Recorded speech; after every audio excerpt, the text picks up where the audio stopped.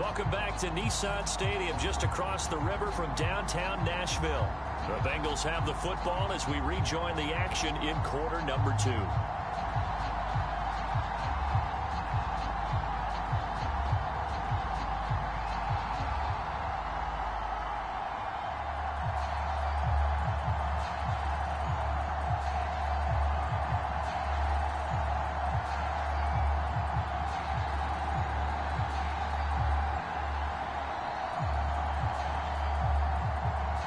So on 4th down, off goes Burrow. On comes Evan McPherson for the Bengal field goal. It'll come from the right hash. It's a 47-yard attempt. And this one is going to just tuck into the bottom left corner as he gets it to go. And that'll bring him back within a point. So he's been a busy man here in this first half. That's 3 field goals for him now. And not just 3 field goals, but 3 for 3. So even though the offense has struggled a bit putting it in the end zone, they've still been able to come away with points due to his leg.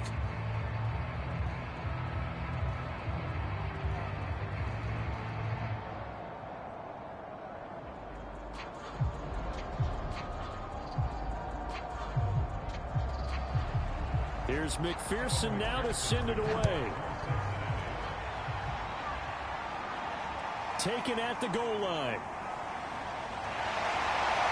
And a decent return out to the 27-yard line.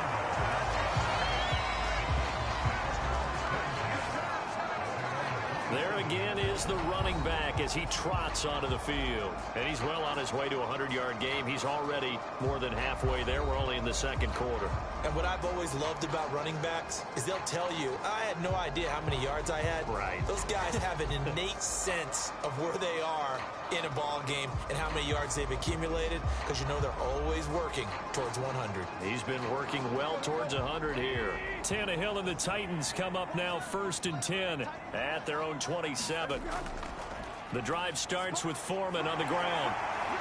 And he's taken down but able to slip across the 35. 86 yards rushing for him as he has been tough to stop here this first half. Blocking at the point of attack there was very strong. He had a couple of running lanes. And I never want to overlook the offensive line, but that's what they get paid to do. How about the quarterback? Everyone thinks all he's going to do is throw the football. His movement and deception can help the running game as well.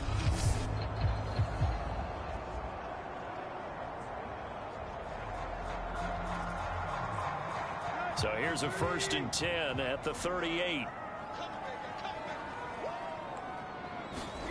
Off play action, Tannehill. Man open, here is Jones. And he'll be out just a yard or 2 shy of the 30. A big play that time through the air. 31 yards. Well, you don't have to be a genius to watch this game and figure out they've had plenty of success moving the football here in the first half.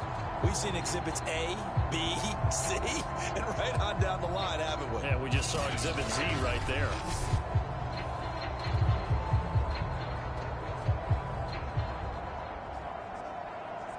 So the big play changes the complexion of things. Here's 1st and 10 just outside the 30. They'll try the left side.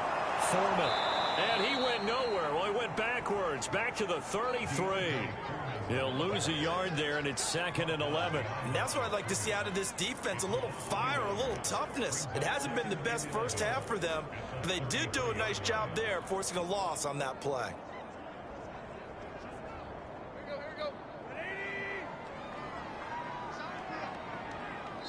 And we've hit the 2-minute mark in this first half of action.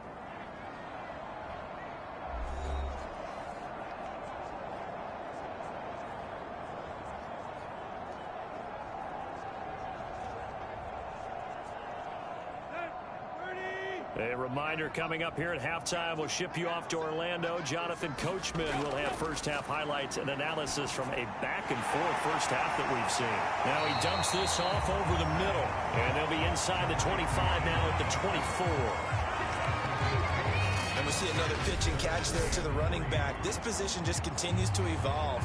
They've become just as critical to the passing attack as a lot of receivers, tight ends, because their ability to make people miss in the open field can really generate big plays for an offense. Tannehill on 3rd down. He's got a man. It's Firkser, the tight end. And he will have a Titans first down. They needed 3. He doubled that. He got 6. And the tight end is certainly a position built to move the chains because they can control space underneath. If they've got good hands, then, of course, they're a dynamic target. But one other thing is they're right in the sight lines of a quarterback on just about every play. And that makes it easier for the quarterback to pick him out and deliver. Looking right sideline, but it's incomplete. Now we've got whistles, and the man slow to get up here is Jones. While the trainers take a look, we'll step aside.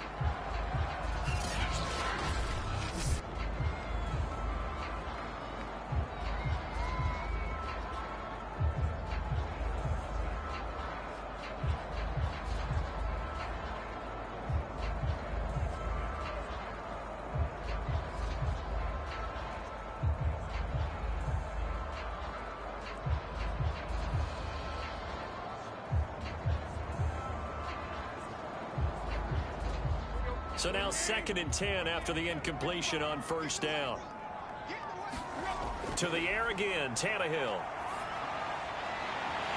Toward the sideline, and look at that catch. Dragging the toes, and it's going to be a first down. Well done. Another catch for him there on this drive, Brandon, and it looks like they're going to utilize him out of the backfield any way they can.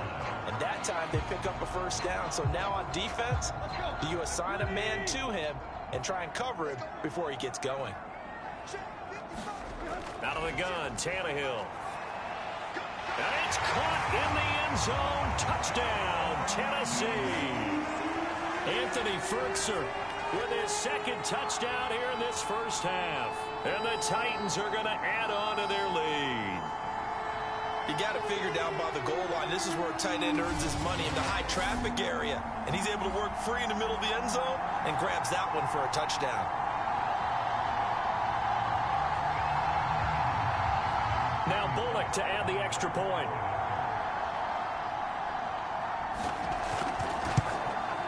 And with that, the lead is up to 8. So that drive takes him down the field in 8 plays. And it ends with a Tennessee score.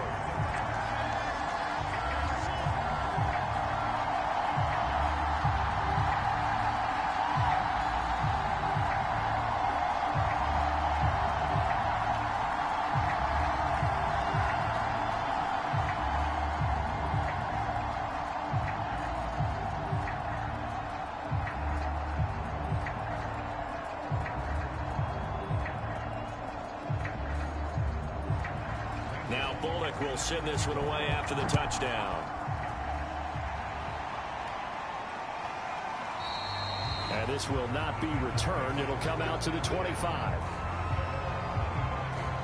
Joe Burrow trots out again with the rest of his offense. Been a decent start for him here in this first half, but bottom line, his team's losing. They got to fix something. And it starts with him. He has to keep that little quarterback strut going right now to make sure that his team sees him as confident. Continue to try and up his game, but just let him know, hey, if I'm around, if I'm the one calling signals and throwing the football, just follow me, we'll get there. Sometimes that will do more to elevate a team than anything else. See if he has that confidence. That's caught by his tight end, Uzomah. Now the Bengals going to use the first of their timeouts as they get the stoppage with a little over 50 seconds to go in the first half.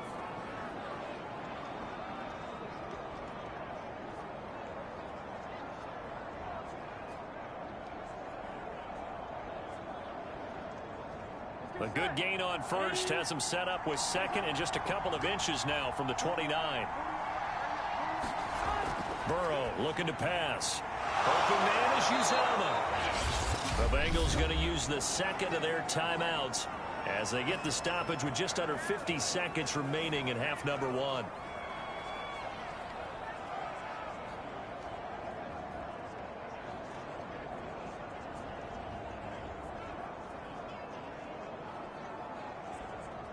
Back-to-back good plays have them on the move on first down. Now it's Burrow. Throwing the out route incomplete. It's Morgan. And he'll take this to the other side of midfield before going out of bounds. I know many people like to throw to the tight end, maybe in a little flexed out position because he creates mismatches with his size. But slot receivers do the same thing with their quickness, their speed, and their route running savvy. On second and very short, Burrow. Open man is Chase, complete. And he's going to have another first down as the tackle's made at the Titans' 37. And that's a more than acceptable read right there because it's zone coverage, so timing is everything. This time he waits for his man to come open, puts it right on him, and they pick up a first down.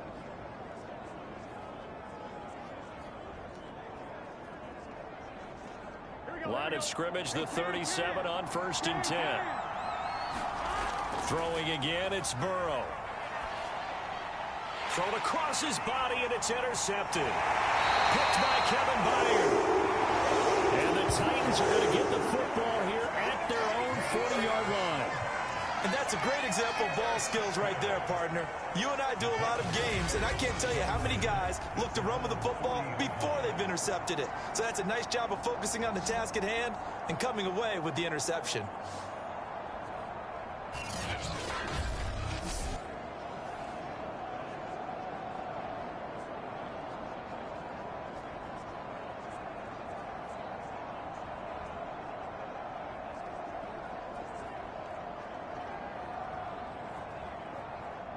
Tennessee offense about set and ready to go. And with decent starting field position, there may be only a couple completions away from field goal range.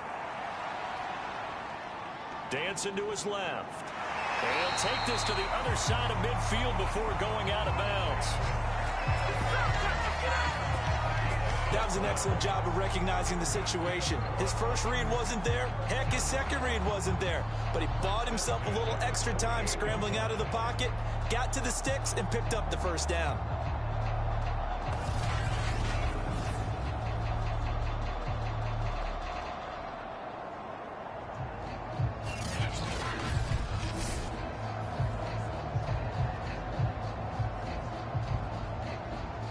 And unless this is a quick incompletion, this is likely the last play here of this first half.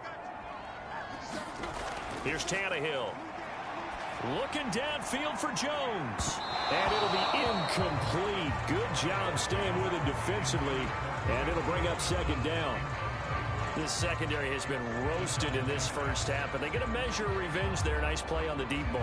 Yeah, they're going to need a few more plays like that in order to get their confidence fully back. But that's one step in the proper direction.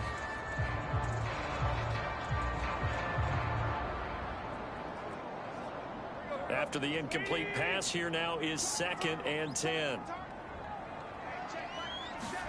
The final shot here before the break. Tannehill looking deep for Julio. Into double coverage, and it's intercepted. Picked up by Eli Apple, and he will be brought down on what will be the final play of this first half. So we've reached halftime here in Nashville, the Music City, with the Titans out in front. As we send you down to Orlando, where Jonathan Coachman has our EA Sports halftime report. Coach. Okay, Brandon, thanks very much, and welcome everyone to this abridged version of the EA Sports halftime report. Okay, Coach, appreciate it. A one-touchdown game here as we get set to resume play in the second half.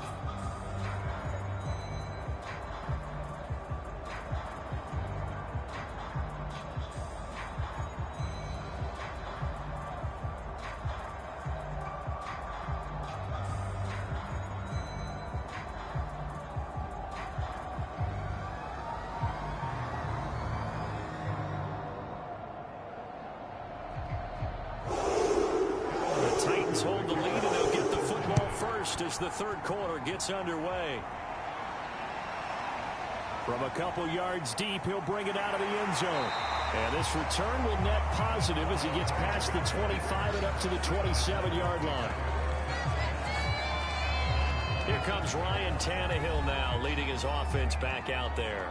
And he's had some time to chew on that interception he threw on his last drive back in the first half. Well, normally we say, well, get him right back out on the field and play again, right? But as you mentioned, had the halftime, had to stew about it a little bit. Maybe he'll have a chance to relax a little and kind of laugh and chuckle and let it go. He'll hope to respond positively here to start the third quarter. Tannehill and the Titans come up now 1st and 10 at their own 27.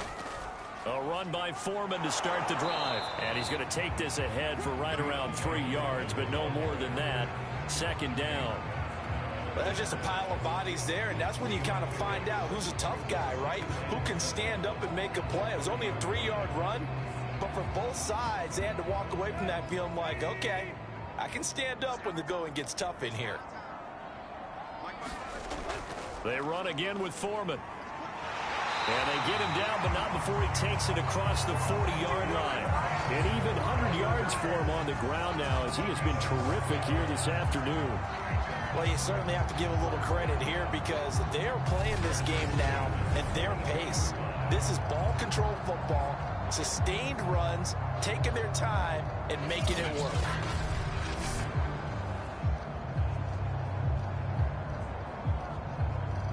After the run by Foreman, here's 1st and 10.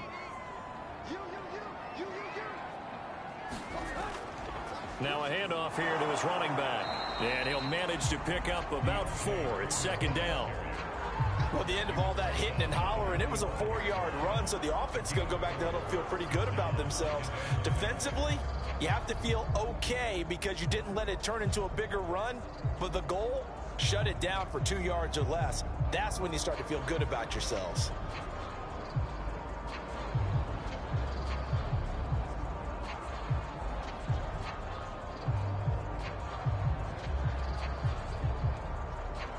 Second and 6.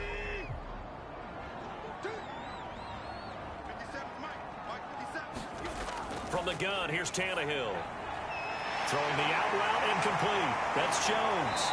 And he is out of bounds inside the 35.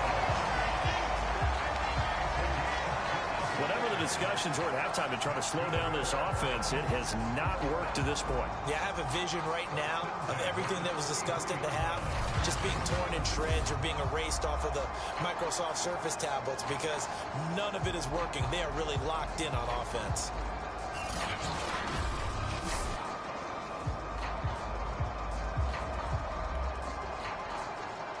So they'll come up in Bengals territory now with a 1st and 10 down at the 33. Tannehill now to throw. Open man, Westbrook-Akine. That catch good for only a couple.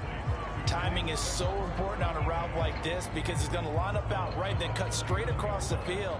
I think the ball might have come out a count or two too late because by the time he was able to secure it, not much of a chance to turn it upfield.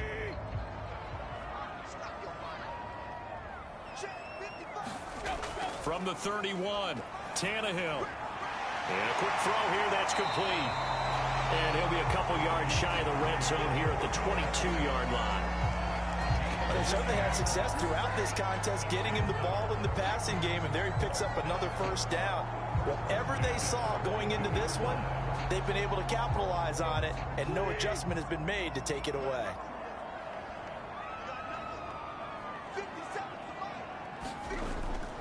They'll run on 1st down. Foreman, and he can only manage to get a couple. 2nd and 8 coming up. When we talk about defenders, specifically linebackers, keeping their eyes in the right spot, he had that eye down the entire time. And you know that's not easily done because they throw a lot of misdirection at you. They try and fool you and get your eyes in the wrong place. But you're right about that one. He correctly figured that one out and made a really nice play. Again, it's Foreman. And he'll get this one down to about the 17.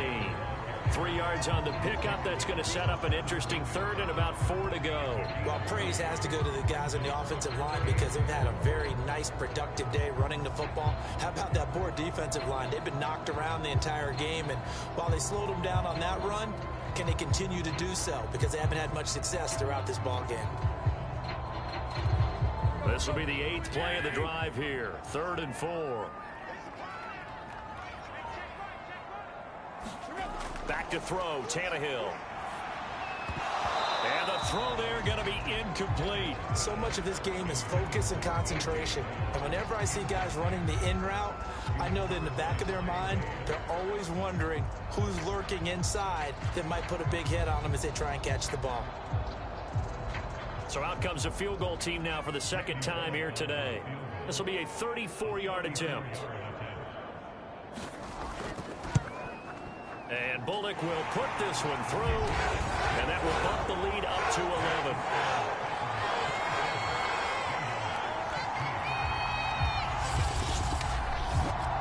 So put another 3 on the board. All things considered, a good opening drive to begin the third quarter. And as a defense, the way that this game is going, you're excited to see those points go on the board. Gives them a little bit of leeway to play with when they're out on the field, but they're real excited to see their offense score. Now they get to go out there and do their part.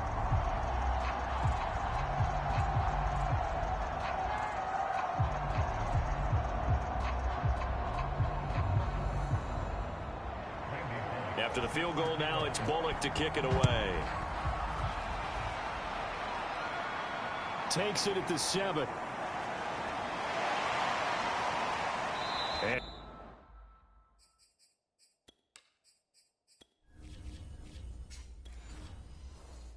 Good starting field position. He'll get this one all the way up to about the 35-yard line. Here again comes Joe Burrow and the offense for the Bengals. And he comes out on the heels of an interception he threw last time they had the ball. Yeah, and you know, the quarterbacks that I know that are the best ones, the ones that really know how to lead their team, they tell them, that's on me. That's my bad. But let's go back out there and move ahead again, guys. We can get this done. One good thing for him, it did only lead to 3 points and not a touchdown after that turnover. Big thanks to the defense.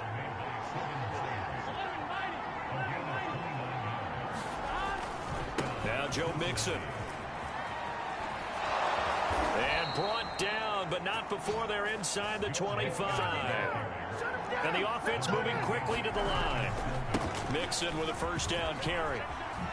And he's going to get a solid gain of 9 before being brought down. Second and right at a yard.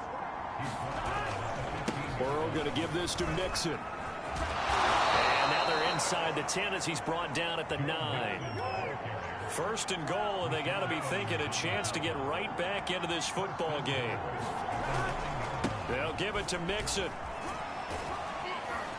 And finding room to work, he's down to the 2-yard line. From the 2 now, second and goal. And now they will throw it with Burrow.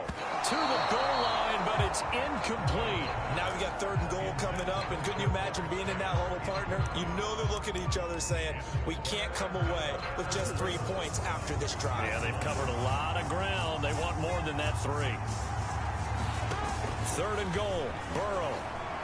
To the end zone, but it's incomplete. So they opted to pass for it on third and goal. Let's see what they do on fourth and goal. Well, I think they threw it with the idea that if they didn't get it, they would go for it on fourth and goal. So they've got another play in their pocket.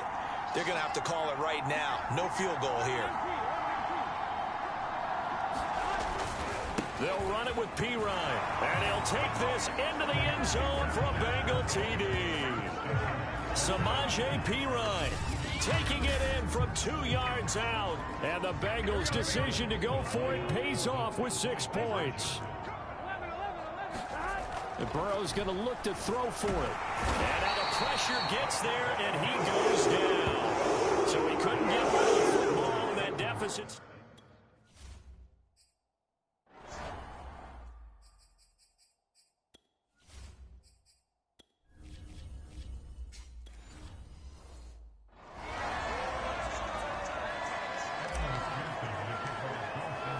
After the touchdown, McPherson on to kick this one away.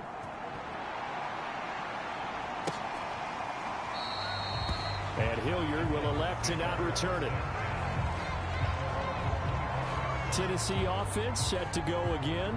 And they're not going to play this conservative, I don't think. They had a field goal last time, and they're up, but they're looking to put a drive in the end zone. Oh, I agree with you totally. No one goes out on the field and says, all right, let's just settle for 3, except in certain situations, trying to ice a game, that sort of deal.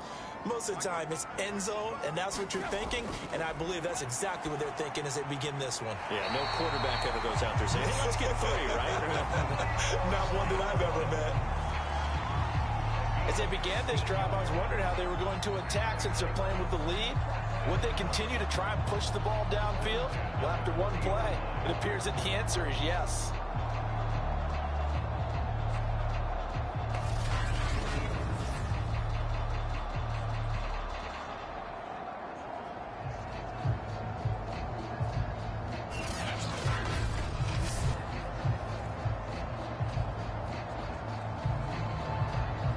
So quickly all the way up at the 40-yard line. A shotgun snap for Tannehill. Got him in. It's Brown. And he'll be taken down, but not before he gets into enemy territory. And defensively, they were in zone coverage there. Do you have to be a little careful? You're losing playing against a good quarterback like he is to not play too much zone? Yeah, you have to be careful about how much time you're giving up. I think it's a good point you just brought up. So maybe if you still want to play zone, you go to a zone blitz scheme. And you can drop anyone out of your defensive front. Defensive end, defensive tackle. It doesn't matter. You just exchange someone to bring more pressure towards the quarterback and still try and cover downfield. And maybe a measure of revenge there. He's had his way in this one, but this time they get him behind the line. Officially, it's a 1-yard loss. That's going to bring up 2nd and 11. With his size, he's a tough man to bring down, but they do a nice job there stopping his progress and not allowing him to get back to the line of scrimmage.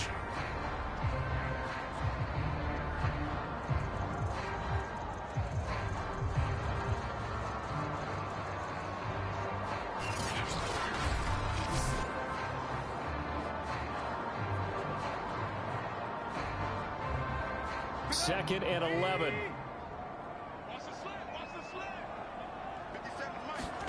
From the 50, it's Tannehill. This is caught. It's Brown. And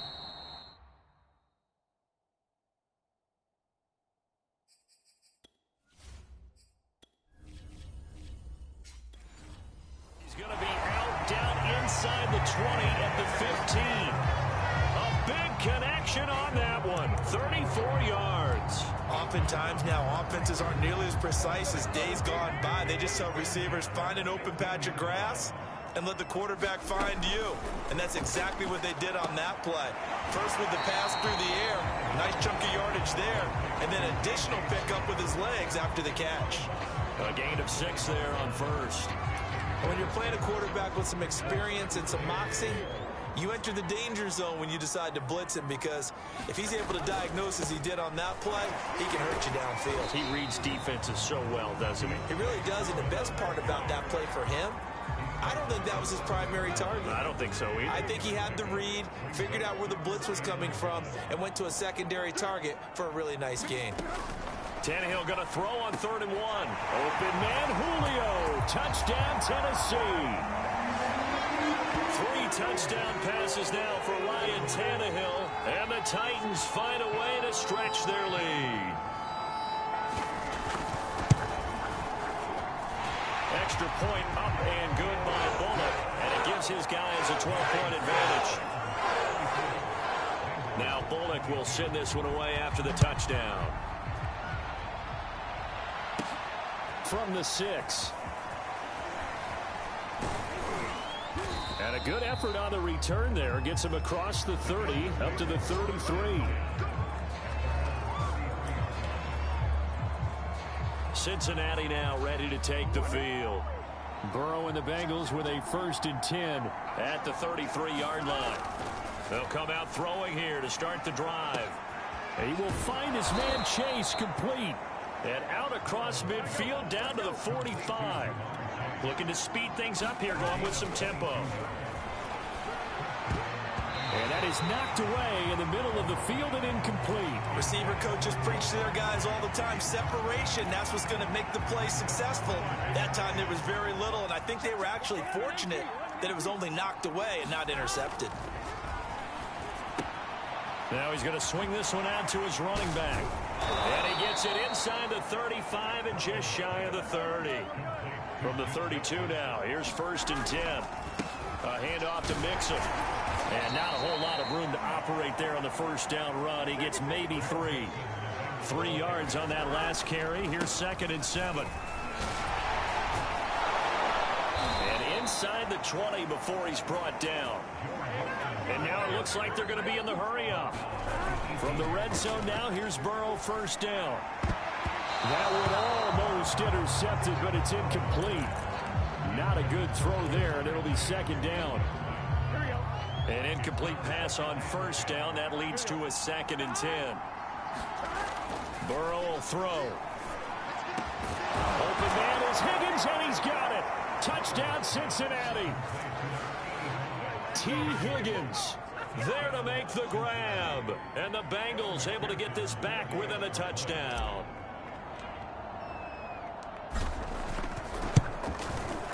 Extra point by McPherson, up and good. And this is back to a 5-point game. So that winds up a 7-play drive all told. And it's finished off with a Cincinnati touchdown. So after the made field goal, here's McPherson to send this one away. And Hilliard will elect to not return it. Time again to see what Ryan Tannehill and the Titans can do. And the numbers for the last drive, and he was perfect, which maybe isn't surprising because he has not missed a pass in this game yet. And it lets you know just how precise things have to be for a quarterback to be perfect, because that means the line's blocking really well. No one's dropping any of the passes thrown to them, and the quarterback is accurate. It's almost like a pitcher throwing a no-hitter or a perfect game, isn't it? He's the principal guy, but he needs a lot of help. Time to find out if he can keep that perfect game going here, partner. They're going to snuff this play out behind the line. We have not seen that much today. It'll go down as a 2-yard loss, and it brings up a 3rd down.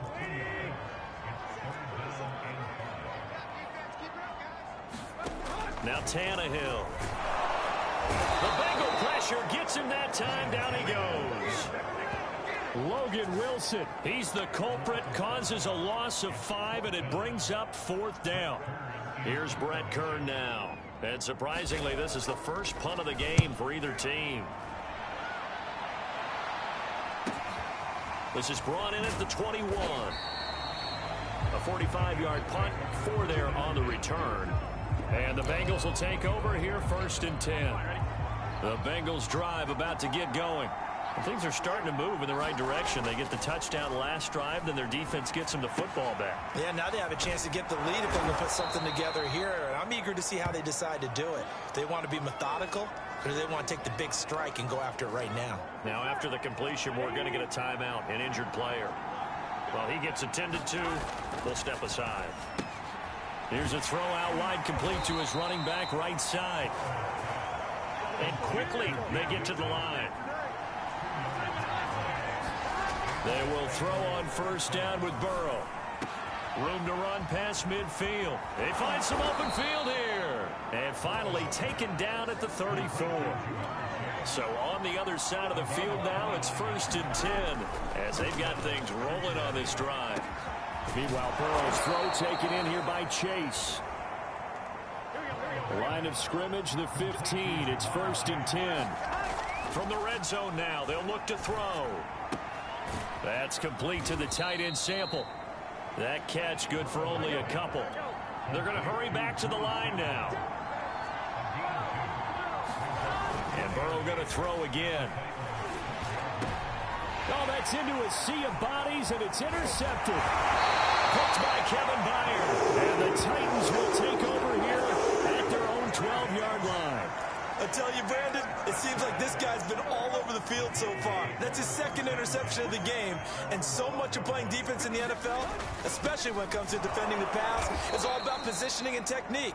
And this is fantastic work on both fronts there. He'll lose a yard there, and it's 2nd and 11.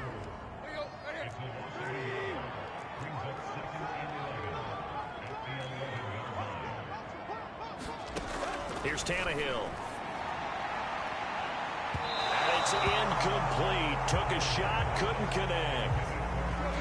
An Incomplete pass on that last play, and that means they'll need to come up with something here on third down.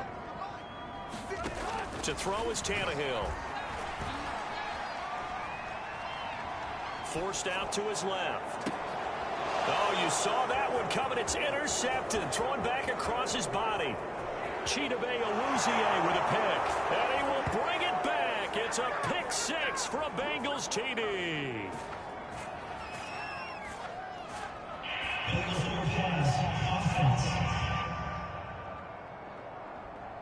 So they obviously declined that, and it is a touchdown.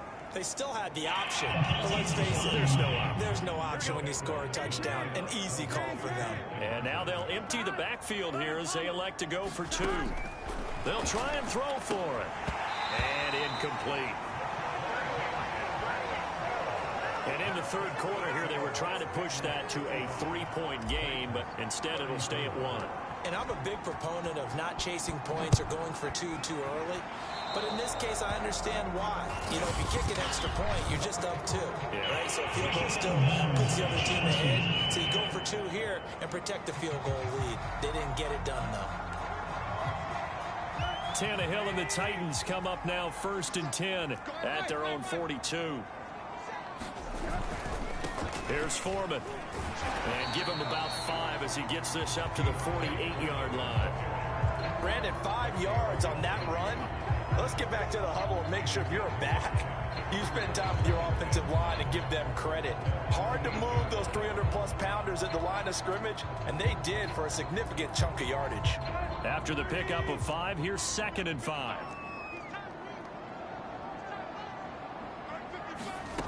Now it's Tannehill. Man open, that's Chester Rogers.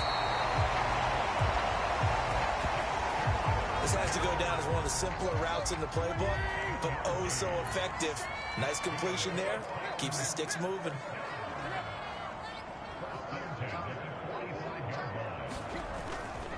On 1st down, Foreman. And maybe a measure of revenge there. He's had his way in this one, but this time they get him behind the line. 2 yards the loss, 2nd and 12. Here's Tannehill. Over the middle, complete. It's Jones. 6 yards is the pickup, and that'll lead to a 3rd down. They like going to him in the slot. He catches another one. I think this comes under the heading of, until they stop him, why not go back to it? He has something going really well. Great working relationship with the guy throwing the ball, and they keep making the connection. And down to the 20 he'll go before heading out of bounds. I'll tell you what, a lot of those mid-range throws have been available because sometimes teams get too concerned about the deep ball and they leave too much space in front of them, and these guys have been taking advantage so far. And he's only going to get a yard from the 20 to the 19. The run only got a yard. Here's 2nd and 9. They'll keep it on the ground. Foreman. And for one of the few times here today, this run's not going to go anywhere. No gain on the play there, so that doesn't help. Now they're looking up at a 3rd and 9 situation. And that is going to do it for this third quarter of action. You are watching the NFL on EA Sports. Now play number 7 of this drive, but it's a tough 3rd and 9. They'll try the left side. Foreman, and he is going to be stopped at the 12, short of the 1st down. 7 yards on the carry there, but now they're staring at 4th down. So the field goal unit is on the field, as this is a big spot right here. Bullock's kick is good. But wait up now. A flag is down. If this is on the defense, they're going to get the first. Well, when you're leading in the 4th quarter, that's not the penalty you want. Not at all, and now your discipline comes into question. Having poise this stage of the game, you can't have those kind of plays. Now Foreman. And he's able to get it down to the 2-yard line. A pickup of 4 on 1st down. It'll be 2nd and goal. Well, Brandon, we always know that once you score 1 touchdown, you want 2. You're without a doubt. And so far today, he's got 1, but was denied as he tried to get the 2nd one. Foreman will take this into the end zone for a Titans touchdown. A late turnover is so often the difference in a ball game, and here the turnover leads to the go-ahead touchdown. So repeat after me, partner. You have to take care of the football. In order to protect the lead, you must take care of the football. Ball security. How many times do they have to say it? They've been preaching it since day one of camp, and it came back to bite them right there. Now Bullock will send this one away after the touchdown. And here comes a return from just beyond the goal line. And they'll get him down right around the 25, actually the 26 officially, so a net gain of 1 there. The Bengals drive about to get going. And now, after the touchdown a moment ago, they work from behind in a 7-point game in this fourth quarter. Plenty of time on the clock. And they're going to hurry back to the line now. From the 31, Burrow. It's a short one here, complete to the tight end. And they get him down, but not before he takes it across the 40-yard line. Off the play fake, here's Burrow. Got a man open, it's Chase. And they'll get this well past midfield before being stopped just before the 35. And this time not quite to the 30, it'll be down at the 31-yard line. And now they're in the hurry-up. Back to Mixon on second down. And he'll get about 3 as he's brought down to the 28. And the Bengals on third down, 5 out of 9 thus far. They need just a yard here. It's 3rd and 1. And he's going to get the first down as they bring him down at the 23. The drive continues as they search for a tying touchdown. Here's 1st and 10. Now it's Burrow.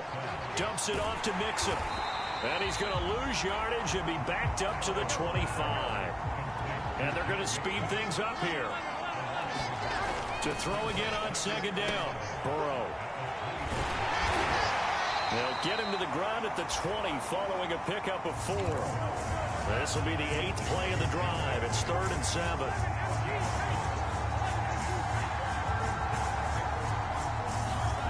Here's Burrow. And he will not be able to hang on through the contact. It's incomplete. The coverage strong, and now it's 4th down. 1 score down. Here we go. They're going to go for it here on 4th down. Here we go. It's Burrow on 4th down. This is caught. And he'll be taken down at the 2-yard line. A looming decision to make on the conversion, down 7. But first things first, they need... And he will take it on in for a Bengals touchdown. Samaje Perine. His 2nd touchdown of the afternoon. And the Bengals are an extra point away from tying this game here in the 4th. Don't forget the extra point. It's up and good. And, partner, we've got a tie game here in the 4th.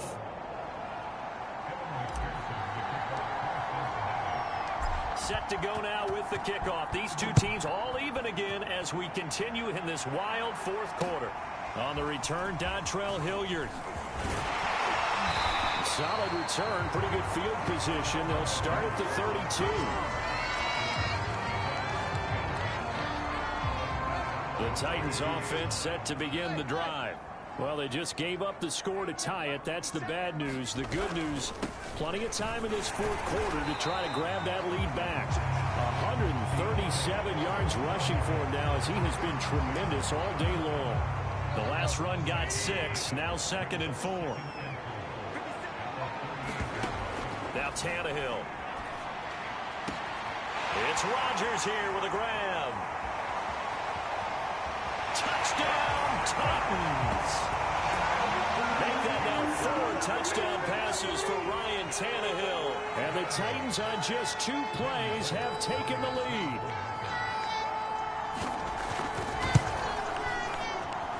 Bullock good on the extra point. And they will take a 7-point lead. Now Bullock will send this one away after the touchdown. Taking it about the 1. And able to get this across the 20, but not much further as he's dropped it to 23-yard line.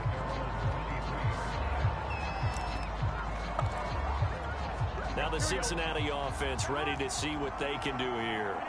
And for them, a touchdown their last go-around. Obviously, they'll be hoping to do that again. And when you start plotting for this drive, when you start thinking to yourself, okay, what are we going to do? You don't go away from what you did before because that worked, but you have to be prepared for wrinkles and counters because you know they'll make some adjustments. And able to stay on his feet past the 30 to about the 33-yard line. The offense on third down tonight, they've converted 6 times and could use a 7th here. They're looking at third in the nose of the football. And he'll take this to the other side of midfield before going out of bounds. Another carry for their leader and a good one. It's crunch time. They'll need him to continue to be productive in both the run and passing game in order for them to try and snatch a victory. Now left side, a completion to his tight end. And he is out of bounds inside the 35. I like the design that we're seeing right there. This is what they need. Down by a touchdown here in the 4th. They just need to keep working their way downfield. And when they see openings, take their shots. Meanwhile, the throw here is complete. A gain of 6 there on first. And the offense moving quickly to the line. Now a carry for Pirine. And they are able to stop him, but he does take it all the way to the 2. A looming decision to make on the conversion, down 7. But first things first, they need to score as they come up on first and goal. And this time the yards won't come so easy as they'll in fact tackle him behind the line. 2nd and goal from the 6 this time. They're passing here. Joe Burrow caught on the slant. Only 3 yards there on the completion. That'll lead to a 3rd and goal. Looking to speed things up here, going with some tempo. That's to Chase. He's got it. Touchdown, Cincinnati. 2 yards on the touchdown there. And the Bengals are an extra point away from tying up this football game.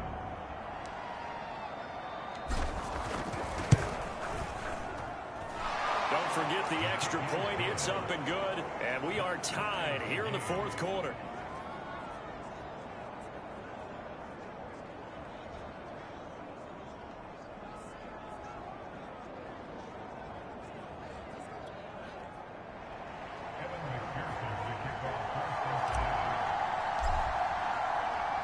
Set to go now with the kickoff. These two teams all even again as we continue in this wild 4th quarter. From a yard or 2 deep, here comes a return. And he'll be dropped at the 21-yard line. So bringing it out of the end zone proves not a good decision. Loses him about 4 yards. A look at the running back, the man out of the backfield as he gears up to go again. He's already hit pay dirt twice. He's up over 100 yards. He is feeling good. And he's just zipping along today. Everything coming together for him. It's that type of a day that you see a back just kind of have a grin on his face every time his number is called. Because he doesn't feel like there are going to be any lost yardage plays. Nothing but big-time positive runs. Making the sideline grin as well. Officially, it's a 1-yard loss. That's going to bring up 2nd and 11.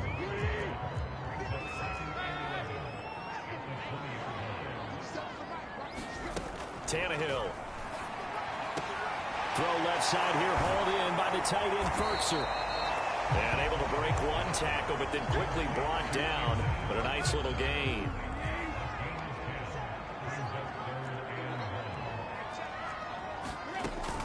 On 3rd down, Foreman. And he won't be close to a first down as he runs into a wall right around the line of scrimmage. Here's Brett Kern now as he'll punt it away for the 2nd time.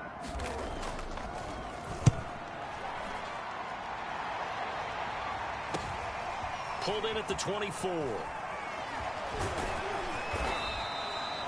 So a good punt, but a solid 12-yard return. And out will come the offense as they take over. Joe Burrow and the Bengals set to go back on offense. And he had the touchdown on the last drive, also 4 for 4. Very, very effective. What does he need to do to translate that forward into this drive? Not think that what he saw in coverages last time is exactly what he's going to get again. He's got to play ahead and start thinking to himself, okay, we just did that. What are they going to take away now? What do we go to as a counter? And continue to encourage his offensive line to continue to give him time. They were really good on the last drive. And now it looks like they're going to be in the hurry-up. They'll run on first down. Nixon. And a nice as he's stopped behind the line. So a 5-yard run the other way in the wrong direction, and that leads us to 2nd and 15. A throw over the middle taken in. And he's going to have another first down as the tackle's made at the Titans' 31-yard line.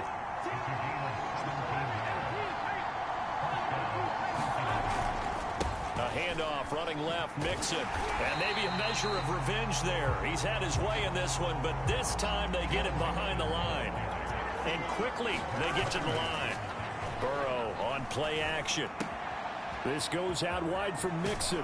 And inside the 20 before he's brought down. So from the 17 now, here's a 1st and 10. Burrow going to get this into the hands of Mixon, his running back. And stopped a few yards shy of the goal line at the 3. A field goal can get him the lead, but it might not be enough here as they come up on 1st and goal. To Mixon on the check down. And this one will wind up with him losing yardage back to the 4-yard line. 2nd down and goal. Burrow. When you throw it this close to the goal line, usually you're thinking touchdown. Here they actually complete it but lose yardage. When you're this close to the goal line, you have to anticipate that maybe you're going to see a defense that you can make a case that there's 11 in the box. There's just no room. So I'm with you. You've got to find a way to push things downfield a little bit. Any type of space is better than what we just saw there. And that end result, not. And that'll be caught. Touchdown, Bengals. It's Tyler Boyd. 4 yards on the touchdown grab. And the Bengals have broken our tie as they take the lead.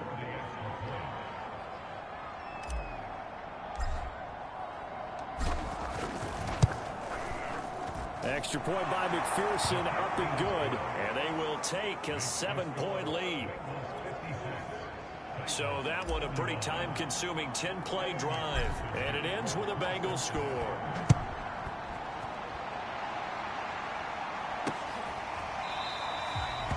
And Hilliard will elect to not return it.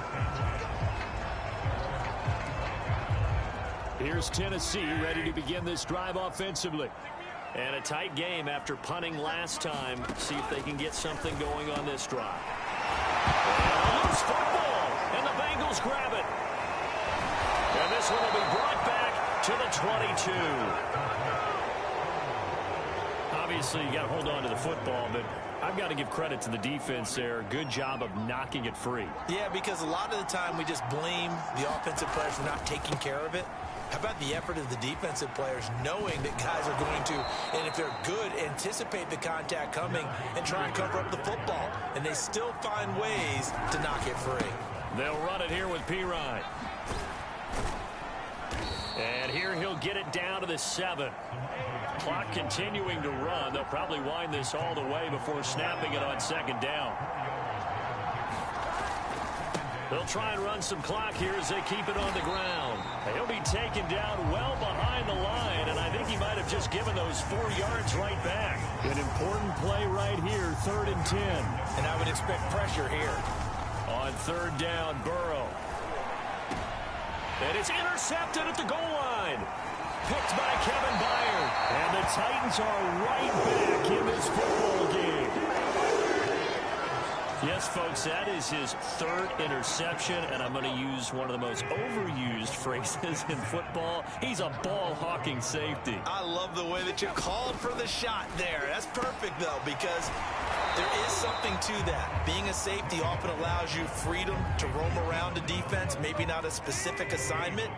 Today, his assignment, find the football, and he's done so quite well. Now a man open down the middle of the field and able to get it across the 20 before they get to him. 4th quarter, down to the final 2 minutes, and we've got a 1-score game. So the Titans in possession of the football here as we get you reset. They come up on a 1st and 10, desperately needing a score here on what could be their final drive. Meanwhile, Tannehill's throw into the hands of Ferkser here. Titans moving quickly here. They're in the hurry-up. Now Tannehill. And he can't get a throw away. He's taken down. The Titans going to use the first of their timeouts as they'll talk it over here before what will be an important 3rd down.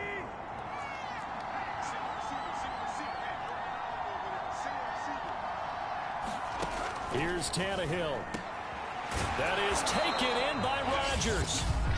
Now Tennessee going to use the second of their timeouts as they stop it prior to what will be an important fourth down. Desperation time for Tannehill on fourth down. And that's complete to Brown. And he gets this one just shy of the 40. They'll mark him down at the 39. Tannehill. He's got Ferkser. They'll contain him to just 4. Second down. Now we've reached the 1-minute mark in this game. That's complete to his tight end, Ferkser. And he's able to get this one out closer to midfield across the 45. They're trying to keep the drive going. This will be play number 8. It's 3rd and 2. Tannehill to throw. And he's going to be intercepted for the 3rd time thus far. Picked off by Von Bell.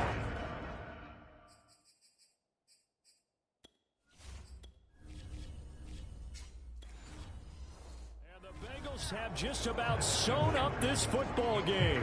Well, baseball folks, Charles, they like to talk about the 3 true outcomes, a strikeout, a walk, or a home run. But for this quarterback, it's been the 2 true outcomes here. He's got 4 touchdown passes, but now a 3rd interception. And it pains you to think that you have to try and tell him to rein it in. But at the same time, you can't just chuck it up there and hope for the best. And old school football coaches will tell you there's 3 true outcomes throwing the ball, and 2 of them are bad.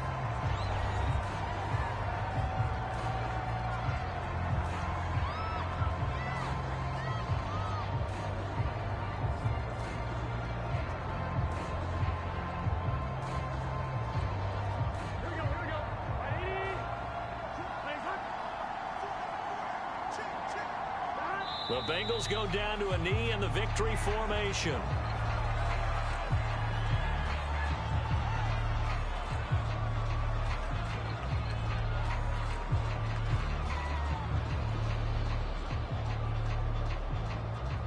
So time to start going in the other direction as they come up now 3rd and long.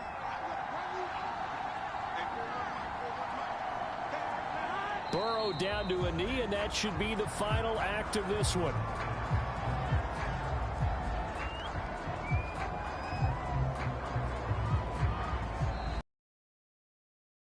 Charles, it's one thing to win. It's another thing to win and put up the amount of points that they did. Boy, were they clicking on offense. They can't help.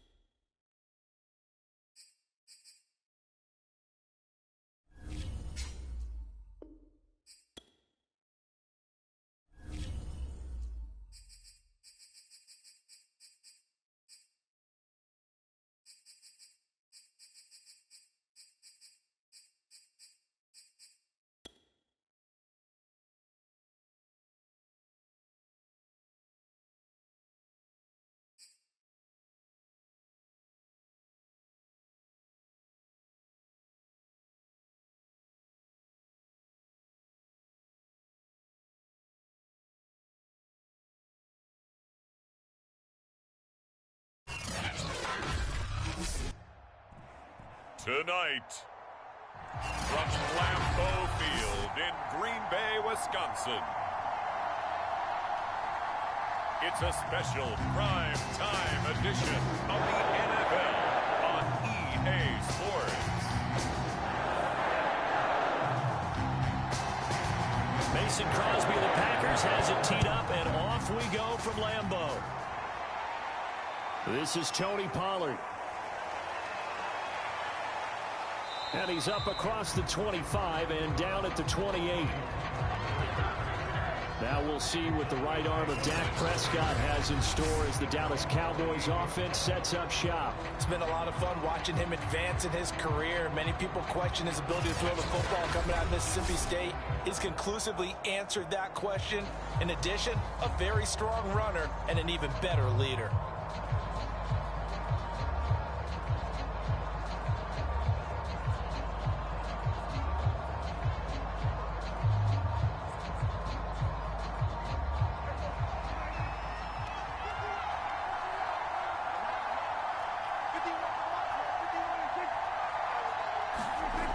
The play fake. Prescott connects here with a tight end, Blake Jarwin.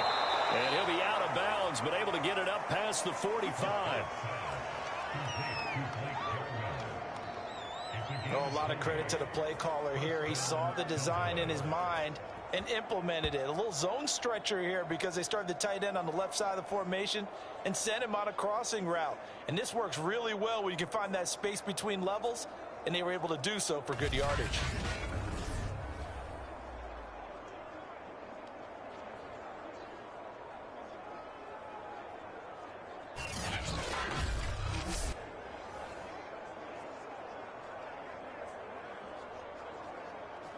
So one play, and they're already just shy of midfield.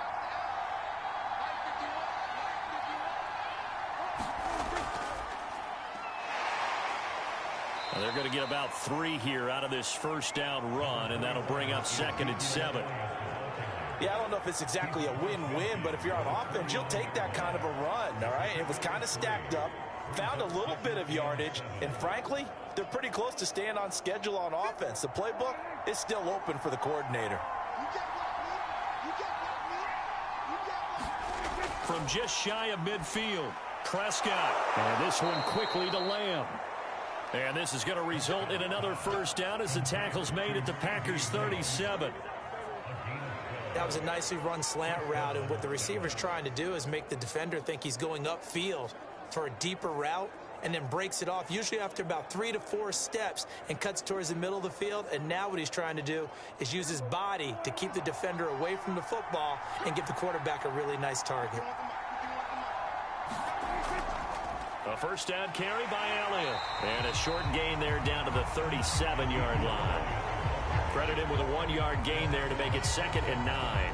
Well, sometimes you just have to give credit to the defense. Great job there at the point of attack, holding up. They won their battles at the line of scrimmage, left him no space to try and run. A really nice job swarming to the ball carrier. On 2nd and 9, Prescott. He's going to let this go. Back of the end zone. That is caught. It's Cooper for the Cowboy touchdown. Amari Cooper, 37 yards. And the Cowboys have taken the early lead on the road here at Lambeau. Sometimes when I see these types of plays executed, I think of basketball. Guys boxing other guys off to go out and get a rebound. And he got the rebound right there. But the defense was really placed well. Yeah, they were right there. I mean, that's where it's really tough for a defender. When you're in the right spot, you're draped on the guy catching the ball, yet he still comes down with it. Now Greg Zuerlein on for the extra point.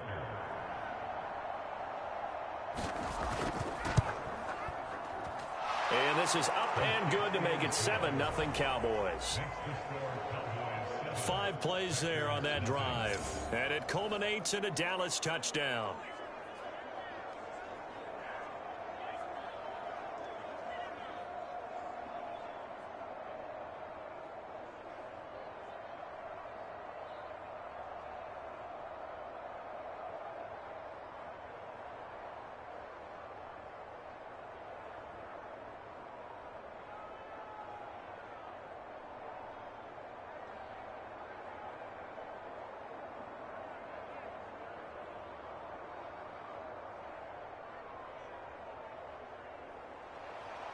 Now after the touchdown, it's Zuerlein. He'll kick it away. Rodgers on the return. And he'll take it up past the 25 to the 26-yard line. Here we go with the Packer offense guided by their decorated QB with a long list of Pro Bowls and other accolades next to his name, of course. Aaron Rodgers leading the way. There have been very few quarterbacks in the NFL who have been as consistent throughout their career as Aaron Rodgers. He's been good for so long, and we've seen no decline in his skills. His accuracy and arm strength continue to elevate the talent around him, and his in-game mistakes, few and far between.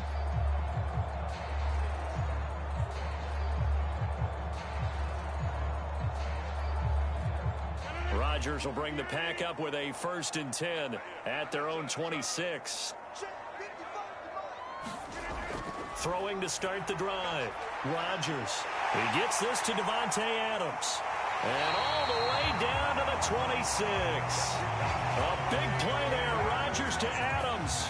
48 yards. Well, partner, I'm not sure how this drive's going to end, but how about the way they flip field position there? A nice attacking play that picked up a heck of a chunk of yardage.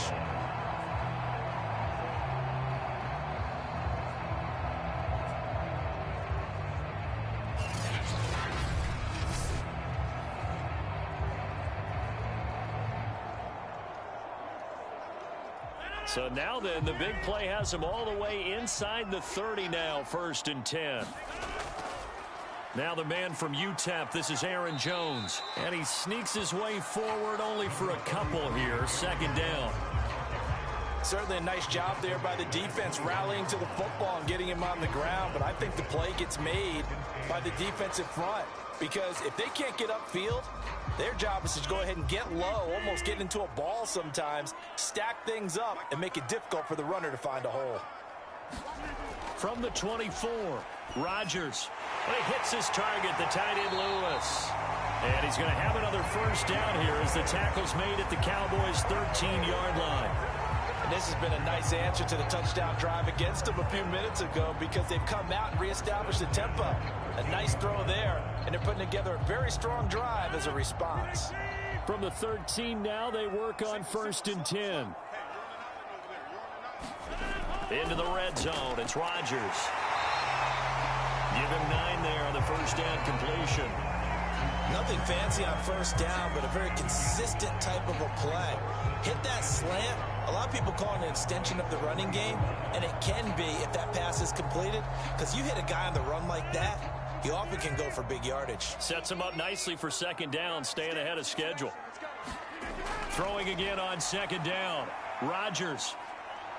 Flush to his right. And he's going to take it in. Touchdown, Packers. Aaron Rodgers. A 3-yard touchdown run. And the Packers are within an extra point of tying this thing up. Well, I'd have to say that for him, that was an all-encompassing drive because it was his arm that got his team down to that point, but his legs that finished the deal. Give him credit for making it happen.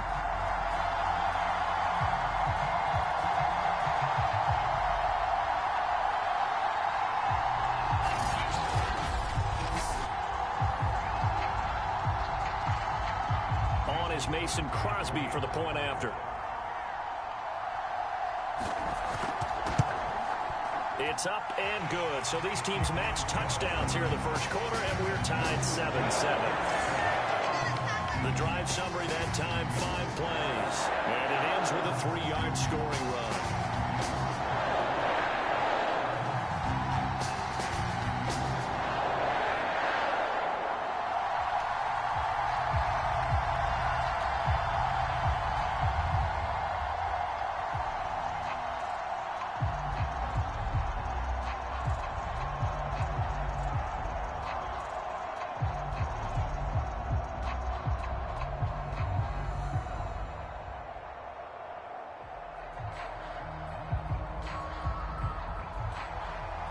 Each team's had it. Each team has scored. 7-7 here as the kick's away. On the return, Tony Pollard from his end zone. And he's up past the 20 to the 22-yard line.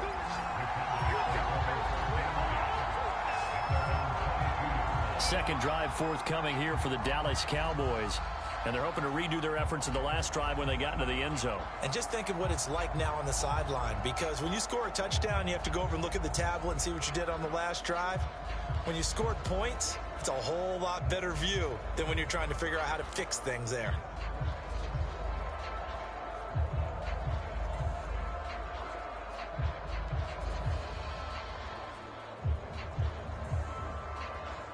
So Prescott of the Cowboys now with a 1st and 10 at their own 22. He'll hand it off to Elliott to begin the drive. And this one goes nowhere. Losing yardage back at the 22. He'll lose a yard there, and it's 2nd and 11. That was well played there defensively. 2 tight ends in the formation, which essentially gave them 7 blockers up front. Hard to imagine with all that size and beef that they could let a tackler through. But that's exactly what happened. A loss resulted.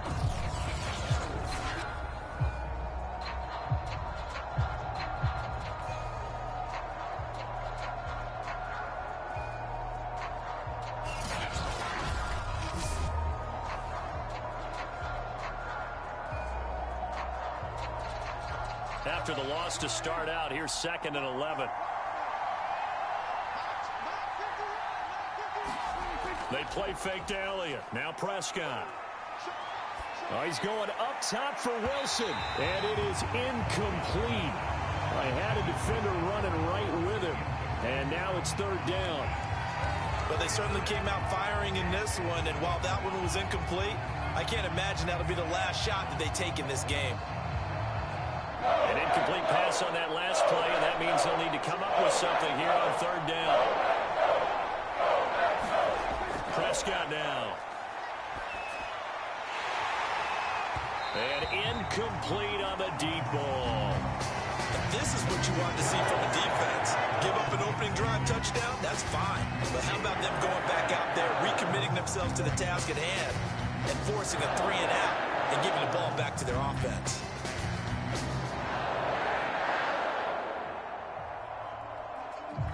On 4th down, here's Brian Anger now to kick this one away.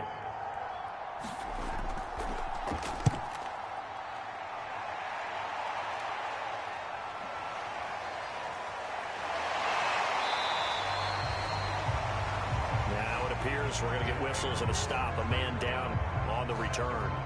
While the training staff takes a peek, we'll take a break.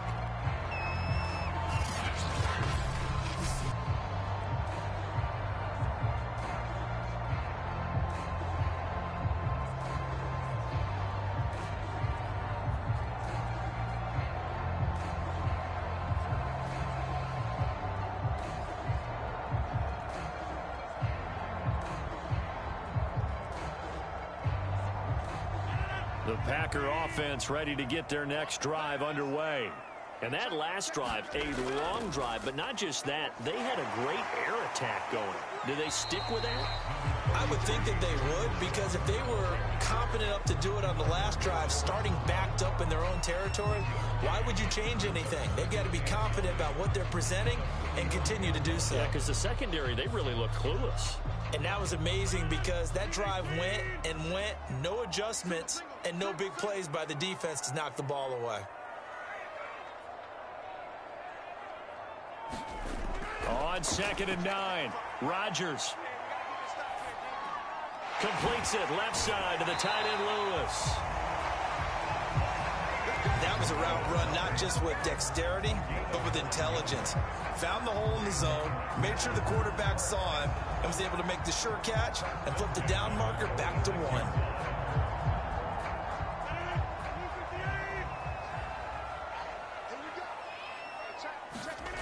Rodgers now on 1st down. He's got Lewis. And the result here, a pickup of 8. Leaves him with 2 to go on 2nd down. Nice rhythm throw there on 1st down. He located his tight end, made a nice easy pitch and catch. Hoping he can break a tackle or two. Wasn't able to do that there, but still good yardage.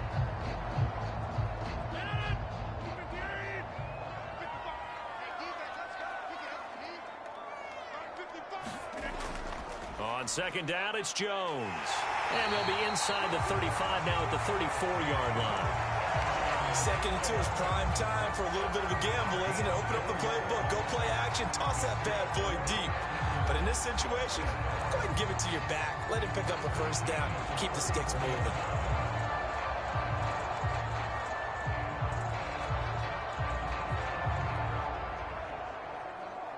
From the 34 now, here's 1st and 10. They'll run it with Jones. This will be a gain of about 8 to the 27-yard line. A nice run here early on. It doesn't take a great play caller to realize you want to establish a guy of his caliber who runs like this early because they'll pay dividends as the game progresses. 2nd and 2.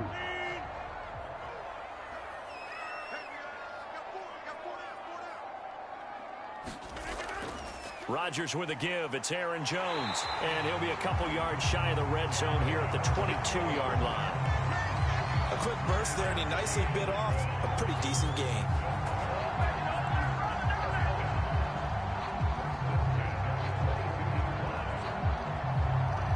Clock rolling as we hit the midway point of this first quarter. Now they'll throw with Rodgers. Buying time to his left. And they've got it inside the 10 at the 8. Man, defensively, that hurts. They got him out of his rhythm. They had him hemmed in, but somehow he was able to tuck it away and get away for a gain.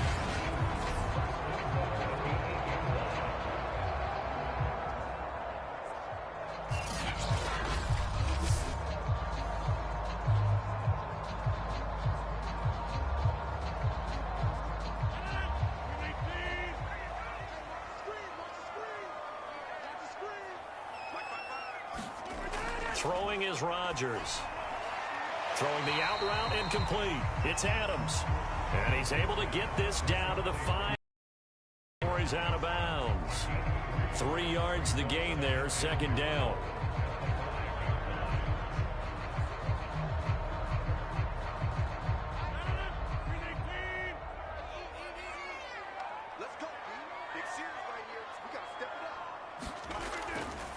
The give is to Jones. And he is met quickly in the backfield. Down he goes, folded like a lawn chair.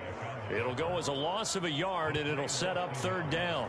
They have 3 tight ends in that formation. That's almost a universal sign that they're planning to run the football. But how about the defense there? They met force with force and caused a stack up behind the line of scrimmage and threw it for a loss.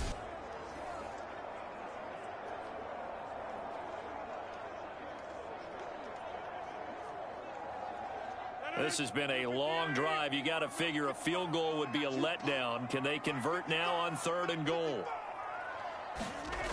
To throw is Rodgers. Touchdown! Rodgers finding Valdez-Scantling. And the Packers have taken the lead.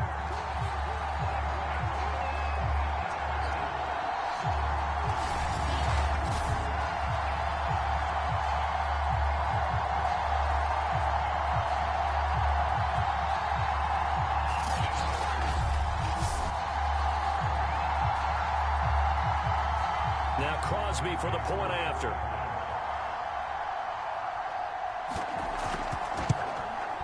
It's up and good, and it's 14-7 now here in the first quarter. A 10-play drive that time. And the result, a Green Bay score.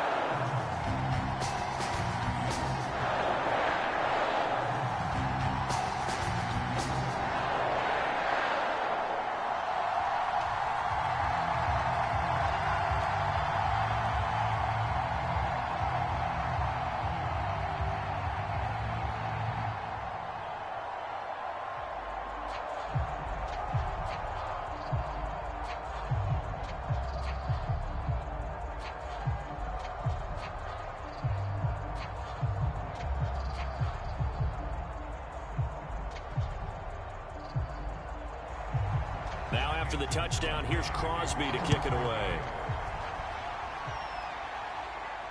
This fielded right at the goal line. And it's a pretty good return here as he'll get this up to the 29.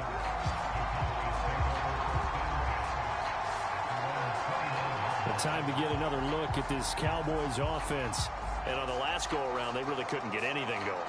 They had to punt from deep inside their own territory, which means they're going to lose the field position battle as a general rule.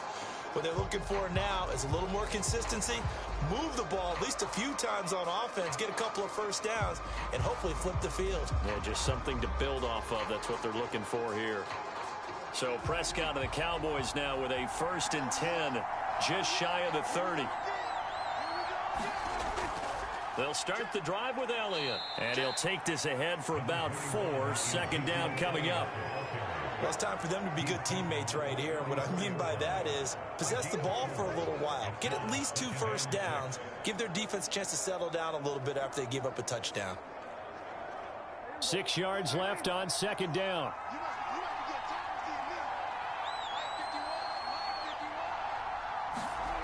Here's Prescott. Got a man complete to Cedric Wilson. A gain of 4 last play. They double that here and get 8. I think it all came together there. In-breaking route. Drove it with excellent pace. Money throw right there to move the sticks.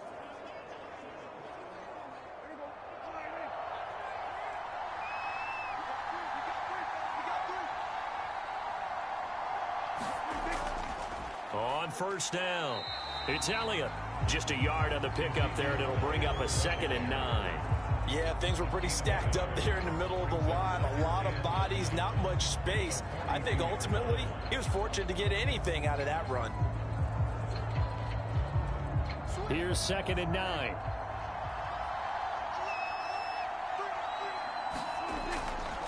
A handoff left, Elliott. Trying to get out wide, but he's going to be tackled right near the line of scrimmage. No gain on the play there, so that doesn't help. Now they're looking up at a 3rd and 9 situation.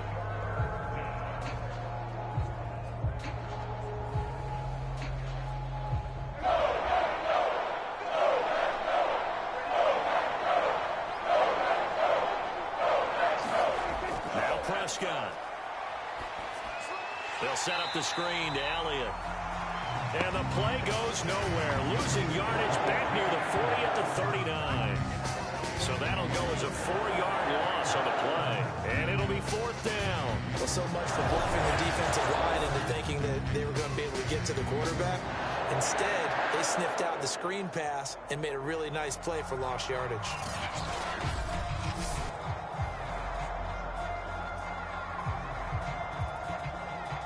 Here's Brian Anger now, as he'll kick it away for the 2nd time. 46 on his first kick, this one in that neighborhood as well. On the return, it's Rodgers. 43-yard punt, but they get 9 back on the return. And it'll be Packer football here, 1st down and 10. The Green Bay offense ready to take over. And right now they're saying, hey, let's keep this going. 2 drives, 2 touchdowns. Yeah, can't ask for a better start than that, can you? I mean, this is the way you practice it. This is the way you rehearse it. But right now, the play calling, they're locked in really well.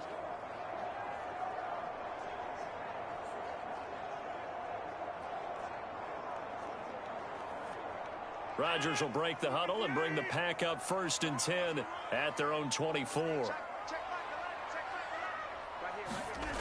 Throwing to start the drive. Rodgers. And able to find Allen Lazard. He's got this almost to the 40 before going out.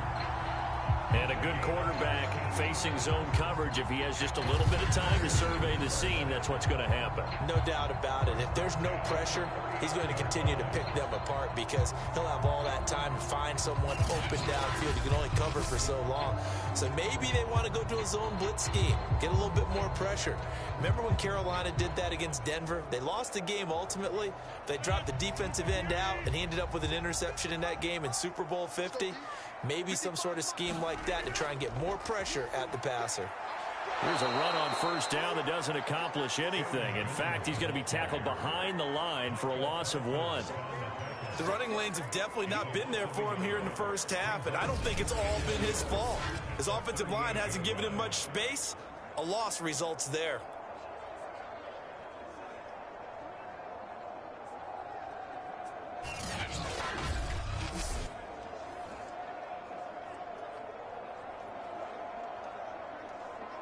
Looking at a 2nd and 11 now after the loss.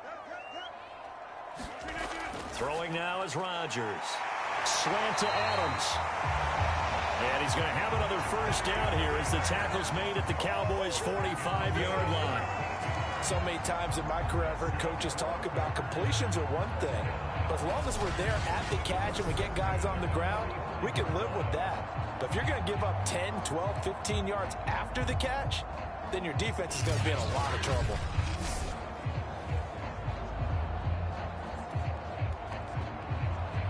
So from Cowboy territory now, here's 1st and 10 at the 45-yard line. Now a first down carry by Jones. Solid running on the carry, but still brought down just inside of the 40. Just what you want on a first down run. Call it 8 yards, and it's 2nd and 2.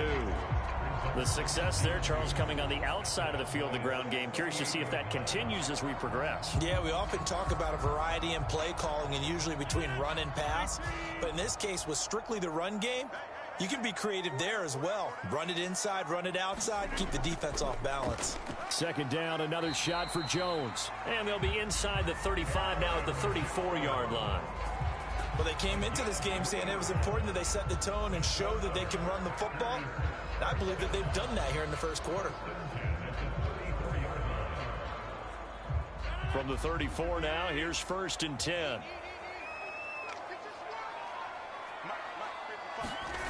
Shotgun now for Rodgers. Steps away to his left.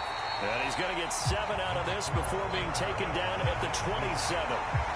And that was not a bad scramble there on first down. He didn't force it, nor did he throw it away. He was able to take off, and now he made it a very manageable 2nd and short.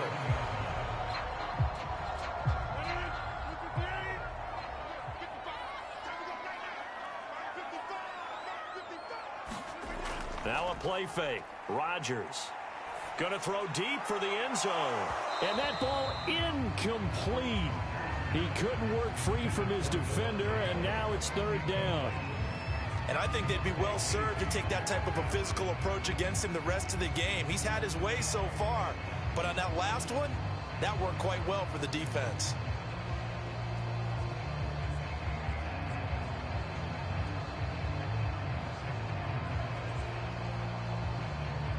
Seventh play of the drive now as they come up on a 3rd and 3. They'll try and run for it with Jones. And he will have a first down at about the 21-yard line. Now after the running play, we've got a man down on the field. While the training staff works on him, we'll step aside and be right back.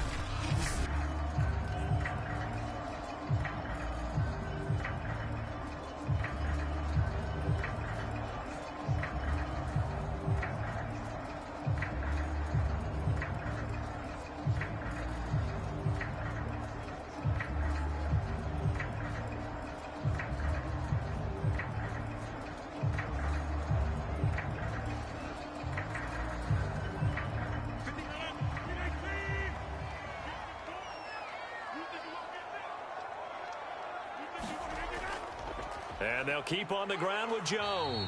And he sneaks his way forward only for a couple here. 2nd down. Well done to sniff that out defensively. He had it diagnosed pretty quickly. I love that description because diagnosed is perfect on that one. Read his keys, made the play, and he couldn't even get going moving the football.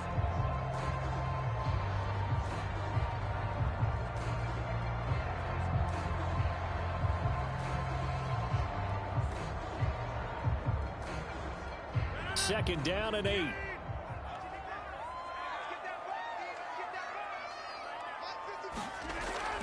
Out of the shotgun, it's Jones. Only a gain of a couple there. That leaves them needing about 7 here on 3rd down. Well, that call makes sense because they've been throwing it well on this drive, and once again they show passing formation, showing the shotgun. Then they ran out of it. That's a nice play by them defensively, though, to hold it to a short gain. And the Cowboys here on 3rd down bringing in an extra defensive back. Now it's Rodgers. Got his man complete over the middle. It's Adams. And the Packers are going to have 1st and goal as they try to finish off this drive with 6 points. And coming into this ball game, this was an offense that wasn't just talking about the notion of ball control. They were preaching it. They wanted to win the time of possession battle, and they've done so here. This drive's taken up quite a bit of the first quarter. Now they are set up 1st and goal.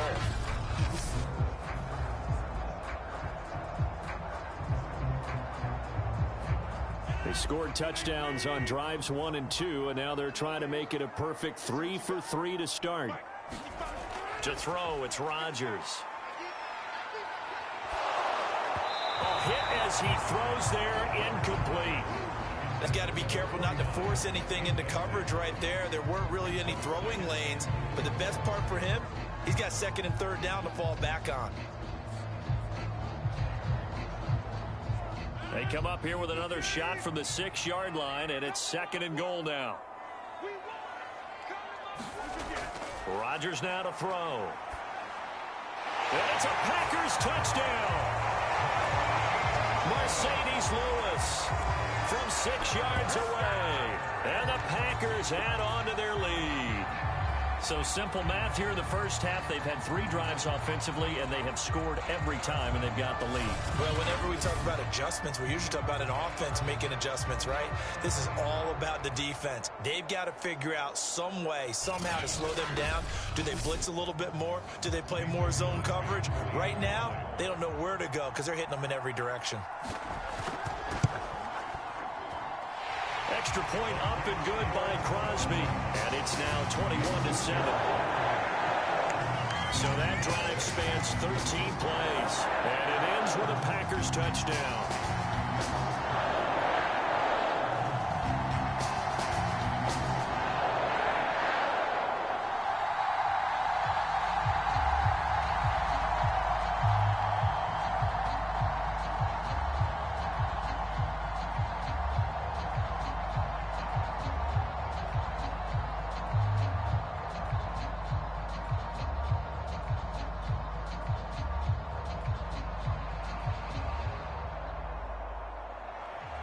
Now after the touchdown, here's Crosby to kick it away.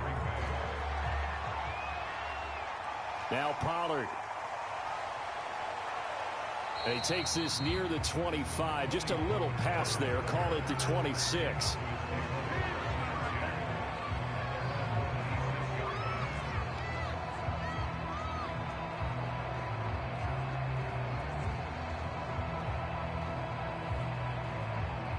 About set for this next drive by the Cowboys offense. And hoping to do better than they did their last possession when they punted the football. Appeal to the vanity of your offensive line. Tell them that they control your fate. Leverage guys. Win the line of scrimmage. If you do that, you start to win first down. You win second down.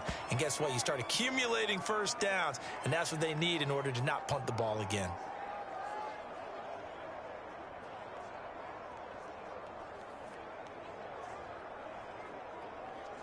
A pretty wild first quarter. 21-7, our score.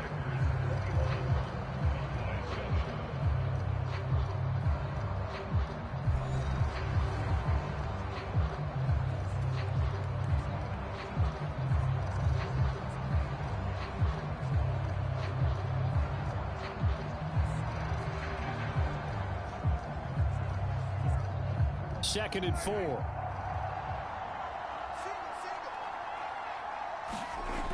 Prescott. Catch made right side by Wilson. And they get him down, but not before he takes it across the 40-yard line. When you struggle on offense, you're looking for anything possible to get you going. Sometimes you do it like basketball teams that don't normally press. You put a press on, bring people to life, make them move a little bit quicker. Maybe that'll help them as they head towards the half.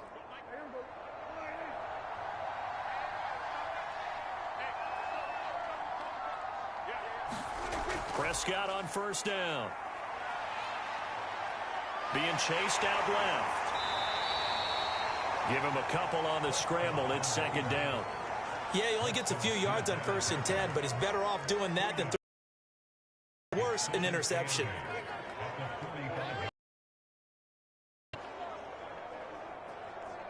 Second and 8.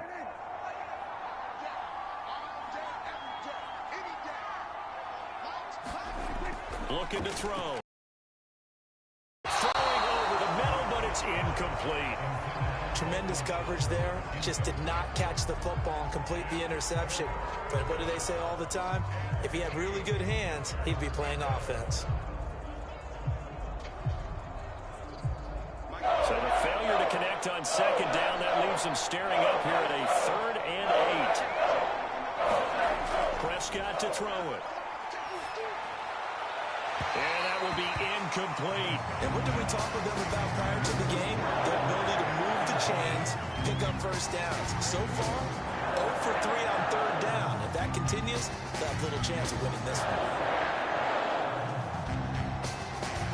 Here's Brian Anger now as he's on to punt for Dallas. This is away, but boy, headed straight for the sidelines.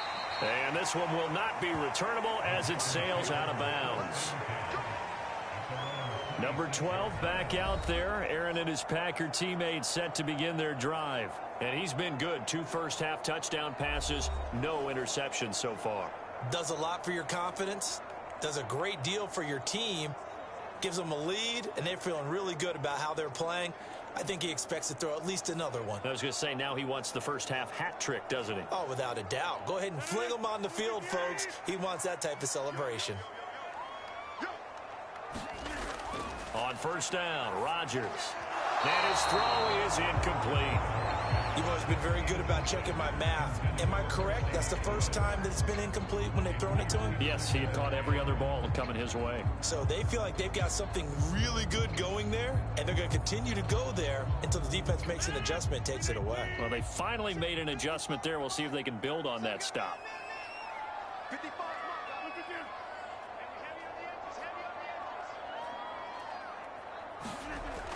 On second down now, it's Jones. And he gets this one just shy of the 40, down at the 39. 52 yards rushing for him now as he's carried it 13 times. That's a nice run right there, able to get to the outside. And so many times defenses say, okay, we've got you hemmed in.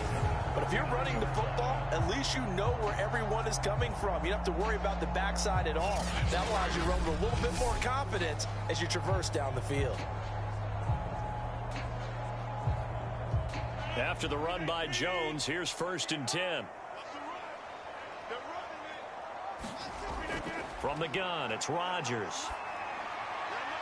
Open man, this is Lewis.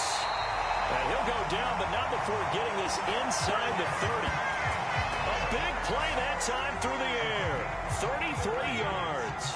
That's a real nice job right there, working the middle of the field, working against those safeties. And you know, partner, if you get your hips turned the wrong way, big plays can result. And a big play resulted right there.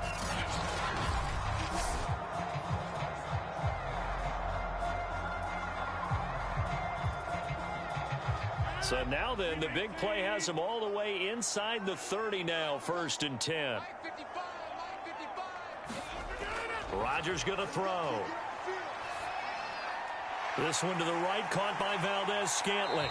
And inside the 20 before he's brought down. To win any route, you've got to break down the defender, and that's exactly what happened here on this really nicely executed curl route.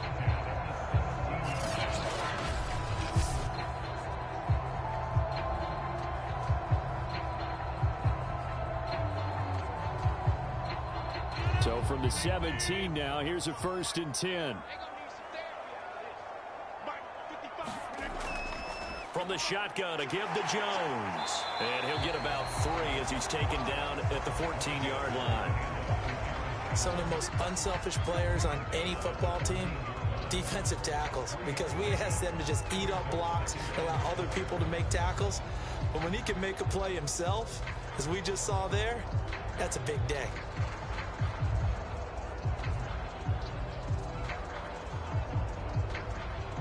The last run got 3. Now here's 2nd and 7.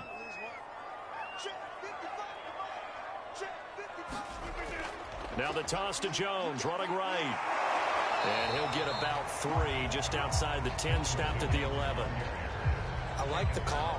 Inside the red zone, running the toss.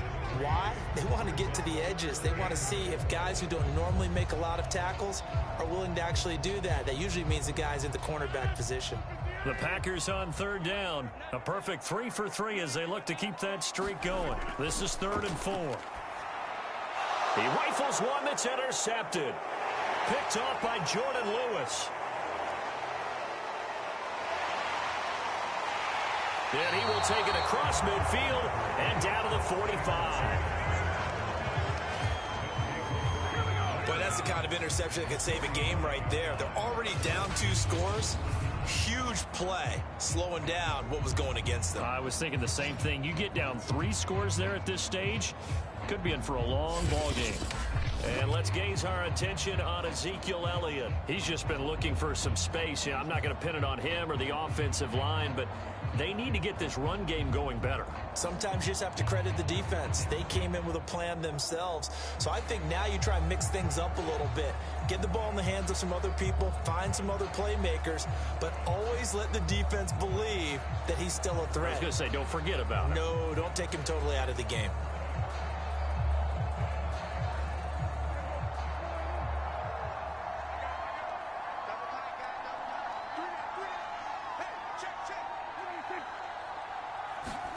Following the interception, here's Prescott. Over the middle, hauled in by Lamb. And past the 35, he'll be dropped a yard or 2 shy of the 30. And this was a nice example of an offensive coordinator scheming his guy open. Just a little underneath route, just trying to free up some space. And it worked awfully well. Got him not just space, but plenty of room to run after the catch to pick up really nice yardage. On 1st and 10, Prescott. Caught by Wilson. They'll contain him to just 4. 2nd down. He decided to run a hitch route. It really helps to have a guy who can turn it loose. And, boy, he rifled one in there on that one. Not much run after catch, but it worked really well.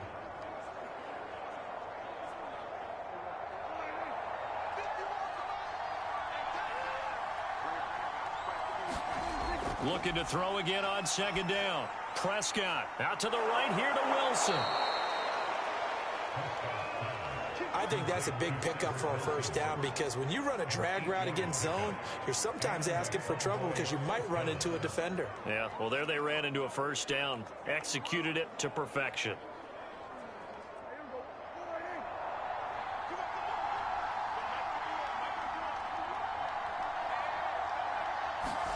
A 1st down throw for Prescott. He completes it to Wilson. Yeah, the Cowboys are going to be set up with a 1st and goal here as the tackle made at the 9. And remember, this drive started off following the turnover, and they've taken no time working their way down the short field. A nice connection there, and now they're looking at a 1st and goal. 1st and goal, and they got to be thinking a chance to get right back into this football game. Dak going to hand it to Elliott on the option. And he is into the end zone for a Cowboy touchdown. Ezekiel Elliott, a 9-yard touchdown run. And the Cowboys draw a bit closer. And on his way to the end zone, shedding the tackle, he would not be denied. That's what's called finishing the run. Making sure you power your way through. One-on-one tackle. No running back wants to go to the bench and say, I got stopped just short. Now Zerline on to add the extra point. It's up and good. This becomes a 21-14 ball game now. So that drive spanned 5 plays, and it culminates in a touchdown run by Ezekiel Elliott.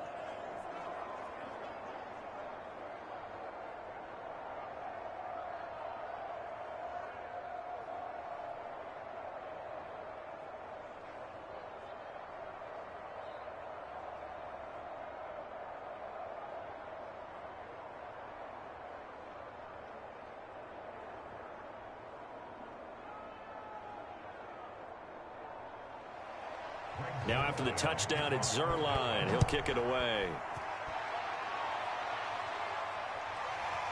Rodgers going to return it from his end zone. And he'll get it up past the 20 to about the 22.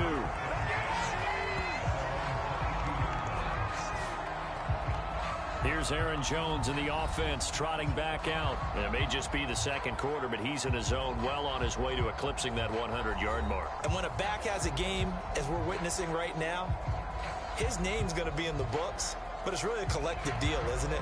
Because that means he's getting plenty of blocking, a lot of help from his teammates, but he's making the most of it. Yeah, he's made the most of it to this point. Rodgers will bring the pack up with a 1st and 10 at their own 22. And he'll begin the drive with again to Jones. And he will fight his way forward to about the 23-yard line. It was Osa Odighizuwa on the tackle. Early down stuffs to put this offense in a precarious position. We know that securing the point of attack, especially against the big-bodied guys in the middle of this D, has got to be priority one.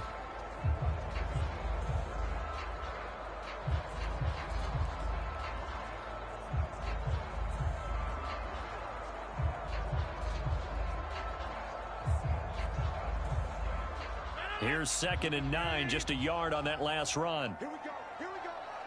Here we go. Off the play fake to Jones. Here's Rodgers. Looking left side, and he's got a man. That's Lewis. And he'll be corralled right around the 34. As far as tight ends go, this guy's not a speed burner. He's much more of an inline blocking type of a tight end. But how about this last play? Made a nice catch and picked up a first down. That's what impresses me about him. When he's called upon, usually gets it done. From the 34 now, here's 1st and 10.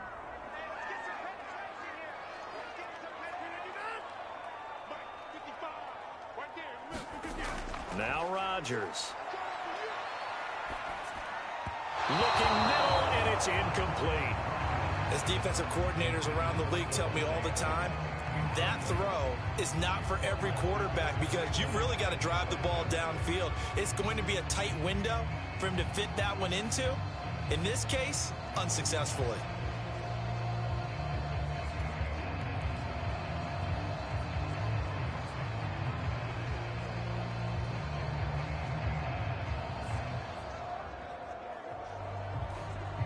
So after the incompletion on first, now 2nd and 10. Here's Rodgers to throw. Complete. This is Lewis. 9 yards, and that leaves him just short, so it'll be 3rd and less than a yard. And with that completion, he's now north of 200 yards here in the first half. Boy, a tough start for the secondary defensively. It is, and it's got to put a dent in their confidence. And, you know, you always want to keep that up and feel like you can always bounce back after plays. But with the kind of numbers he's putting up here, it's starting to wear on them a little bit, I think. So they're looking at each other and trying to figure out what defense will work and how can they play better without getting beat deep for big passes. And able to pick up the first across midfield to the 47. That's quite a spot there for his first carry of the game, but obviously they had plenty of faith in him, didn't they? No question about it. And here, why not go with the fresh legs? Able to push forward, pick up that first.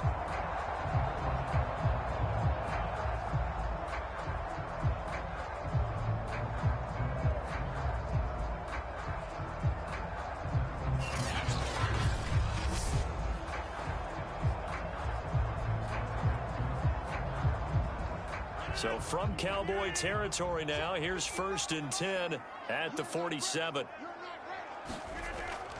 Back to the ground, this time with Jones. And he stopped immediately there.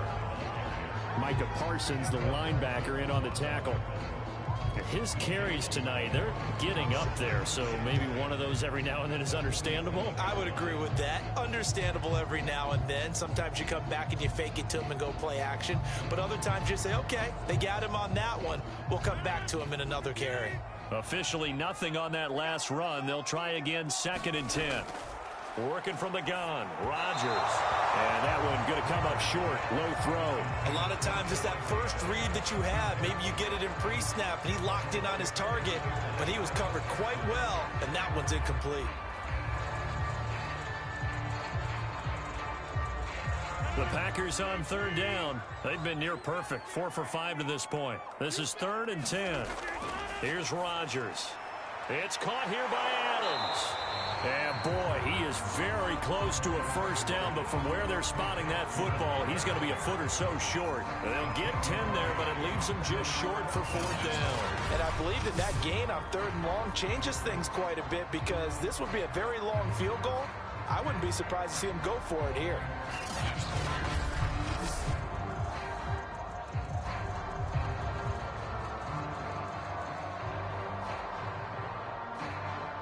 So now on 4th down, Rodgers will give way to Mason Crosby for the field goal try.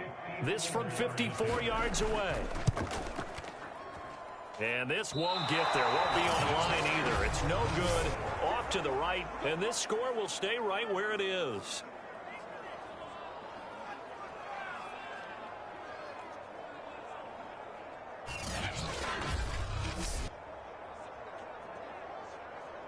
Now Dak Prescott of the offense heading back onto the field. Been a decent start for him here in this first half, but they're losing. And I think as the captain of the offense, you probably always feel like you need to do more in that situation. The best have always felt that way, and they won't settle for anything less. So right now his goal is to increase what he's doing on the field, try to make sure his teammates come along with him, and he feels like if I do better, everyone will do better. And that's what we're seeing from him right now. Got to have a little extra determination. Yeah, a little extra determination. He has thrown the touchdown pass. No interceptions for him personally to this point. 7 yards on the pickup there, and it'll leave him with a 2nd and 3.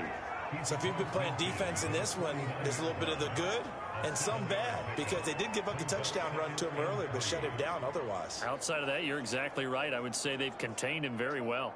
2nd down and 3.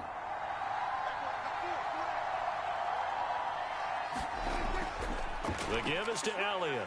And he'll be brought down at the 45-yard line. So many teams want to throw the ball in this situation nowadays, but I love watching a team that has enough confidence to go ahead and run the football in that situation. That's almost a tendency breaker.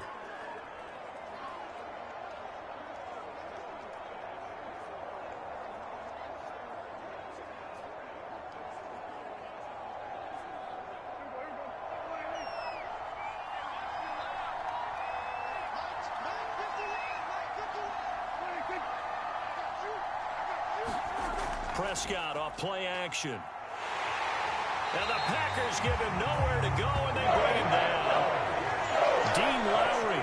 It'll go as a loss of about 8 as he gets in there to drop him. They tried to go with a little play action there, but nobody on the defensive side bit. Yeah, they adjusted in time and in a big way and ultimately got the sack. On offense, sometimes you're running play action just to set up a certain blocking technique. In this case, none of it worked.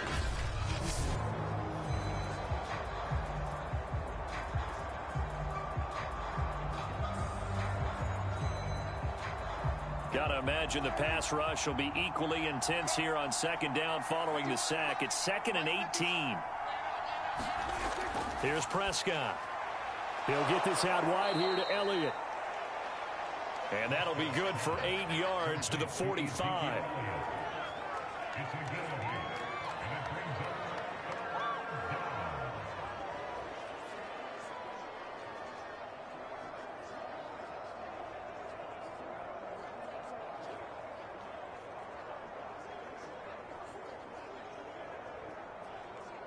The Cowboys on 3rd down. 0 for 3 to this point. They could use a conversion. This is 3rd and 10. Now Prescott. And that is incomplete. Oh, he had a defender right there with him to force that to the ground. And 4th down now coming up. From a defensive perspective, they had exactly what you want. Anytime they want to throw the football, there's pressure on the quarterback. They were getting after him, and they tightened down on the receivers and forced the incompletion. Here's Brian Anger now as he's on to punt for the 4th time tonight. And no return here. Where will they spot it? They say just outside the 20-yard line. Aaron Rodgers, he's getting ready to go again here on offense. And he's looked pretty good. Does have the 1 interception, but 2 touchdown passes so far. Your analysis? They'll take the offset. When you talk about throwing 2 touchdown passes, no one wants to see an interception thrown, but those things happen in the course of a ball game and over the course of a season. But throwing 2 touchdown passes, that's why the team has an advantage. That's what they're looking for more of. He'll be hoping to make it a 3-to-1 ratio here in the 2nd quarter.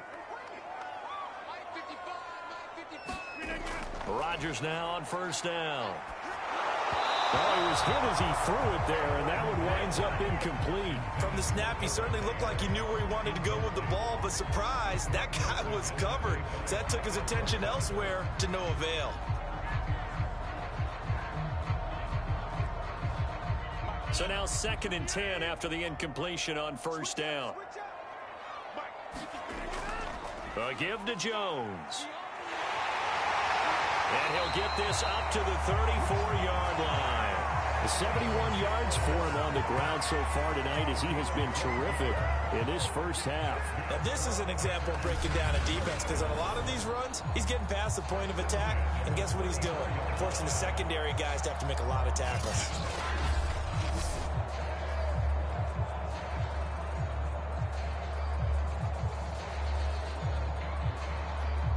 From the 34 now, here's 1st and 10. Now Rodgers toward the center of the field, but it's incomplete. I think he's a little trigger happy right there, and it turned into an ill-advised throw into their zone. Well, we know he has confidence. He'll throw it any place, anytime, anywhere. That time it fell incomplete. From the 34, they'll come to the line on 2nd and 10. Back to throw. Rodgers. And that'll be incomplete.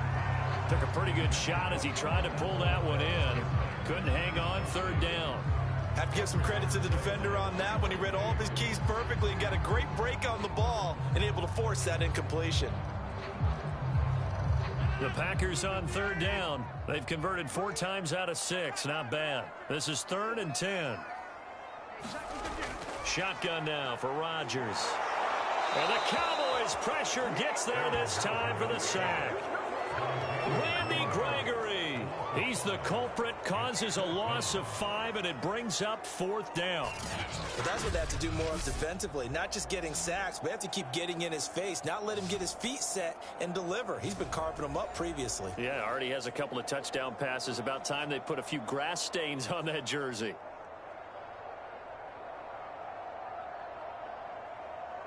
On 4th down, on is Corey Bojorquez to punt.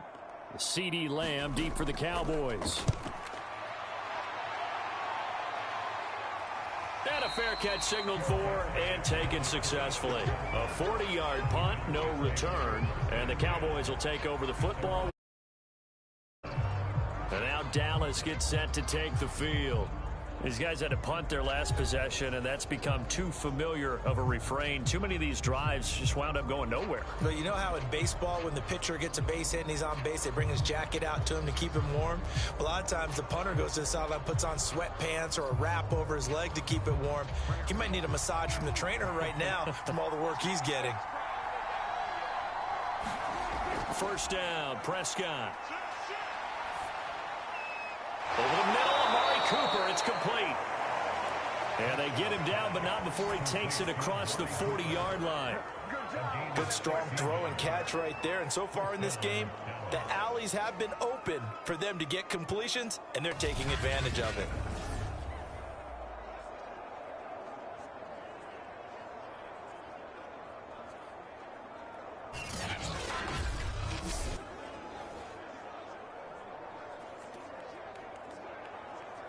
One play has him up past the 40 already, and another 1st and 10.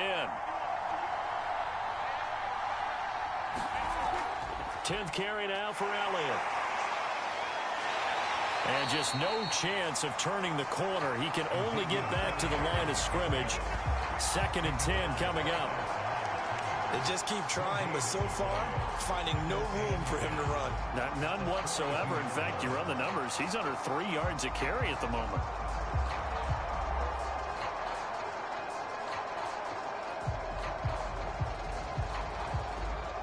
2nd and 10.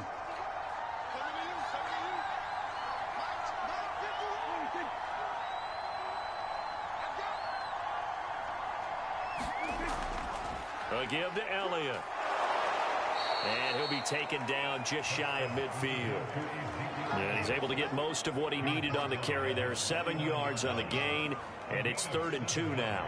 Well, that's why the guy with the headsets is down there. All right, they know what they're doing because they got stuffed on a running play on 1st down. And I think myself and probably the fans were saying throw the football in this situation. He knew what he was doing, called another run, and now they've got 3rd and short. And he's taken down at the 43, but not before picking up the 1st.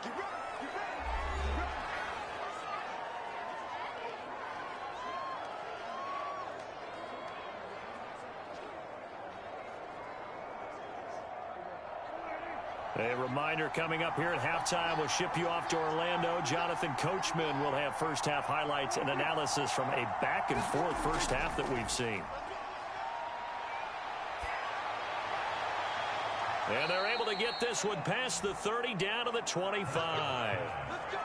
The goal for any offense versus a zone defense, find the holes where guys are available and put the ball on the receiver before any defender can step up and fill it. They did it well there. Perfectly executed crossing route.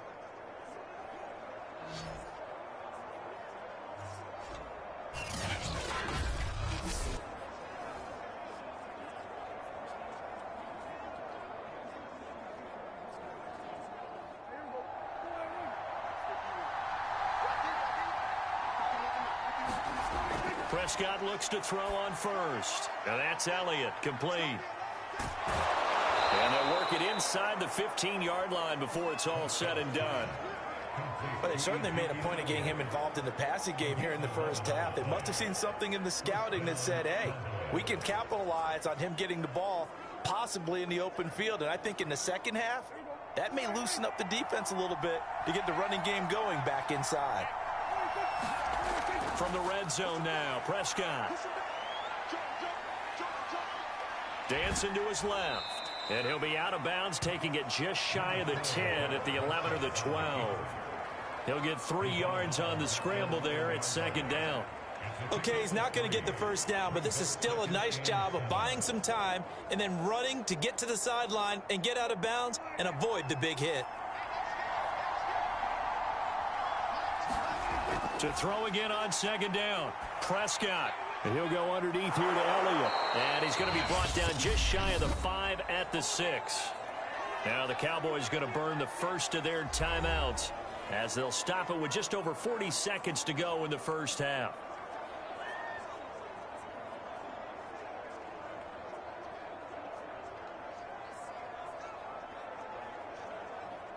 They're trying to keep the drive going. This will be play number 8.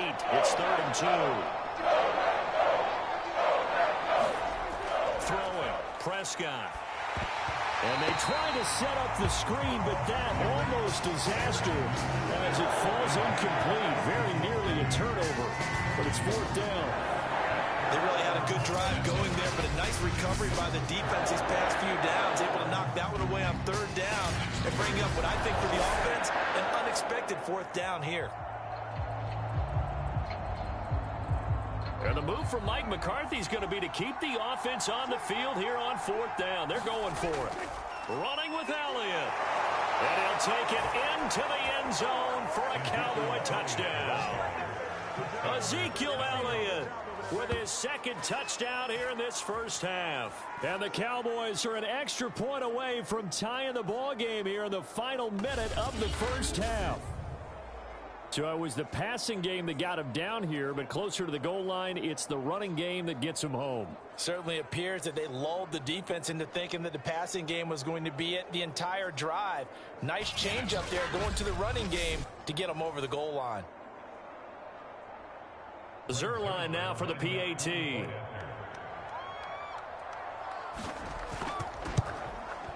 He's got it, and we're all tied at 21. So that one a pretty time-consuming 10-play drive. And it culminates in a touchdown run by Ezekiel Elliott.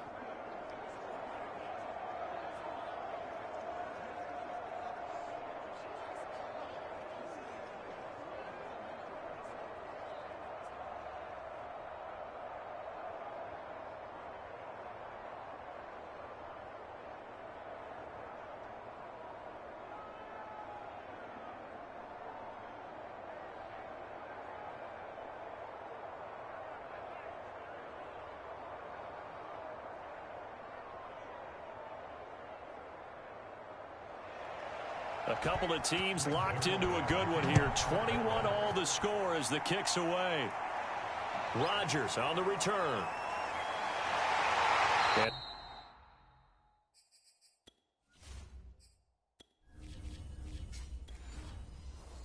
They'll get him down inside the 30 at the 27.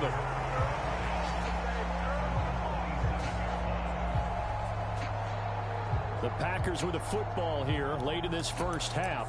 as they will take over here with a little more than 30 seconds remaining. Just over 30 seconds to go in the half. They've got it 1st and 10. Throwing is Rodgers. And that's complete to Adams. And they're able to get this one across the 35. The Packers going to use one of their timeouts as they'll stop it with 27 seconds remaining here in the second quarter. So here's a 1st and 10 at the 38. To throw is Rodgers. That ball is caught. Marquez Valdez-Scantling. Touchdown, Packers. Aaron Rodgers, 3 first-half touchdown passes. And the Packers on just 2 plays have taken the lead.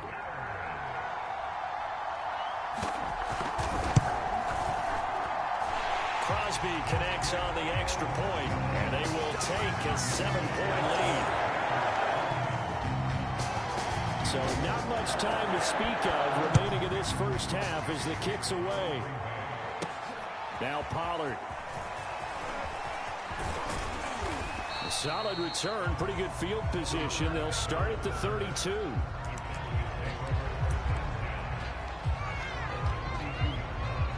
About set for this next drive by the Cowboys offense. And they will not really have time to do much of anything. 15 seconds, all that remains before halftime. Launches deep. A jump ball, and this is caught. A big play there just before halftime. But one thing's for sure, they're going to have to come up with something at halftime because he is absolutely roasting them right now. They're going to go through the whole litany of things, changing coverages, what are we going to do to put a man on him? The big thing to me is treat it like a good pitcher treats pitching a game. Change your timing, change your location. So sometimes you're up on him, sometimes you're back. Just change up the looks that he sees and make him just a little bit more hesitant. No move for the field goal unit. They're going to go here with 5 seconds left. That is caught by Lamb. And the Cowboys are going to be set up with a 1st and goal coming up as they get him down at the 6-yard line. Okay, well, so much.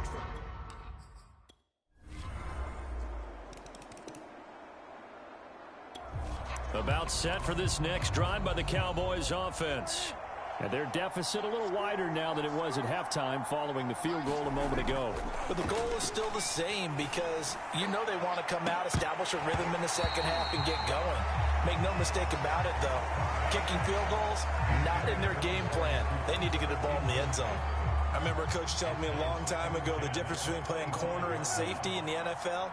Corner is like the Autobahn. Everybody just flying by, and these corners have been really busy in this game, although they got it done on the last play. On the last play, yes, but there have been some good numbers put up against them offensively.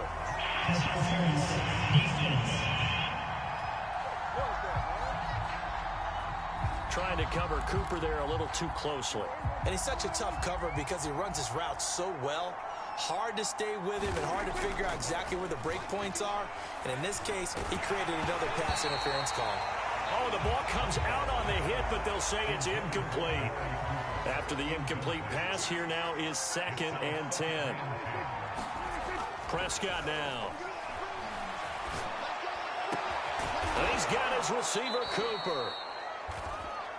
And down inside the 15, shy of the 10. To throw is Prescott. Toward the end zone, but that's going to wind up incomplete. A missed opportunity for an interception would have killed off a drive. They had a chance there to finish things off. Didn't get it done. I guess that's why a lot of those guys do not play offense. And again, it's Prescott. And this one nearly intercepted. Boy, that would have been a great time for their first pick. But instead, it's 3rd down. Now they face a 3rd and 10 after back-to-back incompletions. Now it's a bootleg with Prescott. And this ball is caught by Lamb. Touchdown, Dallas. CeeDee Lamb. About set for this next drive by the Cowboys offense. After the long touchdown drive we just saw, you wonder if maybe that's taken a little of the wind out of this offensive sails because they had it going pretty good last time, too. Had to sit over there for a little while, didn't they? They were eager, amped up to get back. And that is caught one-handed. Oh, my, he pulled it in. So now then, the big play has him all the way inside the 30 now, 1st and 10. Going for it all. That is caught. It's Cooper for the Cowboy touchdown. Amari Cooper.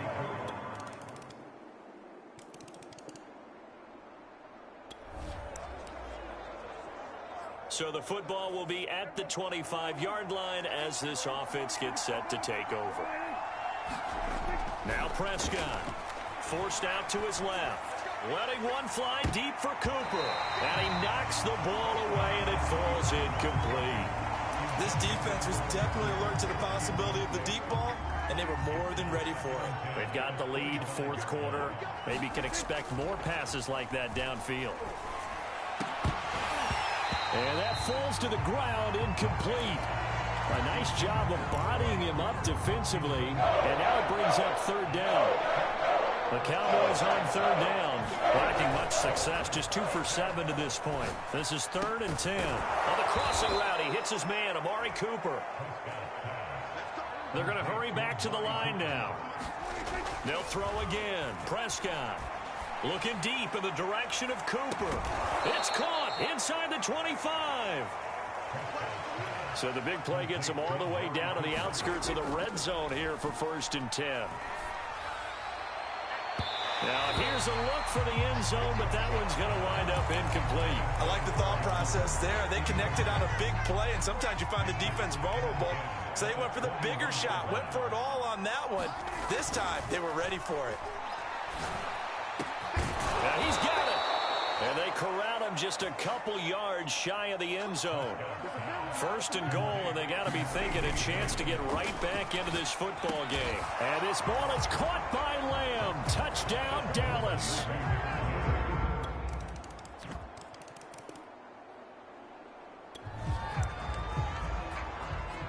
So the football will be at the 25-yard line as this offense gets set to take over.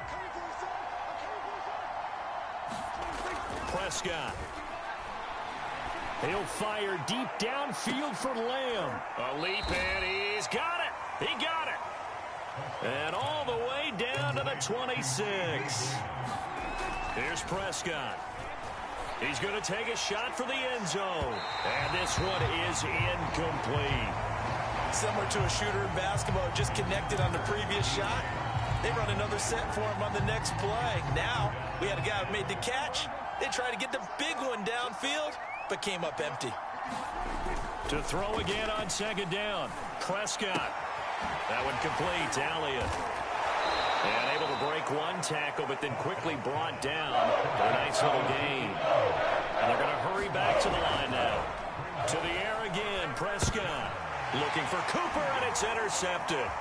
Picked off by Darnell Savage. And the Packers will take over here at their own 14-yard. About set for this next drive by the Cowboys offense. Their defense was able to force the punt. That's the good news. But this is still a 2-score game, and they need points on this drive and in a relatively quick manner. Letting one fly deep for Cooper. And that's caught inside the 35. Touchdown, Cowboys. Amari Cooper, 64.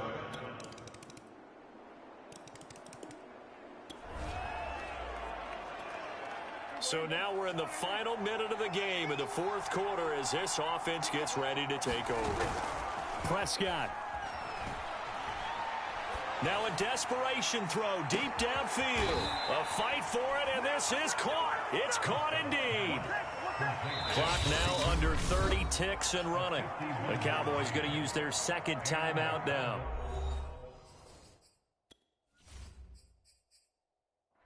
As they get it right at the 32nd mark of this 4th quarter. Whether it's a touchdown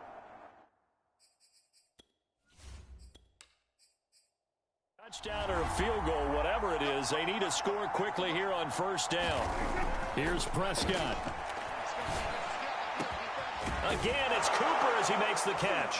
And he doesn't quite make it, taking it within an eyelash. Dropped at the 1. The Cowboys signal for their 3rd and final timeout as they stop it with 22 ticks to go in the fourth. It looks like a jumbo set with 3 tight ends here for first and goal. Now Prescott. Back in the end zone. Could he get his feet down? No, it's incomplete. And this one incomplete. So the clock stopped now with 20 seconds remaining. And now it appears that the referee's been buzzed, and we'll get a review. And this being inside 2 minutes of play, everything coming from up above.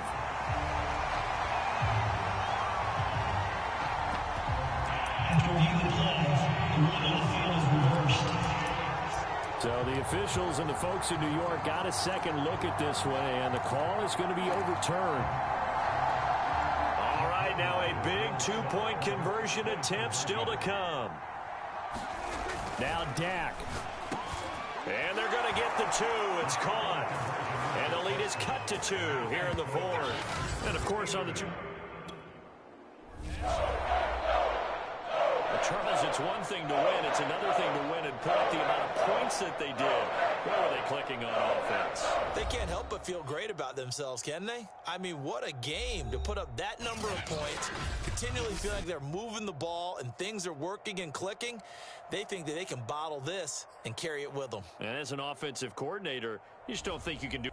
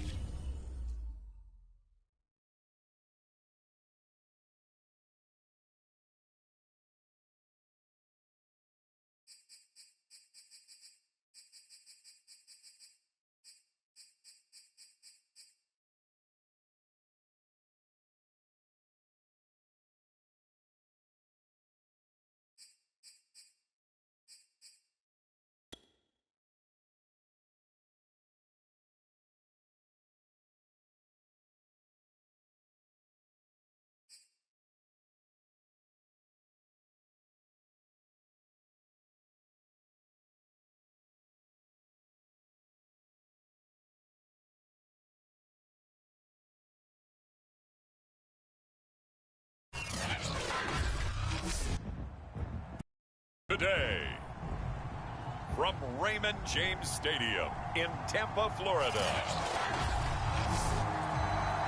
this is Madden Football on EA Sports.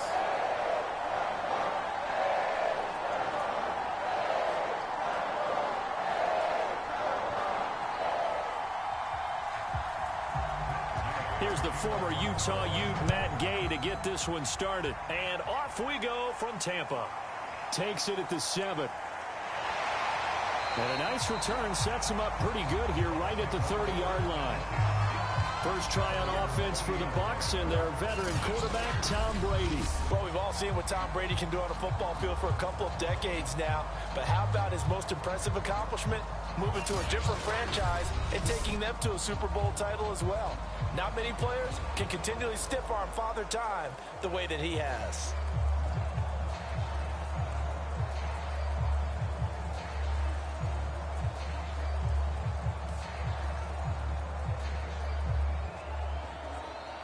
So first and 10 now from the 30. Now a first carry from Giovanni Bernard. And tough going there as he'll only get it up to about the 31. He'll wind up getting a yard on the game's first play at second down. And this is why aggressive defense coordinators love to blitz. It wreaks havoc because they end up taking their attention to the blitzers, freed up the D lineman to make the play.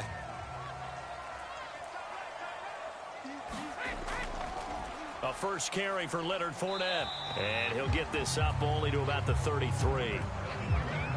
2 runs in a row, but only 2 yards to show for it. Back-to-back runs, I'd say that encompassed maximum effort from minimal gain. Minimal yardage, and now they're going to need something more than minimal on this play coming up.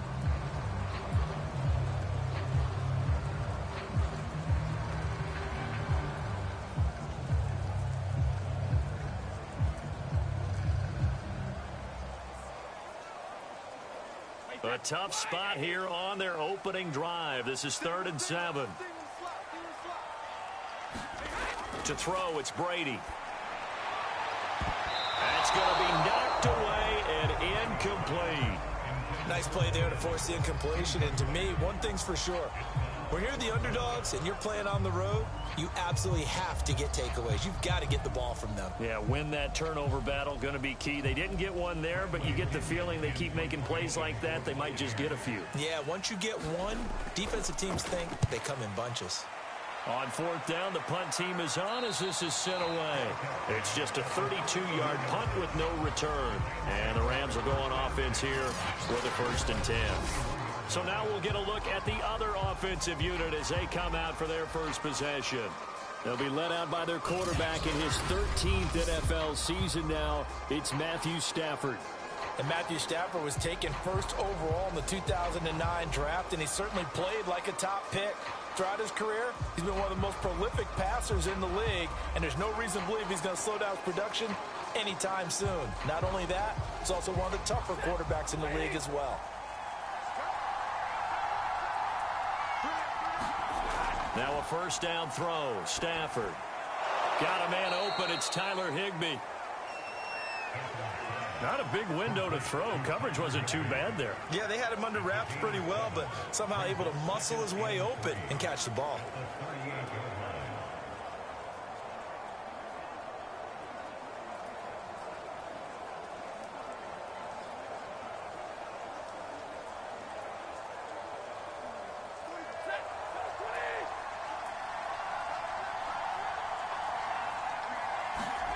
Now a play fake and it's Stafford. Looking sideline, incomplete. He was in search of his tight end, Tyler Higbee, and it's 3rd and short. That was well defended. They clamped down on every available receiver. Just got to give the win to the defense on that snap. So the incomplete pass on the last play, and that leads us to a 3rd and 3. A man who played his college ball in Tallahassee, here's Cam Akers. And he will be very close to a first down, but I see the closed fist of the referee, and that means 4th down.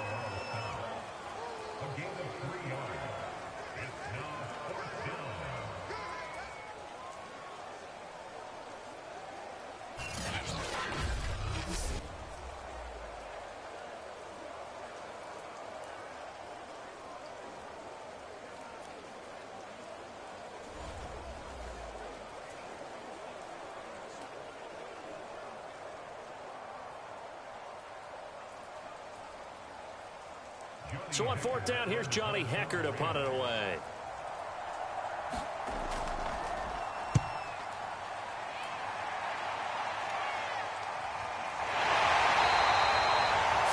Yards on the punt there. And the Bucs will get ready to go on offense. Tampa Bay, they're getting ready to set up shop here for their second drive. And the last drive, the first drive for them, not very good. 3 and out. What do they go to here? Well, you don't look down at your play sheet and say, this is what the problem is. Let's find out who my playmakers are. Get the ball in their hands, and maybe the offense will move a little bit better. Sometimes it's more important to get it to the right people rather than dialing up the right number. Exactly. Or the right play, yeah. That too. On 1st and 10, here's Brady. And incomplete, he dropped it. Maybe a rookie mistake there. 2nd down. He'll definitely say that that's one he should have held on to. But when you're playing in elements like this, sometimes those bullet passes, those ones with a little bit of pace on them, they can be difficult to hold on to. Here's 2nd and 10.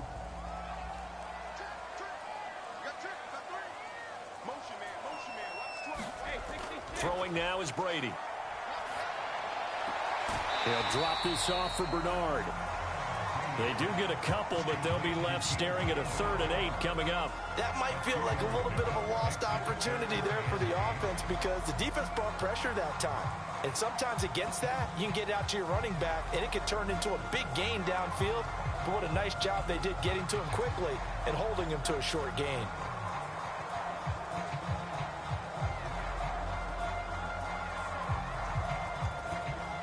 The Rams go nickel here defensively on 3rd.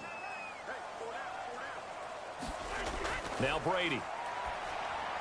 And this is going to be incomplete. Well, they've got man coverage on the outside, and my scouting report on these DBs tells me that they love to take matters in their own hands. They want man coverage, not zone. And there was good coverage there that forced the incompletion.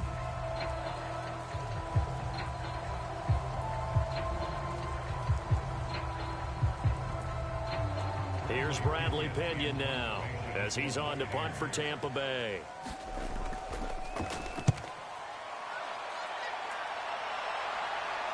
On the return is Powell. 13 yards the tally on the return there. And the offense will take over with a new set of downs. So the Rams coming back onto the field, their 2nd drive of the game. The crowd may be losing just a little bit of the edge after back-to-back punts. They want some big plays. They want to see some offense. They want to see somebody break away, whether it's through the air or on the ground. Now it'll be interesting to see where the patience is on both sides. Each head coach, can you hang in there and not try and force something that could put your team in some jeopardy? So good field position for the Rams as they come up 1st and 10 on their side of midfield at the 47. They'll begin on the ground with Akers. And he's able to get across midfield and down into Buccaneer territory. 5 yards on the carry. Good pickup on 1st down.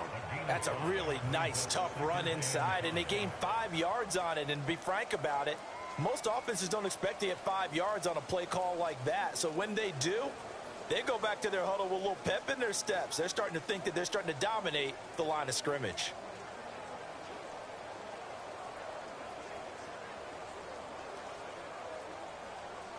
The 1st down run got 5. Here's 2nd and 5. Stafford now to throw. And this one incomplete. Too much contact to hold on to that one, and it's 3rd down. It's another zone defense. It looks like it's open for possibilities, but they did a nice job patrolling the middle of the field and forcing an incompletion. They come up now 3rd and 5 following the incomplete pass. To throw is Stafford. And able to find Higbee. It's complete. And he is going to have a Rams 1st down as they're able to get the 3rd down conversion. Normally on 3rd down and short yardage, you're thinking of throwing to your tight end. It's just going to be a simple chain mover. But this time they let him roam down the field, and a nice dart picks up the 1st down and then some.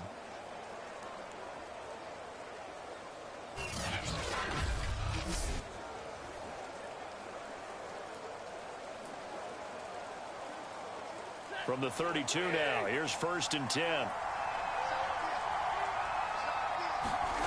Stafford. They'll set up the screen here to Akers. And he will lose yardage back to the 34-yard line. That one unable to develop, never got going. A loss of a couple, and it's 2nd down. Got to give some credit there defensively. They snuffed out that screen early on 1st down. Really read it well, didn't they? Because they didn't bring the pressure that they expected. They covered all the passing lanes. So once you see it break down as the passer, I think in this situation, you're either throwing it at the feet of your back to make sure no one picks it off, or you throw it away, throw it over the sideline. Don't try and freelance and try and make a bigger play. There's really no one else running a pattern that shouldn't be open. To the air again, Stafford. You can see the time and effort and thought that they put into their passing game because it was evident right there. It looks like a simple pitch and catch, but you and I both know that they have planned for this and worked hard to make it happen. 3rd and inches, and they've got some extra beef up front. 3 tight ends. They'll try and run for this with Akers. And Akers, he is not going to get there. They mark him short of the first. That'll make it 4th down after a loss of 1. Well, they sent the power set out there, and their job is to be man-on-man and move people so they can run the football. But that time, too many men didn't get moved in the box defensively. They end up throwing him for a loss.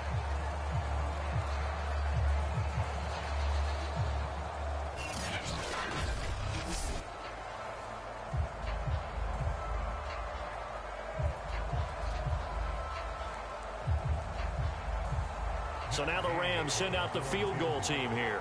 They'll spot it at the 30, so this is a 40-yard attempt.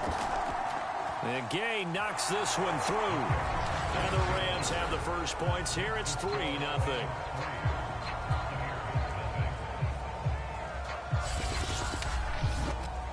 So that's a 7-play drive that ultimately stalls out there at the end. And things were a little leaky in the beginning on that drive, weren't they? But how about the front 7? As they got closer to the goal line, things stiffened a little bit, forced the field goal.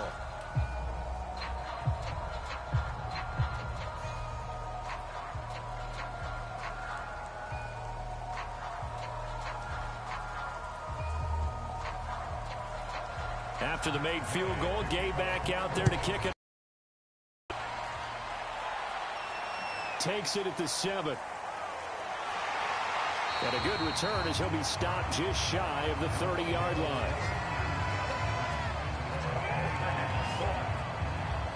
And the Buccaneers getting ready to go as they take the field. They've shown precious little here offensively thus far as they try again with a first down now.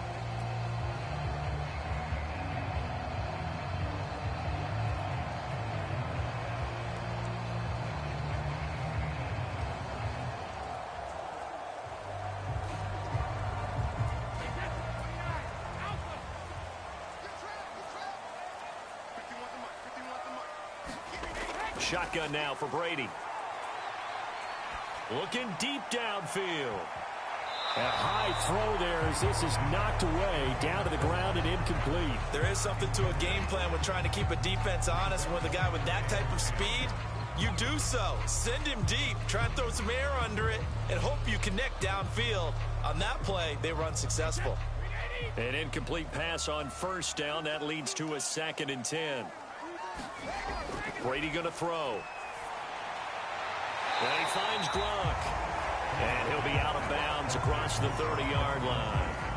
4 yards the gain, and it'll bring up a 3rd down. Yeah, that one was covered pretty well because they were trying to leak the tight end out into the flat. I think they were hoping he could catch it, turn upfield, and pick up the first down.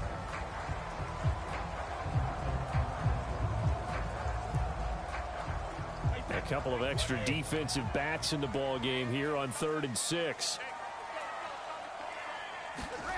Working from the gun, it's Brady.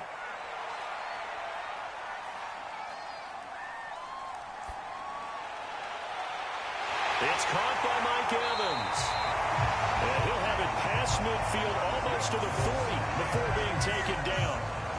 That's a big gainer on that play, and from experience, I can tell you, that's where defensive backs will come into the huddle and say, guys, how about some pass rush? But you're going to say it nicely because those big guys up front, they don't like being criticized very much.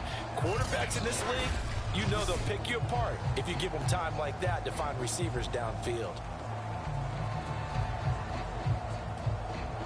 So from Rams territory now, it's 1st and 10 at the 42-yard line. Here's Bernard.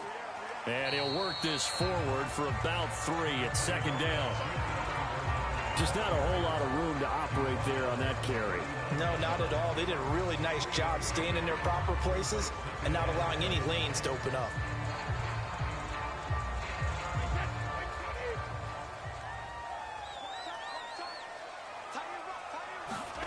Fakes the give to Fournette. Now Brady. And he's able to find Miller. And he's brought down, but not before he reaches the 8-yard line. Protection on that one. 31 yards. Every defensive staff harps on limiting explosive plays. Job not so well done there. Yeah, they talk about it all the time. A lot harder to stop, though, isn't it? And when you think of an explosive play, most offensive staffs define them as passes of 20 or more yards and runs of 15 or more yards. They went zooming past that number there. The chain gang hustling to catch up. Here's 1st and goal from just inside the 10.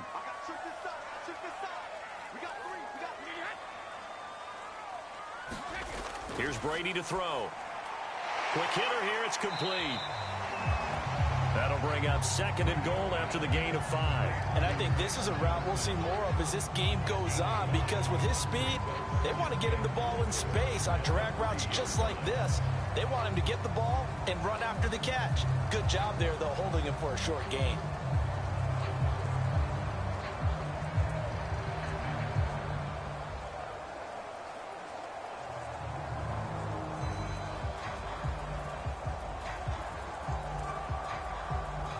So the ball position now at the 3. Here's 2nd and goal. Bernard.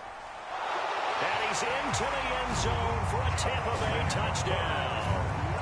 Giovanni Bernard. A 3-yard touchdown run. And the Bucs have taken the lead. People always talk about one of his biggest strengths running the football, vision, and he found the spot there, went into the end zone. You're exactly right about that. It wasn't just the vision, right? Once he saw the gap, decisiveness, made up his mind, and about the power to finish the play. Not only did he get good blocking, he created his own space as well. Ryan Suckup on for the point after.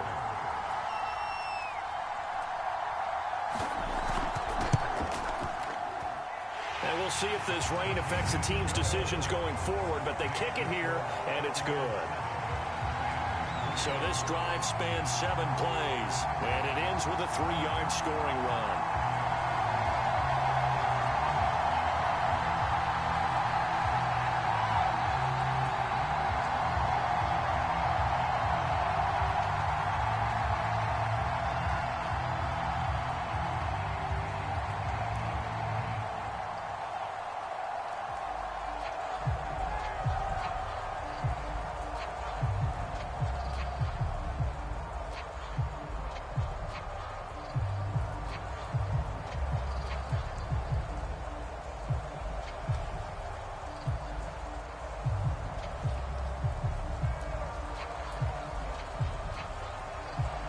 Following the touchdown now, it's Bradley Pinion on to kick this one away. On the return is Brandon Powell. And up to about the 26-yard line, just across the 25. And the LA offense ready for this next possession. And after the field goal last time, we'll see what they can get here. At least they got points out of the last drive, Charles. I never met an offensive coach that didn't want to drive to end with a kick. Most of them wanted to end with a PAT, right? In this case, a field goal, they'll take it. Way better than the alternative, which is a punt. Yeah, but you met fan bases that wanted that, that weren't happy with that field goal. I haven't met a fan base yet that wants to drive to end with a kick, other than the extra point. That's it. On 1st down, they'll start out with Akers. And he's going to get a good gain of 9 here up to the 34. They'd love to just strike back with a touchdown right here, and if it's a long play, so be it. But the main goal, get a couple of 1st downs, run some plays, run some clock, allow their defense to get a chance to catch their breath, settle down, and relax a little bit after they just gave up a score. On 2nd and a yard, Stafford. He'll get this to Akers out of the backfield. And brought down, but not before reaching the 45-yard line. I like the play design there. They occupied the defense downfield, everyone trying to account for someone. But unfortunately, they didn't account for the running back slipping out of the backfield, and he was absolutely unnoticed and wound up getting big yards on that play. They'll run on 1st down with Akers. And some room to run now. And he is tackled inside the 40, not quite to the 35. Well, as we've learned over the years, just because a guy plays left tackle doesn't mean he doesn't have run blocking abilities. And we just saw it there. Controlled the line of scrimmage, created a big gain. That's kind of a bonus. He's there to protect that high value that you have back under center, but he creates space in the run game. Yeah, not only can he dance, he can mash too. So from Buccaneer territory now, it's 1st and 10 at the 37-yard line. A run there on 1st down and a pretty good one at 5 yards, so make it 2nd and 5. All right, Brand, I know we're in the early going here, but those kind of runs, they're going to open up a world of opportunities for this offense going forward. 5 yards remain on 2nd down. Throwing is Stafford. And his throw is going to be incomplete. They'll put a check mark in the box where the defense coordinator was saying, how well can we stay with these receivers if we're in man coverage? Because he just did it on that one, forced the incompletion. That'll allow him to get bolder with his pass rush, won't it? Absolutely. Frees up your guys elsewhere.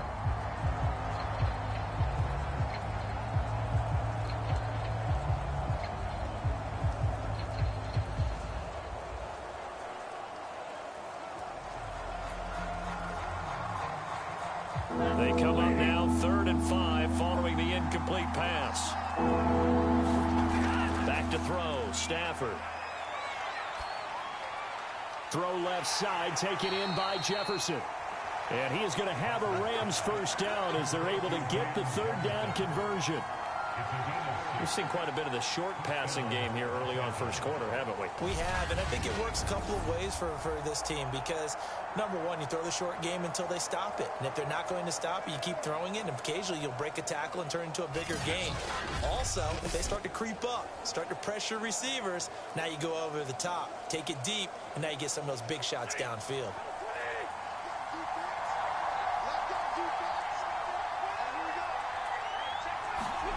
On 1st down at Stafford. Complete. Jefferson the target. A gain of 6 there on 1st.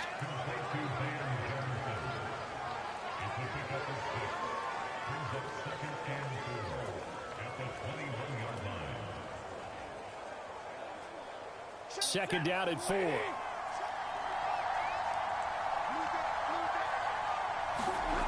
Again at Stafford. Throw left side, complete to Cup. And able to get this down inside the 15, either the 13 or 14 before he's out of bounds.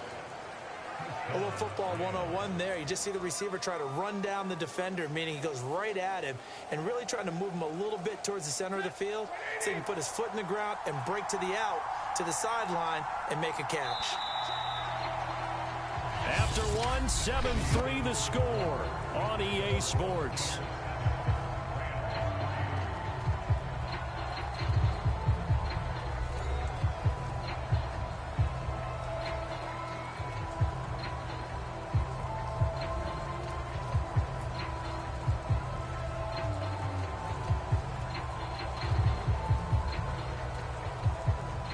This will be the first red zone opportunity now for the Rams. It's 1st and 10 at the 14. Stafford going to give this to Akers. And he'll fight his way down right around the 12. Give the tackle that time to Jordan Whitehead. Brandon, we talk all the time about those hybrid players, guys who could do more than one thing. And I think if you're playing strong safety in the NFL today, you are a true hybrid. Part linebacker, part cover guy. And coming up, sticking his nose in the mess there and making a nice play defensively. Throwing on 2nd and 8. Stafford. That's into the hands of Akers, complete. And they'll lose yardage here. They go backwards to the 13-yard line. A yard in the wrong direction makes 3rd down tougher. 3rd down and 9. As a defense, you're more balanced when you're in zone coverage because you're able to keep your eyes on the quarterback and see the play develop in front of you.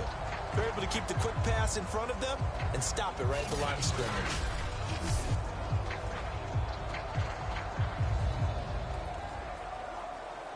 The Rams on 3rd down. They've hit 2 for 4 thus far. This is 3rd and 9. Now Stafford. That winds up being a 4-yard loss and leads to 4th down.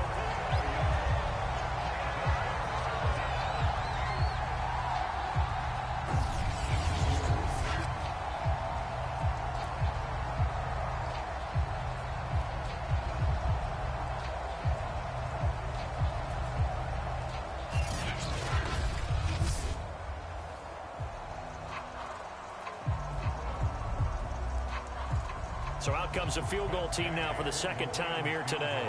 From the left hash, this from 34. Gay's kick is good. And they'll get it back within a point at 7-6.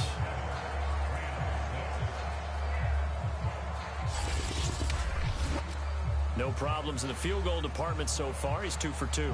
Pretty reliable here in this game, isn't he? And to me, that bodes well for them. If they need him late in the game, his confidence should be sky high.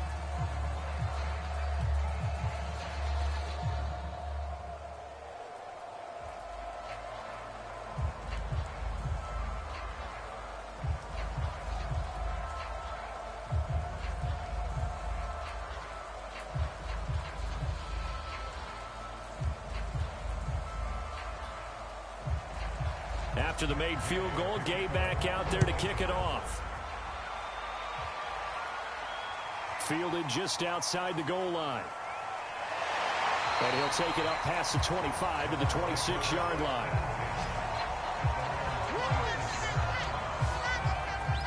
Leonard Fournette making his way back out there. He only has a single solo carry, one. Numero uno, second quarter. They need to get in the ball more, don't they? I'm not the greatest statistician in the world. Yeah, you are. But a back like that with only one carry kind of takes me back to college in the classroom. Not enough evidence to declare what you should do the rest of the game. Give him the ball some more and find out. Will they incorporate him? We'll find out. Brady going to bring the Bucs up with a 1st and 10 at their own 26. Throwing to start the drive. Brady throwing the out route incomplete. It's Miller. And he gets this one just shy of the 40. They'll mark him down at the 39. An ex-teammate used to tell me all the time, I hate experienced quarterbacks because no matter what, you really can't hide what you're doing. And I think that right there, he knew right away where the blitz was coming from, where his primary guy was going to be, and he ended up going to a secondary target for a nice game. I was just going to ask you, that wasn't the primary target. He's so good at that, isn't he? I think he knew right away that he wasn't going to get to his primary guy. I think he read that as soon as he got to the line of scrimmage, knew where the pressure was going to come from, and said, I know how to beat that, and that's what he did.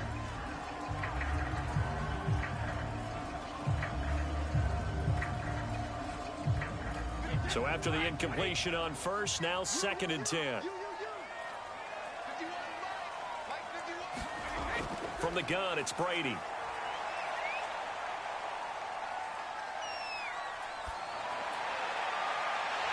that's caught inside the 35. And he takes this one down almost all the way to the 30. A big play that time through the air. 30 yards. I'm pretty sure any quarterback will tell you it's nice to have a tight end that can stretch the field. And how about him right there, working in the heart of the defense, and then connect on a very nice play downfield. A combination of talent and toughness to go into the briar patch.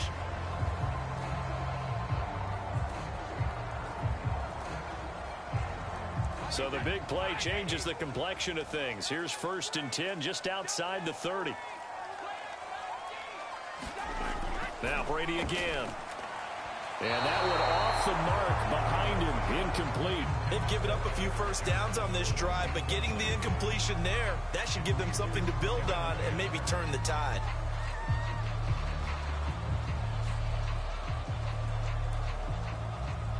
Line of scrimmage, the 31 as they line up 2nd and 10. Brady now to throw. Open man, Gronkowski complete. He'll be dropped at the 25 after a gain of 6. They gave up the completion there, but this is what zone defenses count on. Catching the ball and not much run after the catch.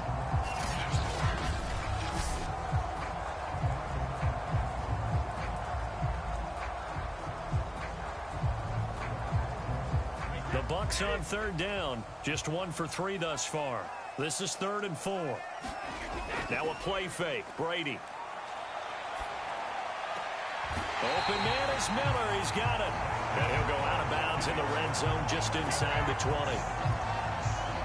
And Brandon, from our time in college football, where receivers weren't running the traditional NFL route tree, one thing they did learn, find open open areas, find soft spots, and set up and catch the ball. And I think we just saw that there. Yeah, we saw that indeed, picking up the first.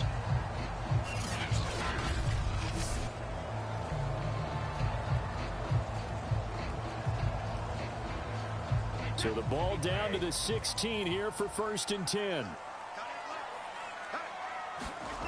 Into the red zone, it's Brady. He's got it complete to Gronkowski. And the Buccaneers are going to have a 1st and goal as the tackle is made at about the 5. A lot of tight ends just use their size and their strength, try to occupy some space and kind of body people away and catch the football. But not this guy. He's a refined route runner. Makes me wonder if he took some dance classes in his background with his footwork.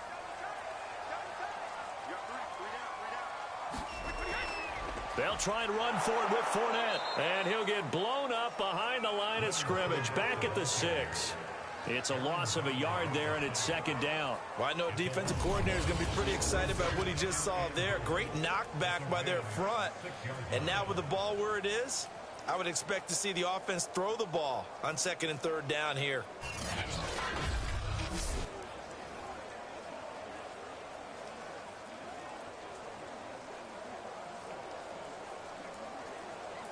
Second and goal from the 6 this time.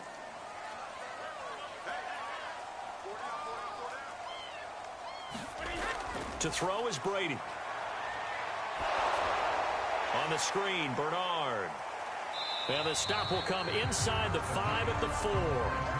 Only able to pick up 2, and that leads us to 3rd and goal. Boy, that one was well read defensively, and this is all about diagnosis as a safety and being decisive, because he saw it setting up in front of him, able to knife through there and make the play.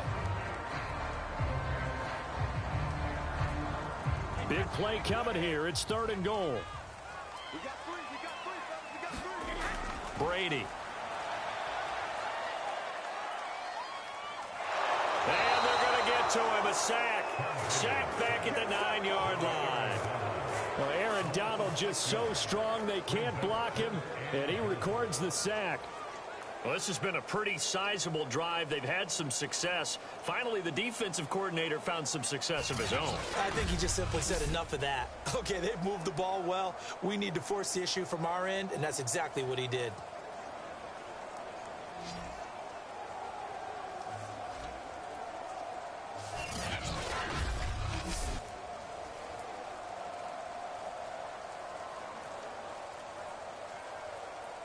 So Brady departs, and on is Ryan Succop for the Buccaneer field goal. From the right hash, and this one just a chipping. Succop's kick is good. And they bump the lead up to 4 now at 10-6.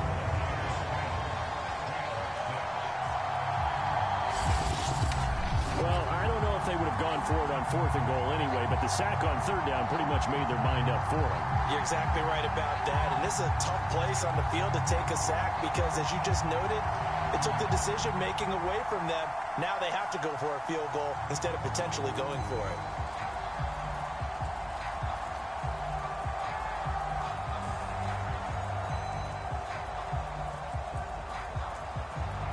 The punter Pinion now to kick this one away. Oh, the return is Powell. And a nice return sets him up pretty good here right at the 30-yard line. Cam Akers of the Rams offense ready to go back to work. He's been good. They've utilized him well, but they're losing here in the 2nd quarter. What might they change offensively? I think that what you try and do is expand how you get the ball to him a little bit. Get him out in open space, maybe swing the ball to him. What's that they used to call in the West Coast offense, the long handoff? Yeah. Serve as your running play that way, as well as continue to feed him the football. Some of these runs now may pop bigger later in the game because of the effects of running it. Sometimes people, after a while, they don't want to tackle him anymore, or they get tired, or they get out of position, or he runs through tackles. Continue to feed him the ball. He's having that kind of game. Well, might they get him the ball in some space in some different ways here? And they'll get it up just short of the 45 at the 44.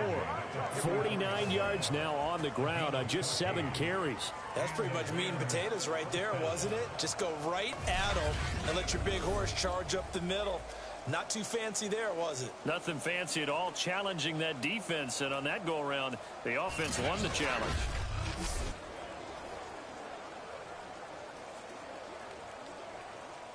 Blue 60.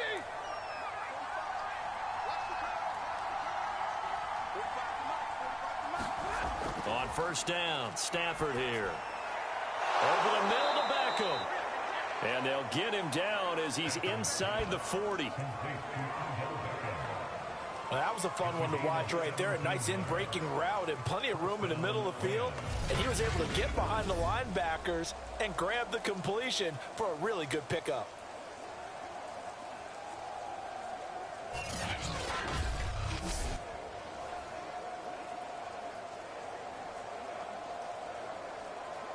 Back-to-back good plays have him on the move on first down. From the shotgun, here's a give to Akers. It's a 6-yard gain on the ground, and that'll make it 2nd and 4. And there we saw one of the downsides of blitzing during a rundown, because sometimes you get out of your gaps. You don't fit the run quite as well because you're headed towards the ball carrier with abandon. 6 yards on that last play. Here's 2nd and 4.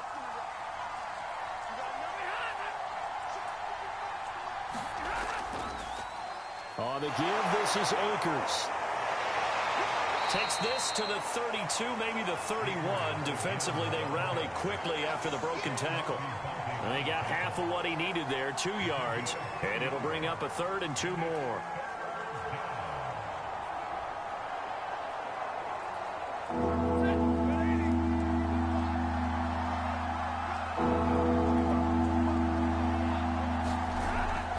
They'll try and run for it. Here's Michelle. And he's going to get the first down as they bring him down at the 23. Yeah, once more, strong running, excellent blocking at the point of attack. They've got a nice little drive brewing right here.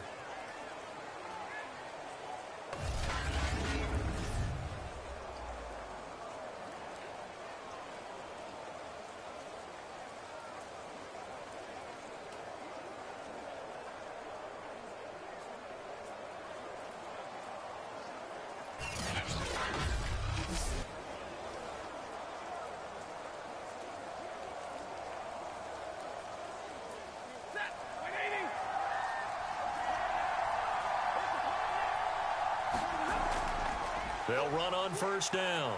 Akers. Oh, he gets free left side. And so close, he gets it to the 1. Out of bounds right there. This is going to sound crazy, but that type of a carry, big-time run, actually brings a high and a low to it. The high, of course, is the run. But the low, he didn't quite get to the end zone, just short of the pylon. What do you think he's doing in the huddle right now? Guaranteed he's lobbying for the football.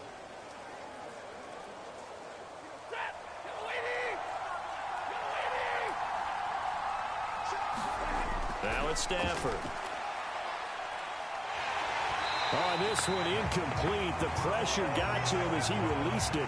And it's 2nd down. They've been playing sound fundamental defense thus far and able to keep this offense from creating a major dent on the scoreboard. Able to force the incompletion, but still waiting for that game-changing play. You feel like it's coming, the first sack, the first turnover. In a sense, they're playing old-school defense right now. The new school defense is what you said, taking the ball away. On 2nd and goal. Stafford, he's got it. It's Higbee. Touchdown Rams. A 1-yard touchdown pass. And the Rams are going to jump back in front. You get down near the goal line, this is where having a sure-handed tight end becomes a luxury. And it pays off big time, especially when the defense sells out against the run. And he finds himself open for an easy touchdown.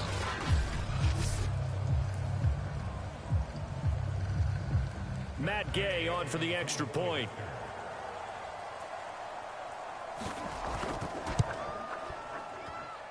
And this one's right there, and that pushes the lead to 13-10.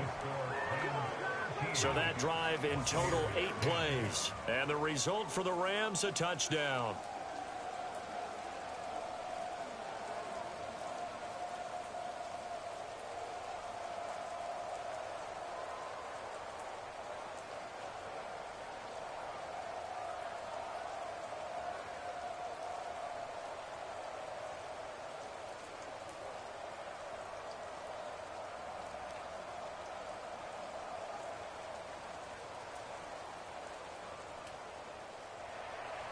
After the touchdown, it's Gay to kick this one away. Fielded just outside the goal line. And able to get this out to the 25.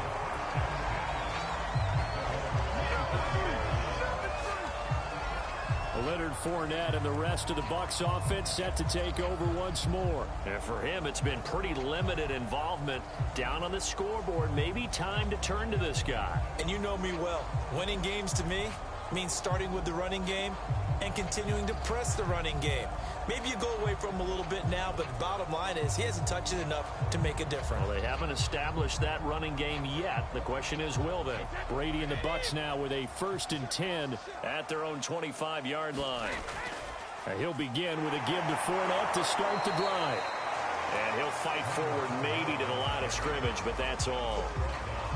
No gain on the play. It'll be 2nd down. 2 minutes remaining in this first half of football.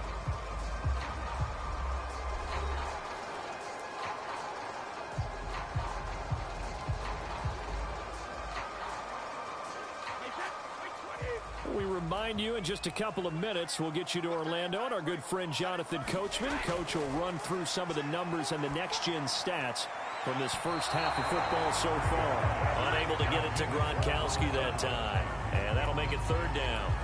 He certainly had a good game throwing the ball so far, but I think he was trying to take that from good to great with that throw, trying to get one downfield.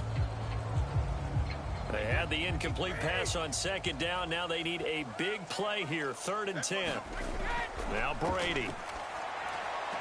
Completing it to the right side, Johnson. And he'll be out of bounds across the 30-yard line. They get 7 there, but it brings up 4th. Now that's going to be a tough one to explain when they get together and watch the game film, isn't it? I mean, they had the right call, had the out route. He's got to know where the first down sticks are, yet he steps out of bounds that close. Not their best play. Now on 4th down, on is the punt team sending this one away. Here's Powell on the return. And he gets this up across the 35 before he's out of bounds. 33 yards is the distance on the punt there. And possession will switch hands, 1st and 10. Set to go again. Here's Cam Akers in the LA offense. And he's made it easy for us to put together a highlight package. Just wondering what he ate before this one started. Let's include that in the package, right? Get the gourmet out here, figure it all out, and you're guaranteed he'll do that going forward as well, because with a game like this, you don't want to change things too much.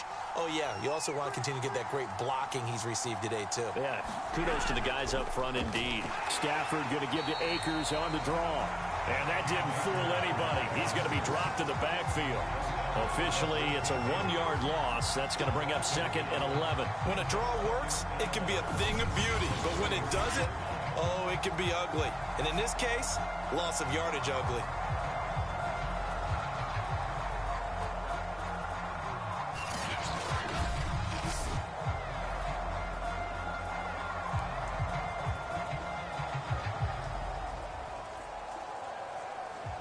A loss of a yard there to start out. That leads to a 2nd and 11. Here's Stafford. Toward the right sideline, but it's incomplete. Van Jefferson was the intended receiver. And it's 3rd down. Looked like he had a couple of different options as far as who to throw to on that play. And who am I to say this, but I'm not sure he made the right decision. Well, the window of opportunity is always going to be small in the NFL. That's why those quarterbacks who make quick decisions and have quick releases have the most success in this league. An incomplete pass on that last play, and that means they'll need to come up with something here on 3rd down. Stafford. They'll try and set up the screen. It's complete. Now the Bucs going to use the first of their timeouts as they'll head to the sideline and talk over what to do next.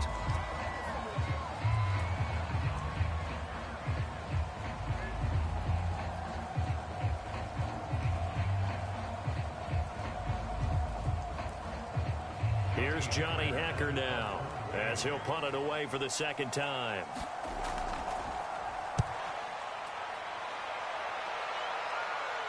And here's a fair catch taken at about the 24-yard line. 37 yards on the punt with no return. And out will come the offense as they take over. And Tampa Bay trots out there now.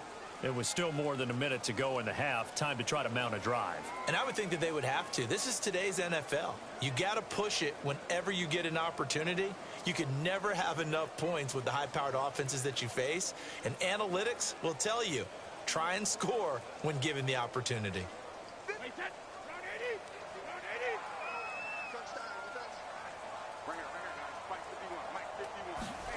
Brady now on first down. And his throw is going to be incomplete. To this point, I've been impressed with the work defensively. They have not allowed a lot of receivers to run free. And there's another example, another incompletion.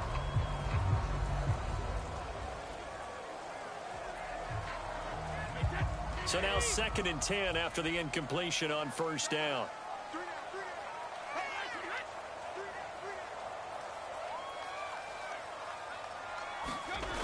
Now Brady. And this is caught by Evans. The Bucs going to go ahead and use the second of their timeouts as the stoppage will come with a little under a minute to go in this first half.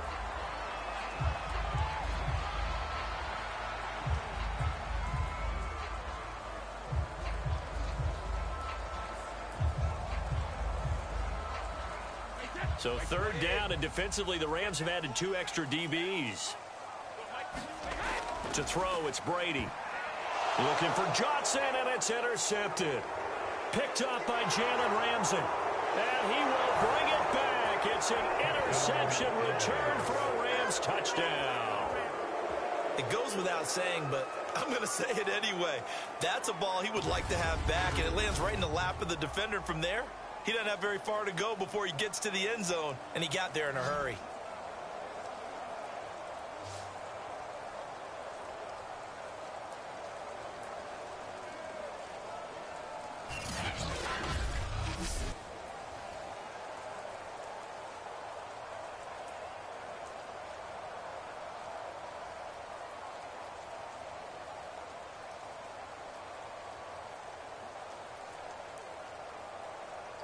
Here's Gay now to add the extra point.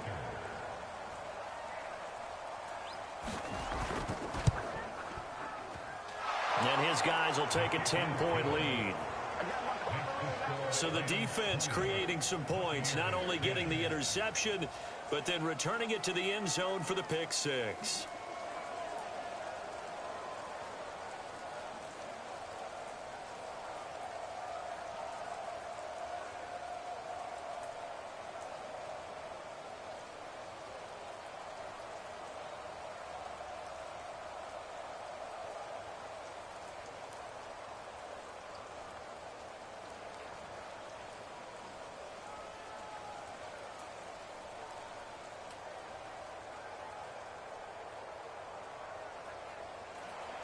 So they throw the pick six. They'll get another shot at it now as this one's in the air. This will be fielded inside the 5. And out a little across the 25 to the 27.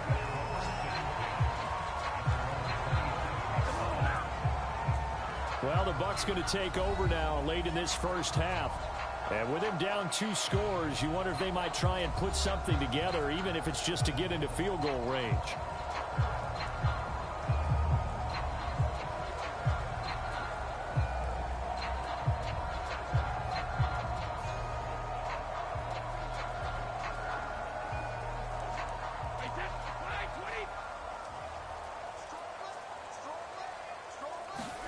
Now Brady to try again after the pick six.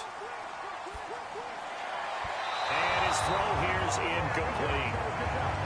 Had an open man that time, but ended up putting a little too much heat on it, don't you think, partner? Absolutely. Just needed a touch more air under it. Instead, he fired an absolute bullet.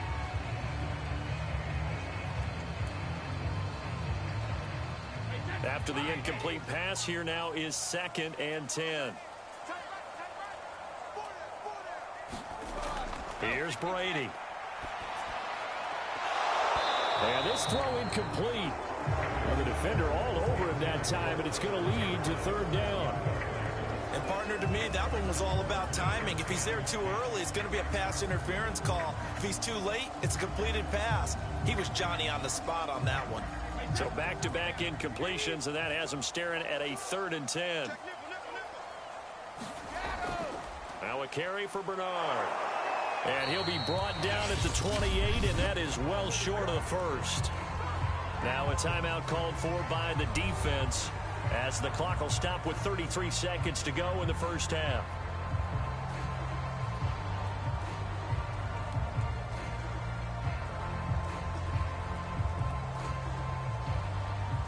Here's Bradley Pinion now as he'll punt it away for the 4th time today.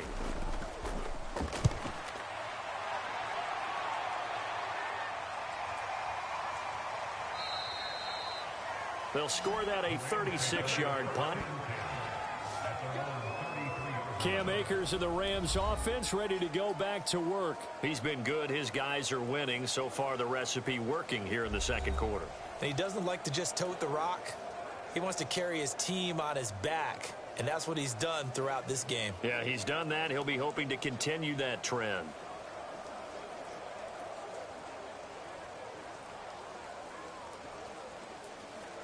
And just 25 seconds to go in the half now as they've got it 1st and 10. Here's Stafford. And this is incomplete. Well, we've seen him catch a few passes out of the backfield in the first half, unable to connect on that one. Certainly seems like getting him the ball in a passing game, though, is part of their game plan. It certainly is because he catches it well, creates a mismatch. You're going to cover him with a linebacker, a corner, a safety. They feel like he can win every battle. Not wanting to take a chance this time, they'll keep it on the ground. And he'll just keep 2 hands on the football as he'll be taken down after a short pickup. He'll get only 3 there, so it leaves him with a 3rd and 7 ahead.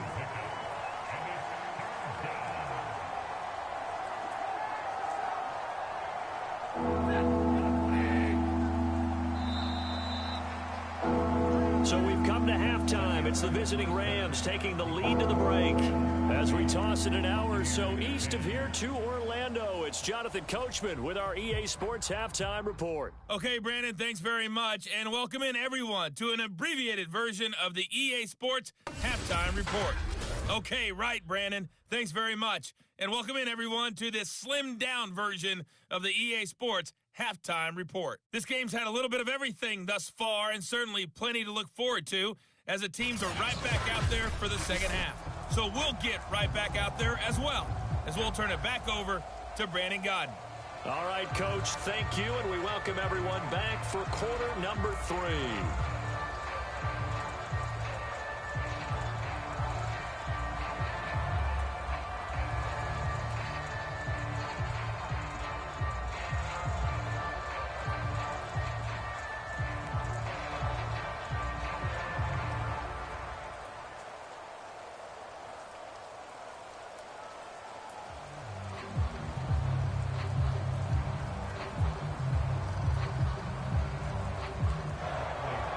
Forecast calling for more of the same. The rain set to continue as we are underway in the second half. Here's Powell on the return. And a decent return out to the 27-yard line.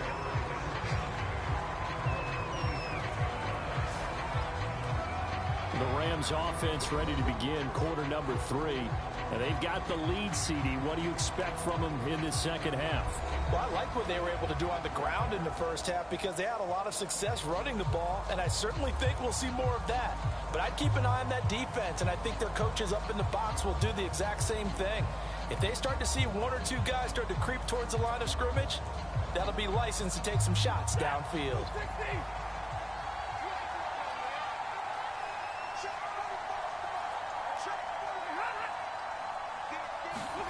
Off the fake to Akers. Here's Stafford. Oh, the Buccaneer pressure too much. Down he goes. Credit the sack to Vita Vea. This defense coming out after the half, and if that plays any indicator, Charles, maybe a little refreshed and refocused here for quarters 3 and 4. Yeah, they did really well on that one. That's exactly what they need to keep doing if they want to change their fortunes in this game.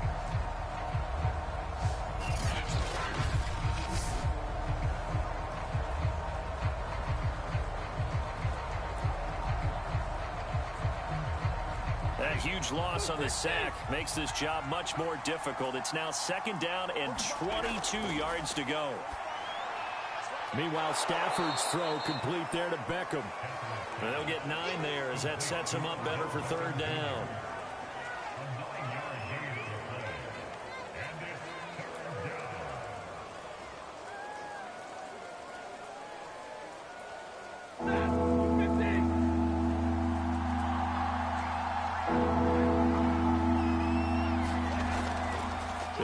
Draw now with Akers. And they're going to get him down well short of the 1st as he can only get this to the 30.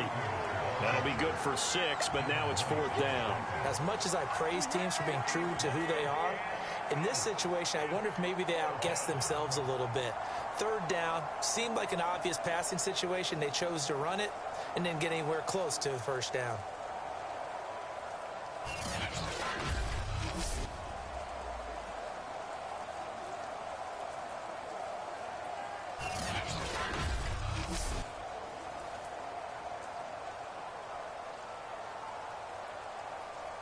Here's Johnny Hacker now as he's on to punt for L.A.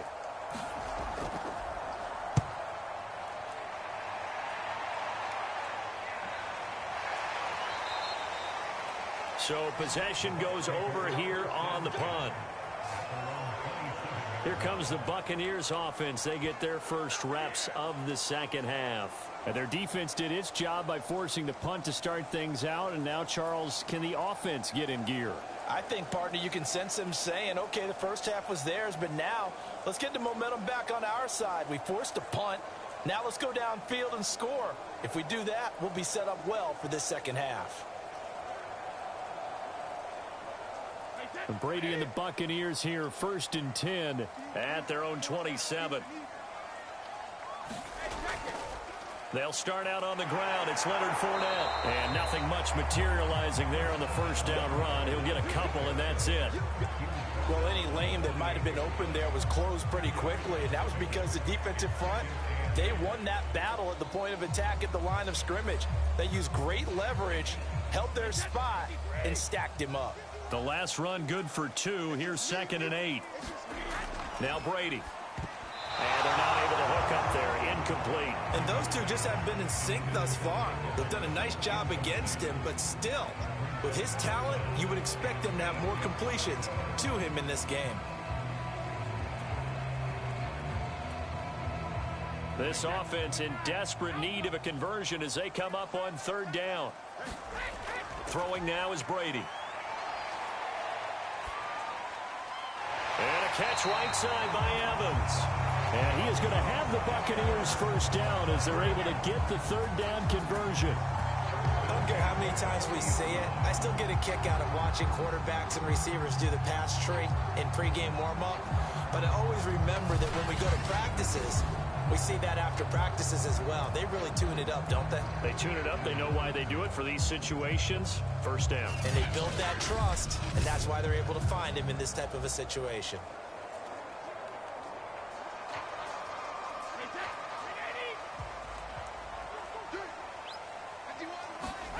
Brady now on 1st down. Johnson with a completion over the middle. 5 yards on the catch there. Brings up 2nd down.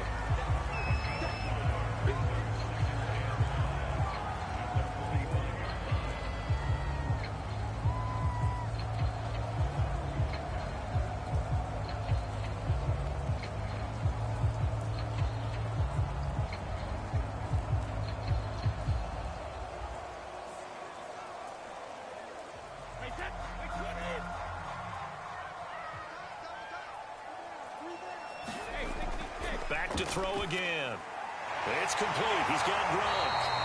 And this is going to be another 1st down as the tackle's going to be made at the Rams' 42. 5th catch of the game for him there. Yeah, and the tight end position is now becoming a volume pass catcher. Used to be occasional, right? Safety valve.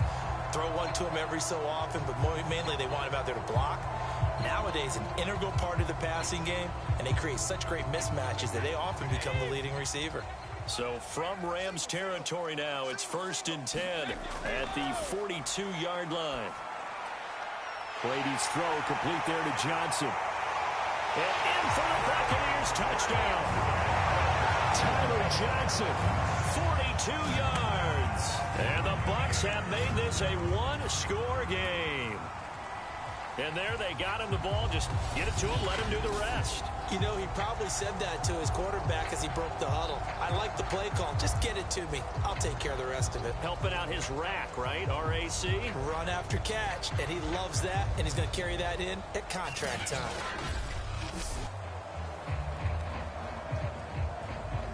Succop for the extra point.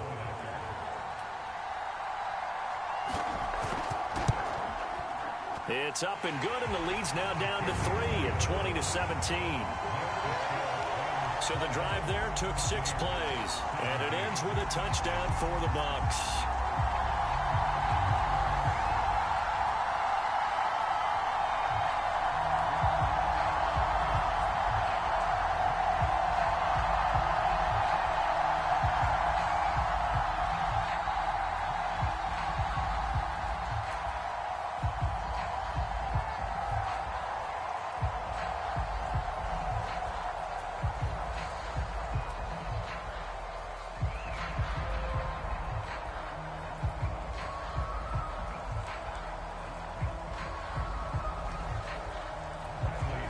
Now Pinion with a kickoff honor following the touchdown.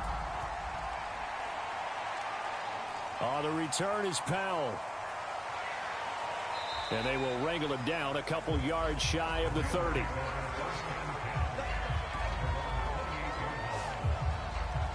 The offense for Los Angeles returns to the field. Their lead down to a field goal now as they start with a 1st and 10.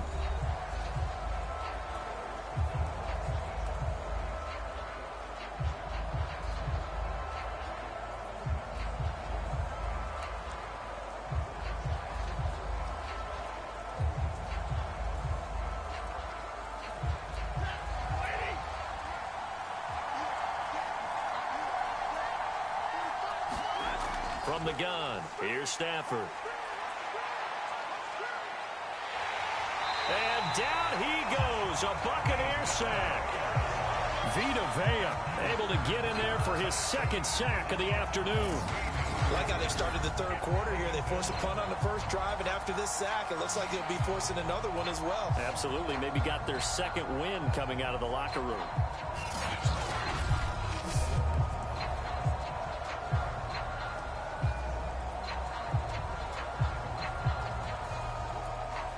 Now that after the sack, it'll be interesting to see what they have planned for 2nd and 23. On the handoff, it's Akers. And they only get a yard back there. They'll be left with a 3rd down and long.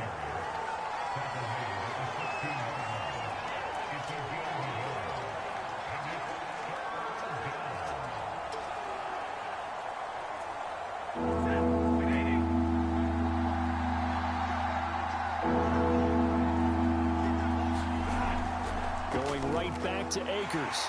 And he won't be close to a 1st down as he runs into a wall right around the line of scrimmage.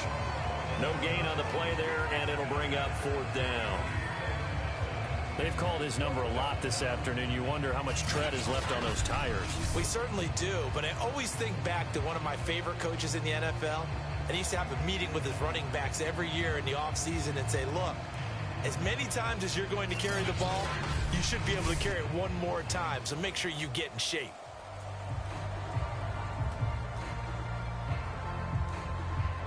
Here's Johnny Hacker now as the drive goes backwards, so he's on to punt it away.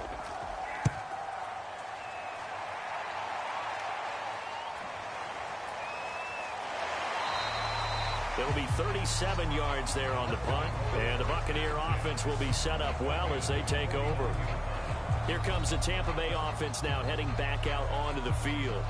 And they'll just simply be looking to build off the confidence of the last time out where they scored a touchdown. And confidence is powerful, isn't it? When you've scored once, you feel like you can go back out there and get it done again. Doesn't matter what the defense throws at them. They feel like they're in a groove right now, and they want to get out there and show it. Yeah, hoping to stay in that groove here this go-around.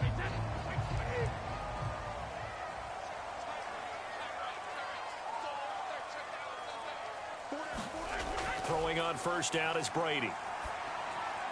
And he gets it inside the 35 and just shy of the 30. Had to put that ball in there with a little extra zip, but he put it right where it needed to be. Yeah, and that little extra pace that he had on the pass, that required a little extra concentration for him, didn't it? Ball can get on you pretty quick in that manner, and he handled it well and picked up the first down.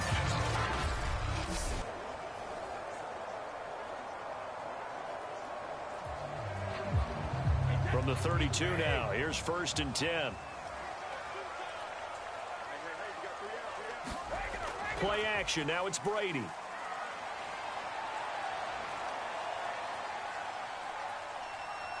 He lets this one fly toward the back of the end zone. And Evans hauls it in. Touchdown, Bucs. Mike Evans, 32 yards. And the Bucs on just 2 plays have taken the lead. And it was a tight window. He knew he had to rocket that thing in there. He got it done. And when you're able to complete one like that, your confidence has to just go sky high. You just mentioned it. Tight window, zings it in there despite excellent coverage. Result, touchdown.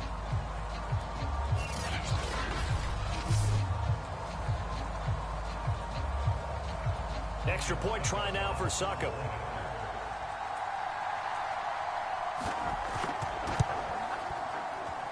And that will make this a 4-point game.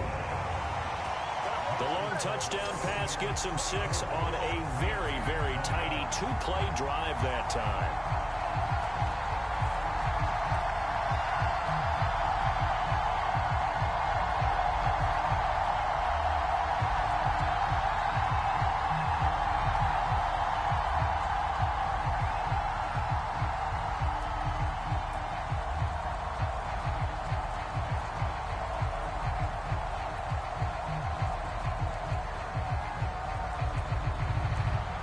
Following the touchdown now, it's Bradley Pinion on to kick this one away. Here's Powell on the return. And they'll get him down inside the 30 at the 27. Set to go again. Here's Cam Akers in the LA offense. And there are the numbers. Got off to that torrid hot start. We thought he was in for maybe a career day. Not the case. No doubt about it. It almost looks like a misprint after what we saw in the first half. But let's give a little bit of credit to the guys on our side of the ball. They went in at halftime, made a few adjustments. And you know what else? They didn't lose their confidence in their ability to play. Because a lot of times you get beat down in the first half. It gets ugly in the second half. They've come out with a new resolve and a renewed determination. Set to begin their next drive, the Rams offense at the line. They had that lead, looked pretty comfortable in the first half. Maybe got a little bit overconfident because that's gone now. Almost takes us back to being kids, doesn't it?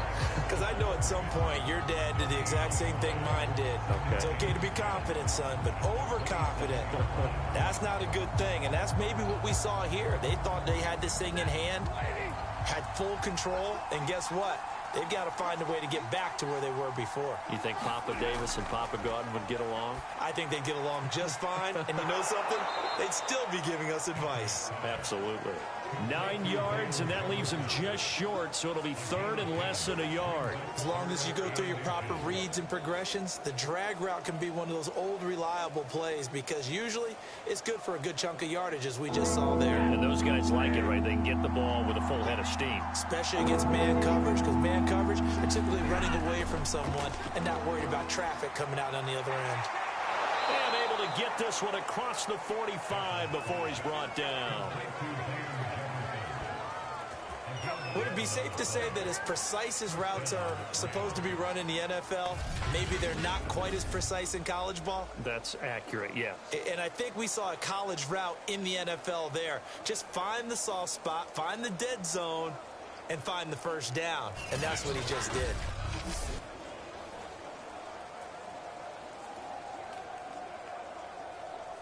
I'll tell you, far from ideal conditions to play in, but neither offense has had much trouble. Plenty of points to go around. 1st and 10. On 1st and 10, Stafford. This one brought in by Jefferson. And he is tackled inside the 40, not quite to the 35. That's the third time on this drive that these two have connected with each other. They've got a real rapport going. And right now, it's paying off with big chunks of yardage, as shown by that last play.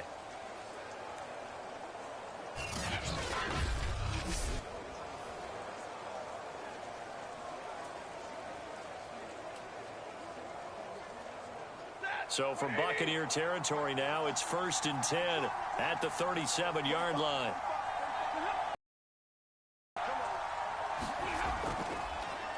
Here's Akers. And he'll manage to pick up about 4. It's 2nd down.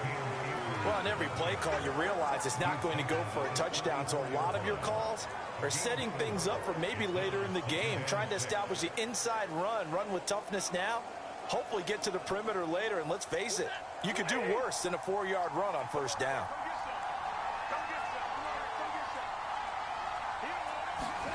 To throw on 2nd and 6. Stafford, open man, Higbee, the tight end. And this is going to lead to another 1st down as the tackle's made at the Bucs' 22-yard line. I love the drive they're working on here because they know they can take the lead with a touchdown. And so far on this drive, so good. They've moved the ball down the field with very little resistance defensively. But they better be prepared for some adjustments to come their way now.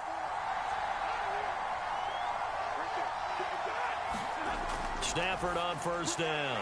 Oh, he tries to force it in, and it's intercepted. Picked off at the 17. And he'll return it to the 24-yard line. A few things better than a big man interception. You can always tell right when they get the football, there's that level of excitement and nervousness, and also like, what the heck do I do with this thing? And you say, no better sight? Well, not for the quarterback who just threw it. It's bad enough to throw a pick, but to throw one to the big guy? But you're right about that. Now what do I do with it? But what's fun about it is, you know they're going to be in the film room after this ball game, telling all their teammates, maybe I should shift over to offense. I've got skills. What do you think? Oh, absolutely. I always find myself cheering for them after they intercept it. Unfortunately here, he couldn't make it into the end zone. They'll begin here with Bernard. Takes it to the 26, just a 1-yard gain. And it appears we've got a member of the Rams shaken up on that last play. We'll check on his status when we get back.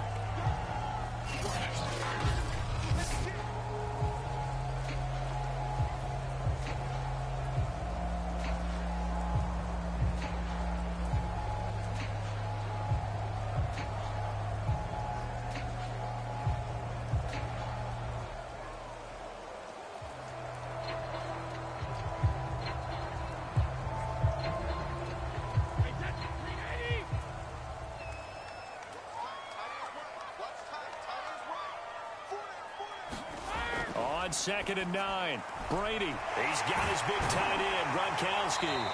And he's taken down, but able to slip across the 35.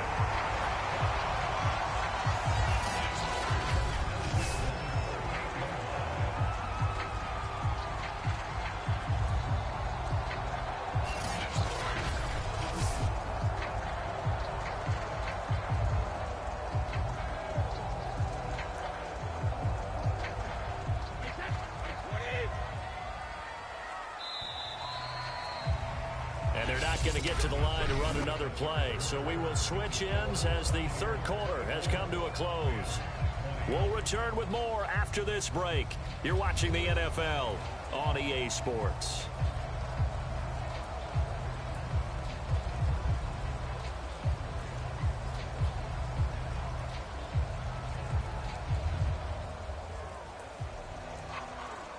So here's a 1st and 10 at the 38. Here's Brady to throw. This is caught by Evans. And they'll get this well past midfield before being stopped just before the 35. Tell you what, he's been able to put the ball in some tight spots all game long. That throw, no different. Yeah, a lot of people would call it a gutsy type of a throw. I think he looks at it as, I can do it, so it's not that big of a deal to me, and I'm going to keep firing.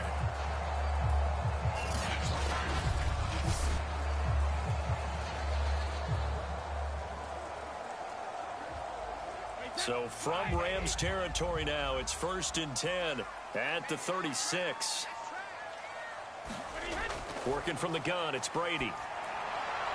His throw incomplete. Charles, thinking back to what you said in the first quarter, that part of the magic elixir for a road victory for these underdogs was going to be winning the turnover battle. Well, they only have one right now. Look at the scoreboard. Yeah, not exactly playing to the form that I subscribed, right? When you talk about winning that turnover battle, that evens things out, especially for a road team, especially for a team that's an underdog. Again, it's Brady. On the right side, this is Miller. Oh, no, he lost the football. And now the Rams have got it, going the other way. And the return out shy of midfield to the 46-yard line. Well, that takeaway, partner, right there, that's a combination of coaching, execution, and absolute belief. Because a lot of guys will look at the scoreboard and go, this thing's pretty well done. But they still thought to themselves, if we can make a play, we give our teammates a chance to win it. And that's exactly what they did.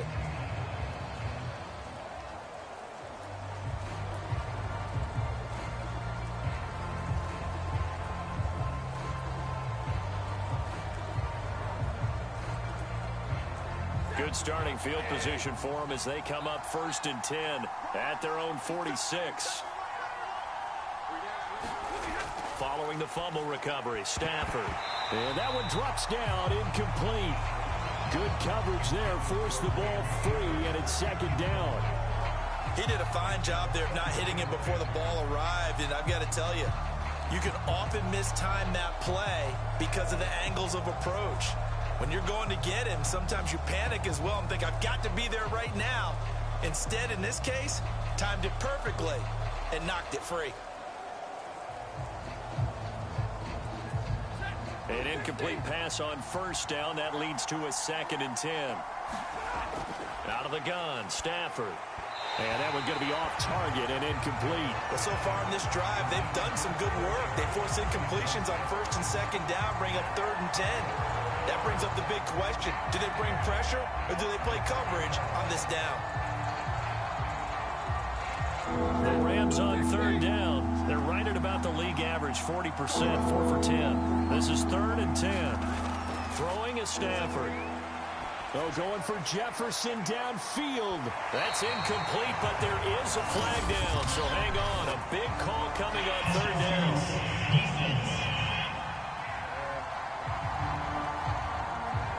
Some boos coming down right now from this home crowd after that call. Yeah, that was because of the pass interference call, but for a second there, I thought maybe they'd gotten a look at my appearance as Othello in the high school play. You were Othello? Not a good one, let me tell you. The chain gang hustling to catch up. Here's 1st and goal from just inside the 10. They'll run here with Akers.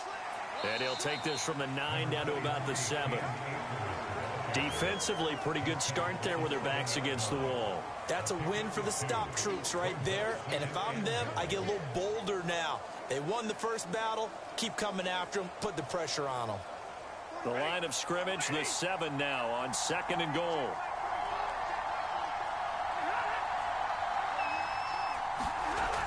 Going to run the sweep here. This is Cup.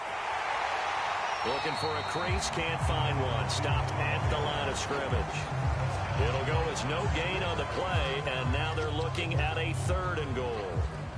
Let's just make this one succinct. Nice job there. All 11 guys on defense diagnosing the jet sweep and putting it down. Now, they'd really like to make the short field pay off. We'll see if they can, but this is 3rd and goal. And that is incomplete. Not sure what happened out there, but it looked like the timing was a little off on that throw. Well, you know I'm a defender, so what am I going to say? Great defense. Darn right. They did something to disrupt that timing.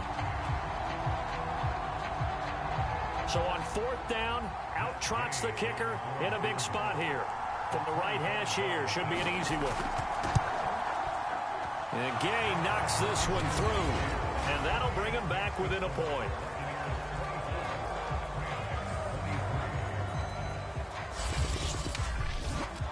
So with that field goal, this one's now back within a field goal. Maybe not the ultimate result they wanted, but gets them that much closer. This game is unfolding like a really good book, isn't it? Because I feel like there's a few more plot twists yet to be revealed before this one is over.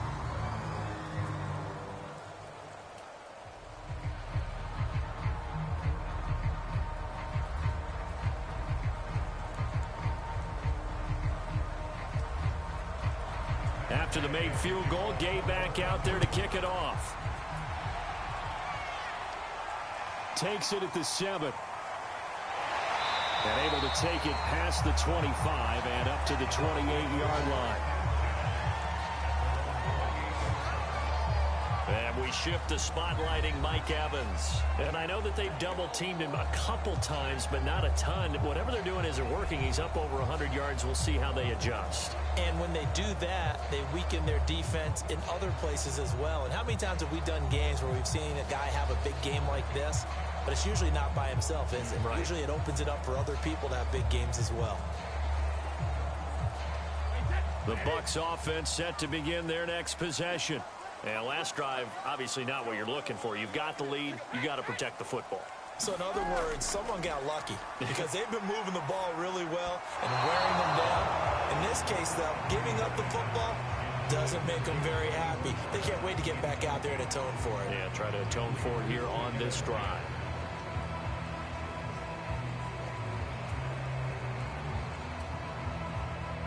So after the incompletion on first, now 2nd and 10. On play action, now Brady. And the Rams got him. They bring him down. The defense rising to the challenge and setting him back on the sack. Well, it was 2nd long, now it's 3rd and even longer. They're going in the wrong direction here. Because they're moving them exactly the way they want to, but you're exactly right. Definitely going in the wrong direction for the offensive guys.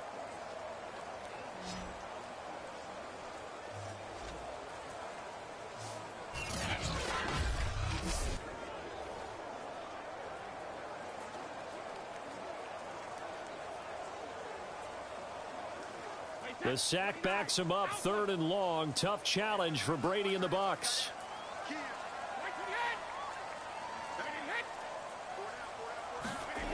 Looking to throw. Brady. Under pressure, they got him again. It was Von Miller who shot in there to get him down. Brandon, what I remember most about playing with guys who knew how to rush the passer, they would just tell you, just cover people for me, just long enough for me to get there. And that's exactly what happened on that play.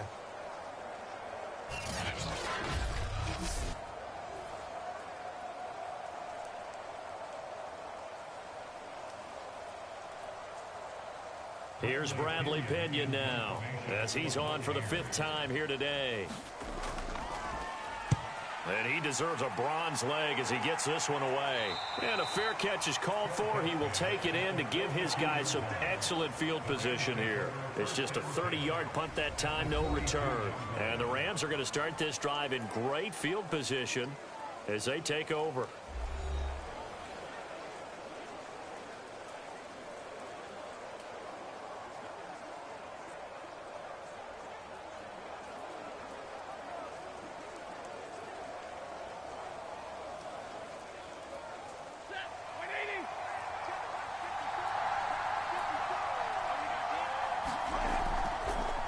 First down. Akers. And very little there. He might have gotten a yard. Yeah, I think he got a yard to the 41. And the big fella stuffed that one up in a big way. I think doubling him has to be a priority because you can't move up to the next level if you don't take care of him first. And we're at the 41, 2nd and 9. A shotgun snap for Stafford. Looking underneath, he's got Akers. And this one's going to go the wrong way. Losing yardage back at the 42. It's a loss of a yard, so it's back to 3rd and 10. Heck of a play there to get to him quickly and get him down for a loss. I think they did a really nice job getting ready for this game, scouting, watching film, and understanding defensively what the play design was.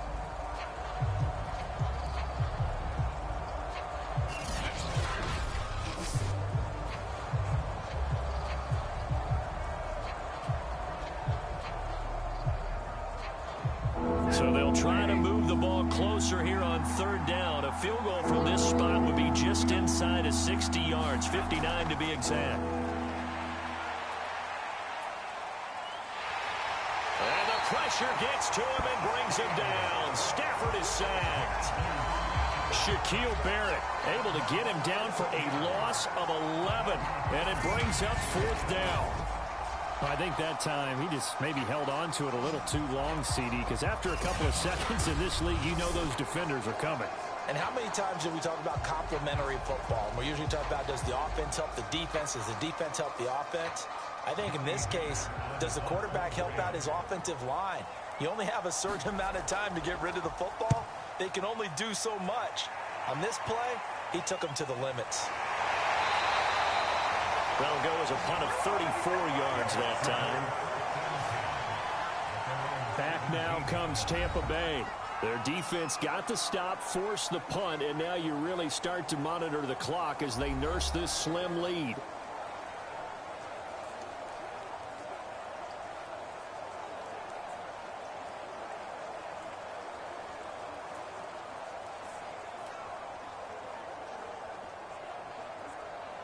Brady going to bring the Bucs up with a 1st and 10 at their own 17-yard line. Throwing to start the drive. Brady, he completes it to Evans. 5 yards on the catch there, brings up 2nd down. One thing you're hoping for when you run drag routes, you're able to hit a receiver in stride, and he can pick up a lot of yardage after the catch. But in this situation, the defense was effective, able to stop him before he could get a good head of steam going. Fakes the give to Fournette. Now Brady. And now a fumble. Brady loses the football. And the offense will cover this one up, but they'll be pushed back inside their own 10. A lot of bad news on that play for them, wasn't there? Lost the football, lost a lot of yardage, but I think the good news outweighs it. Able to retain possession. That was big for them.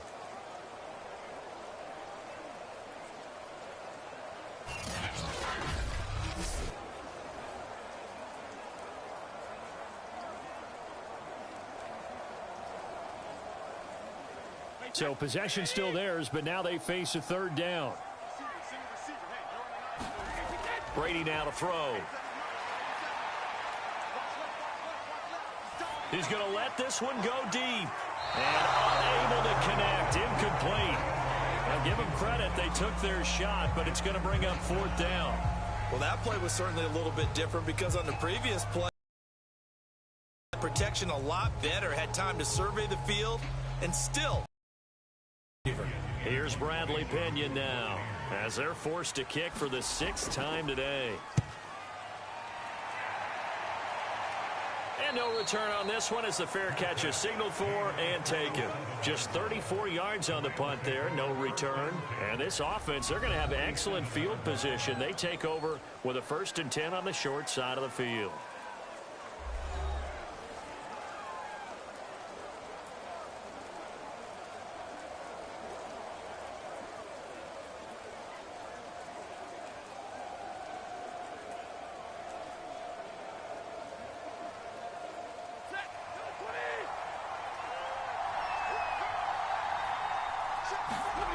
On 1st down at Stafford. And his throw is incomplete. The Pro Bowler Odell Beckham, the intended receiver. And that'll bring up 2nd down. You and I watched film yesterday, and you told me to watch his feet. For whatever reason, his footwork just looked off on that throw. And you always love it when an ex-defensive back talks quarterback mechanics, right? Well, but you're good at it. Well, I try, all right? I don't know how good I am, but it doesn't take much to tell. His mechanics are off a little bit, exactly what you described. Footwork, that led to the incompletion. And that will be incomplete. Trying to dial up the long one way out there, but it'll be 3rd down. This defense is continuing to contest every deep ball that is thrown downfield. And, look, it doesn't matter whether you're playing man or zone. Eventually, that becomes man-on-man, and you've got to trust yourself and go up at that moment of truth and make a play on the football. A field goal from this spot likely out of the question. They've got to get closer here on 3rd down. Back to throw, Stafford. He'll check this down to Akers out of the backfield. And he'll go down inside the 45 before going out of bounds. 3 yards, all they could muster there, and it'll bring up 4th down. He got out of bounds. That's a good thing, but still short of the first. And now, since this brings up 4th down, the defensive play caller, grab your nerves, because now you don't want to be so amped up that you give them a first down by getting out of your lanes, but you also don't want to just lay back and let them have it easily. On is the punter, Hecker, as he gets this one away.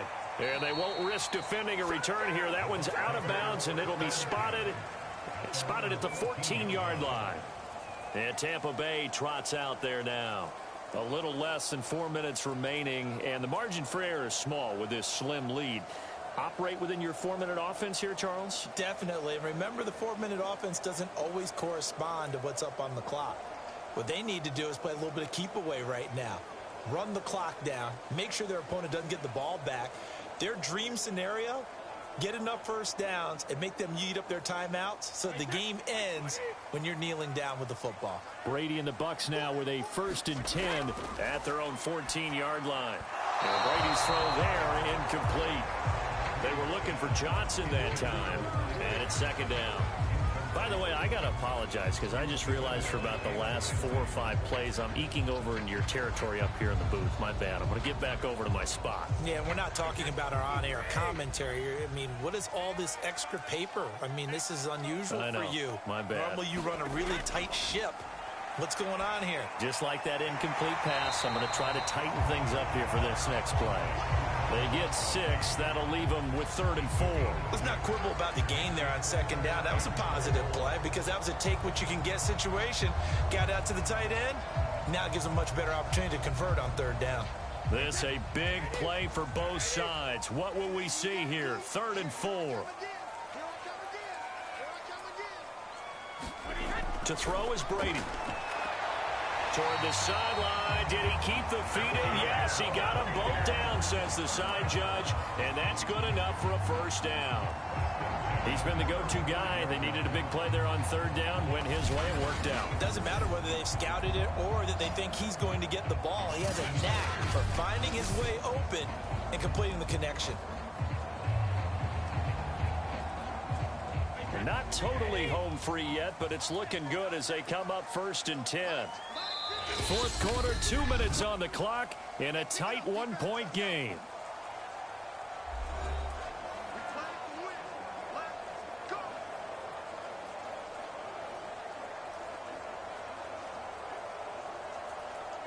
So it's Buccaneer football as we welcome you back. They've got a 1st and 10 as they look to try and finish this one off. They'll try and run some clock with Fournette. And he's going to take this ahead for right around 3 yards, but no more than that. 2nd.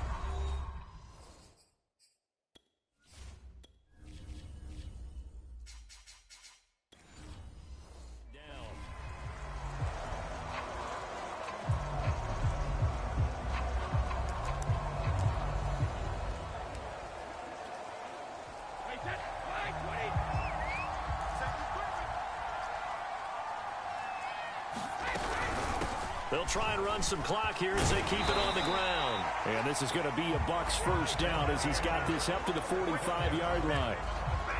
I like that run right there, partner. Not the flashiest run, not the one that's going to break for big yardage, but he understands the situation, and taking care of the football, paramount, and he got it done. Nursing that slim lead, you're exactly right. Hold on to that ball. And this has been a familiar sight all afternoon as they stop him behind the line.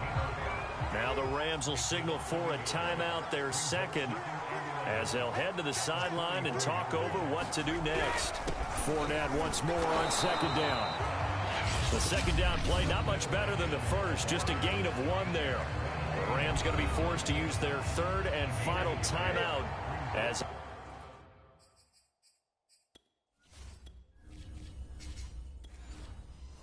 they get the stoppage with 65 seconds remaining.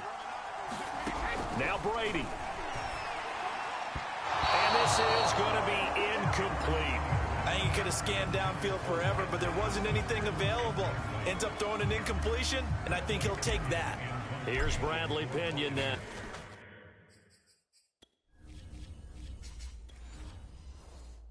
And look at this. It's a fake.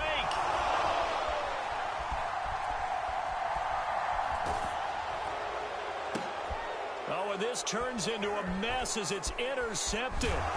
Picked off by the safety, Eric Weddle. And the return stops at the 39-yard line. Well, sometimes the fake punts work out. They're fun, and you're so smart for doing it. And sometimes, Charles, what happens is an epic fail, and what we just saw was an epic fail. And you're right about that, because the key here is the element of surprise. You have to catch a defense completely unaware that this might happen, this might occur. Unfortunately, somehow they tipped it off, or they were just well coached and on their toes. Stafford now to throw. That'll be caught. It's Cup. And they'll wind up getting this one all the way down inside the 20. In position for the possible game winner, but they need to get up and spike it. And oh, that one nearly intercepted. That would have sealed it. Instead, it'll be second down. So now 2nd and 10 after the incompletion on first down. Now it's Stafford. That's caught left side. It's Higbee, the tight end. And he will reach the 8-yard line before going out. And the question now, how do they want to work the clock here on 1st and goal? A field goal would give them the late lead. Now Stafford. Firing quickly here.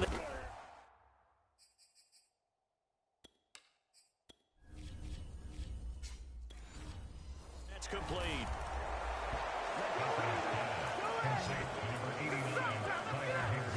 So for those of little faith, guess what? It got done. They now have the lead with that touchdown this late in the contest. I wonder if that was a play they were holding or a play that they just knew would work from past experience. Well, I just saw it in their eyes on the sideline before starting that last drive, and they did. You're right. They got it done. Looks like they're going to be the winners.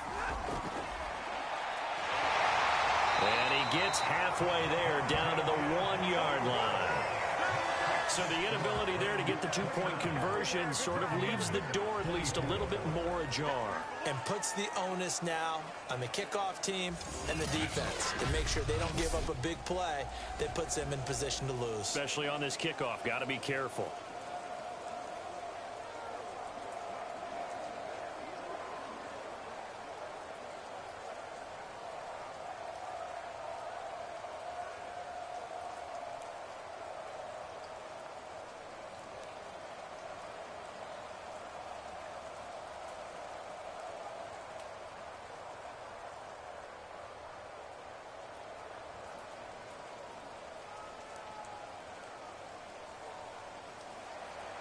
Following the touchdown, here's Gay to kick it away. This is taken just shy of the 10. And he's up across the 25 and down at the 28.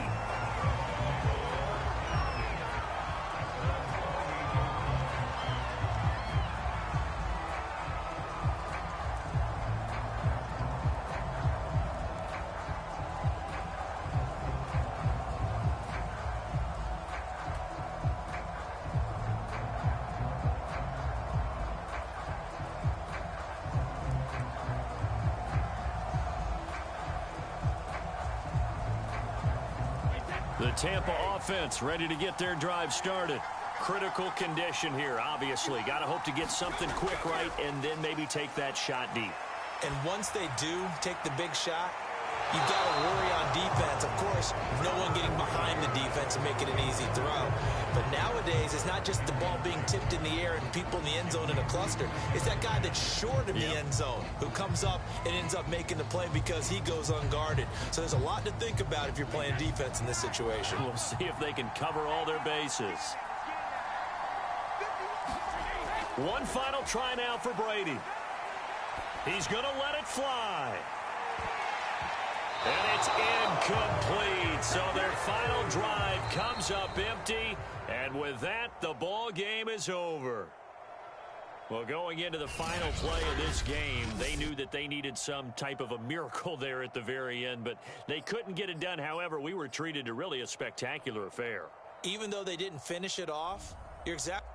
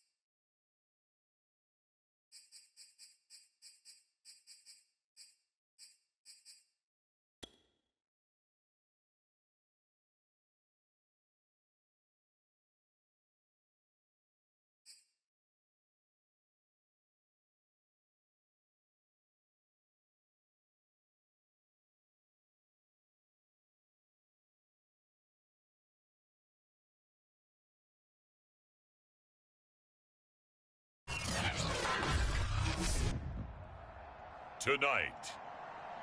From Arrowhead Stadium in Kansas City,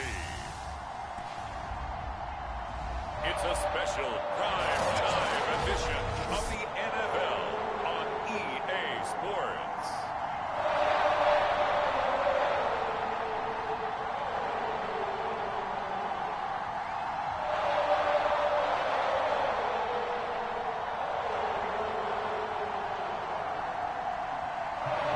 Tyler Bass about ready to get us going. And we are underway from Arrowhead. And this will go as a touchback, and they will begin things at the 25.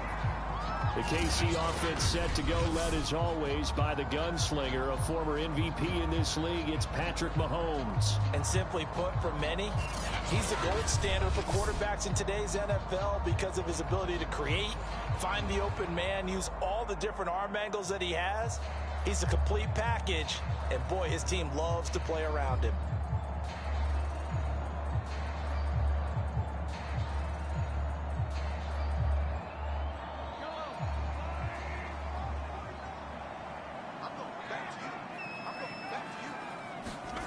Play action. Now it's Mahomes.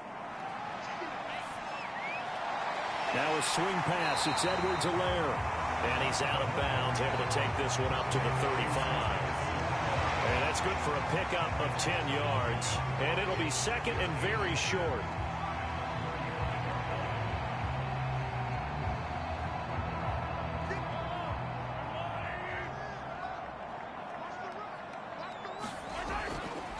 They'll run for the first time with Clyde Edwards-Helaire. And that's going to be a Chiefs first down as good running gets them to about the 44.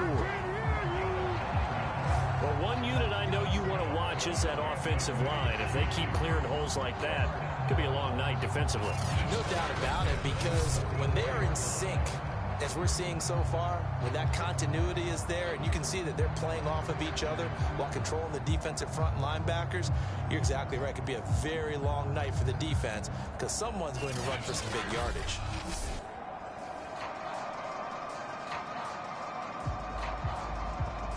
Back-to-back good plays have them on the move on first down. Keep 15, keep 15. Mahomes now to throw. And this one caught by Travis Kelce. They'll contain him to just 4. Second down. I think defensively you're okay with that. Here in the first quarter, he's going to get some catches, but they rallied to him quickly. And that's what you count on, and I like what you just said. First quarter, can you do it all game long?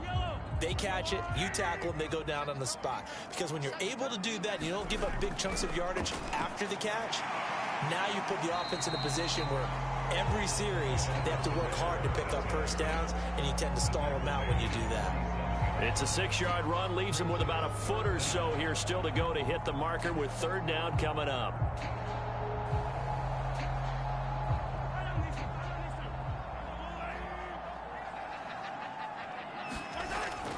Edwards-Helaire, they'll try to run for it. And he's got this down to the 35. They did tell us they wanted to establish the ground game early, didn't they? They did, in a small sample size that we've seen so far, but pretty good return. Yeah, you got to like that. They've strung together a couple of first downs, established what they wanted, the running game. And guess what? They also got their lead guy running it pretty well, too.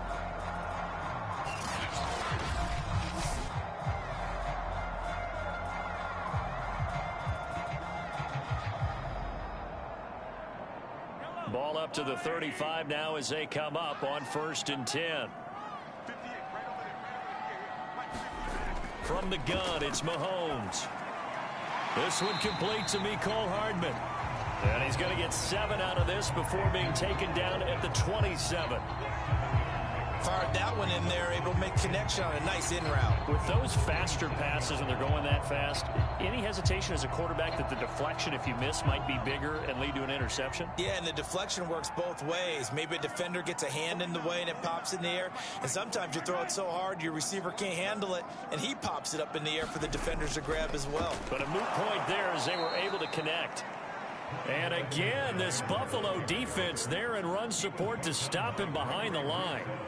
Give him a loss of 6 yards, and it brings up third down. I thought he did a nice job there setting an edge and make sure nothing could get to the outside. But he decided that wasn't enough for him.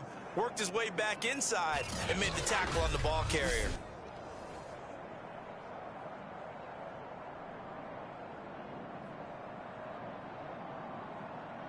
Now play number 7 of this drive, but it's a tough 3rd and 9.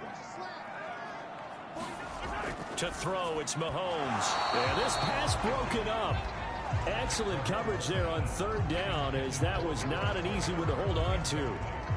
When you run in the slant, timing is everything, and against that man coverage, there was no space available, and incompletion as a result.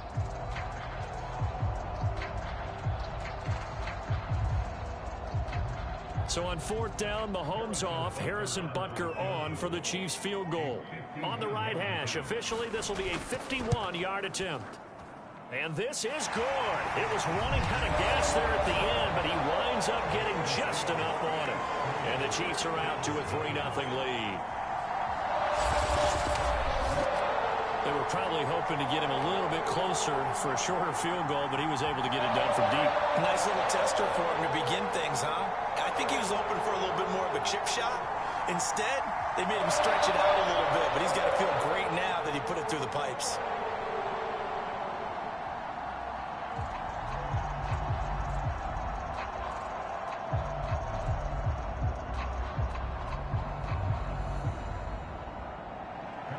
After the field goal, here's Butker to kick it away. Returning it, Isaiah McKenzie. And a nice return sets him up pretty good here right at the 30-yard line. Out comes the offense for the Bills, led by their quarterback at 6'5". That's Josh Allen. And in this league, there are many quarterbacks who have their most success running the ball, while there are others who have big arms. There aren't too many guys who can do both. And at the end of many games, this guy leads his team not just in passing, but in rushing as well.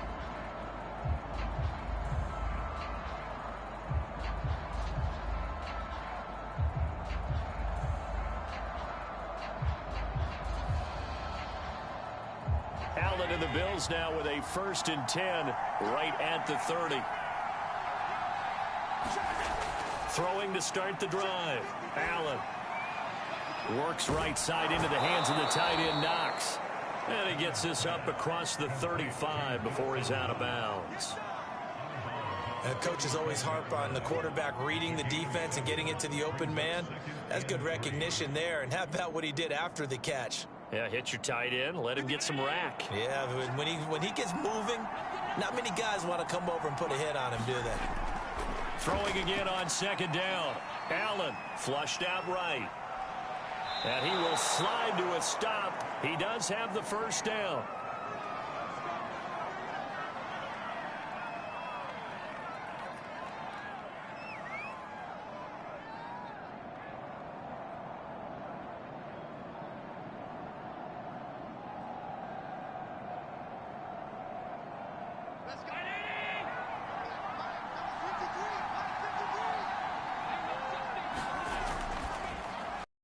Now quickly here to Sanders.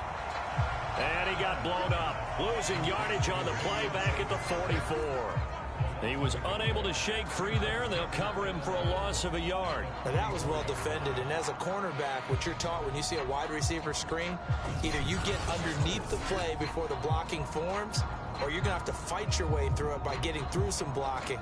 That was a really nice play there.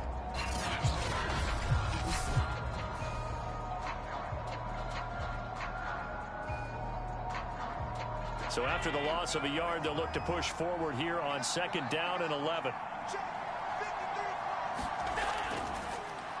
Devin Singletary with his first carry of the game. And taking it across midfield and just shy of the 40. That was good, tough running right up the middle. And if the defense can't penetrate and make him slow his pace or change direction, that's often the end result.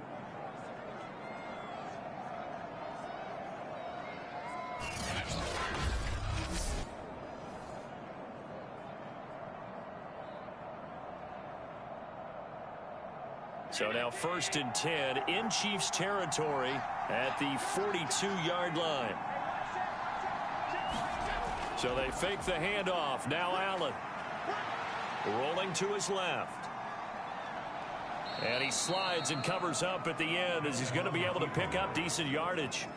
He'll wind up getting 9 after tucking it and running, so it'll leave him with 2nd and a yard. Partner, he was going through his progressions. Not there, not there. After about the 3rd one, he decided he better pull it down and run for it.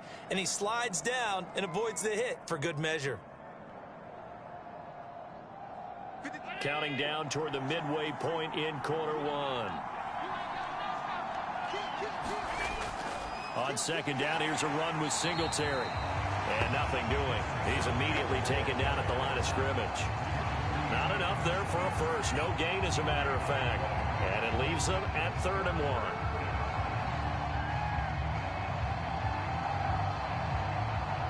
I see an extra defensive back on the field. Little surprise here on 3rd and 1. From the gun, it's Allen. And on the catch right side, this is Sanders. And he is going to have a Bills first down as they're able to get the 3rd down conversion.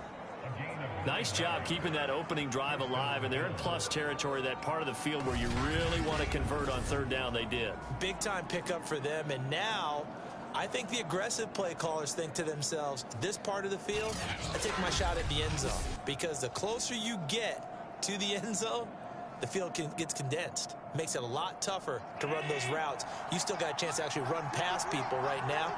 Take your shot at the end zone early in the down and distance count. On 1st down, Allen. Nowhere to turn this time, and he goes down. Sacked back at the 29. Jaron Reed, the defensive tackle, getting in there for a loss of 5. Well, we've seen how this quarterback can beat you with his legs. Saw it earlier on this drive, as a matter of fact. But that time, they had him covered. They really gave him no place to escape because oftentimes they're able to find a crack, a sliver, anything that can get them upfield. On that occasion, nothing open at all, and they swarmed him. So after a rare misstep on this drive, they'll try to make amends on 2nd and 15. Another try after the 1st down sack. Allen. And he'll get this underneath to Singletary. And down inside the 15 he goes. I don't think it's a surprise they're throwing the football early. We expected that. They told us they were going to come out firing, but 4 for 4 on the opening drive. They like that. They don't just like it, they love it, because now everyone gets locked in. Your confidence jumps up. Everyone's easy about what they're doing out there. And by the way, they're looking at the sideline thinking to themselves and expressing, let's keep throwing it. We're doing pretty well. Here's a 1st and 10 at the 14-yard line.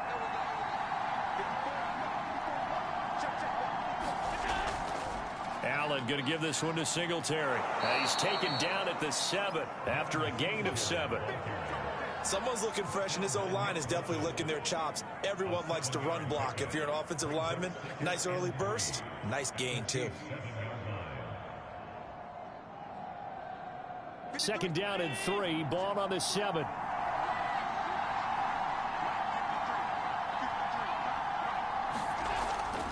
A give, Singletary right side. And he'll be stopped just outside the 5 at the 6. Give him a yard on the run there, and that's going to set up a 3rd down and 2. The good run on 1st down followed up by a not-so-good run on 2nd down. Now let's find out if they're going to stick with the run here on 3rd down. A lot of people would love to see some play action here. I say go with your best running play over your best blocker. Now on 3rd and 2, they're going to elect to throw with Allen. Looking for Diggs, and it's intercepted. Picked off here by Anthony Hitchens. And the Chiefs are going to take over once again, and they'll have it at their own 8-yard line. Charles, not only is that an interception, it's one when you were really knocking on the door for a touchdown inside the red zone. You're actually thinking points. No matter what, at worst, you're thinking kicking a field goal and getting 3. We might look back on this in the second half and say, you remember when they didn't get points on that drive? This could cost them.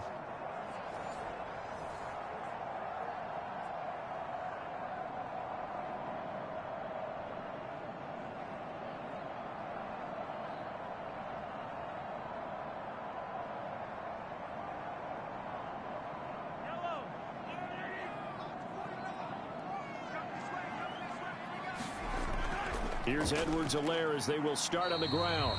And he'll take this one up to about the 13. Tackle made there by Jordan Poyer. I think that's the type of run we'll continue to see throughout this game. The snow coming down, I don't expect a lot of big plays to be broken.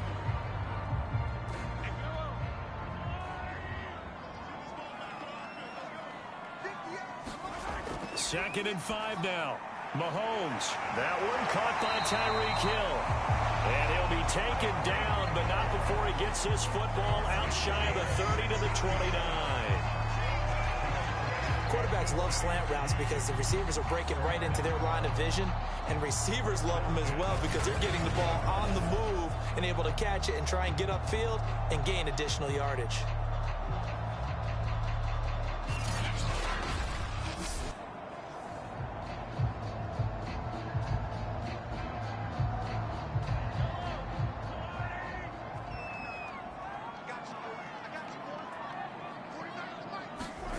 On 1st and 10, here's Mahomes. They'll set up the screen to Edwards-Helaire.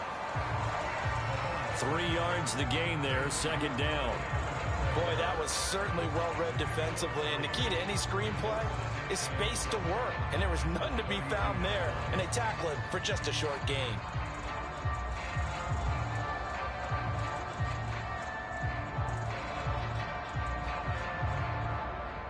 Second and 6. No, scratch that. Second and 7. Throwing now is Mahomes. Finding Edwards-Helaire once again. Room here to run. And he'll take this to the other side of midfield before going out of bounds. Well, that was a beautifully executed screen pass. They let the rushers get upfield and get the escorts in front, meaning the offensive linemen, other blockers out in front. Completed the pass beautifully. So now you've got all that open space with big guys leading the way. So 1st and 10 now in Buffalo territory at the 47. Mahomes taps this forward. It's a jet sweep. And he is tackled inside the 40, not quite to the 35. A good gain again. That's now 31 yards combined on those last 2 plays. Boy, an effective play there, getting their wideouts involved in the run game. And what they're always hoping on that type of a play, that they can get to the end of the line and have a chance to turn it upfield as he did there. That means they controlled the blocking and took care of the defensive end or the outside linebacker to give him that lane. And I guess I need to clarify, I said getting their wideouts involved in the run game, but of course that was actually a pass as he popped it forward.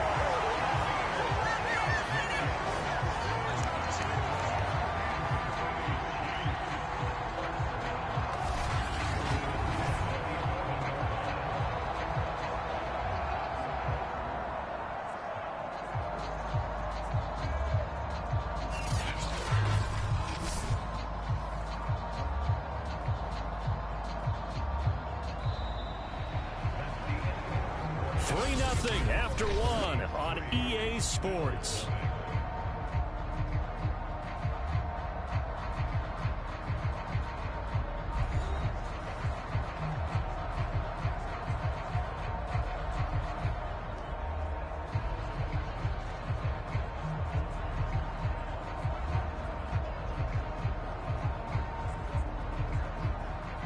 They had to settle for 3 last drive, hoping this second go-around ends in 6. In good position, 1st and 10. And it's caught. And in for the Chiefs touchdown. Demarcus Robinson, an 11-yard touchdown. And the Chiefs go coast to coast and finish the drive off with 6 points. This has to be great for the psyche of this offense. Presented with bad field position, they didn't let it stop them. They rolled downfield and scored a touchdown.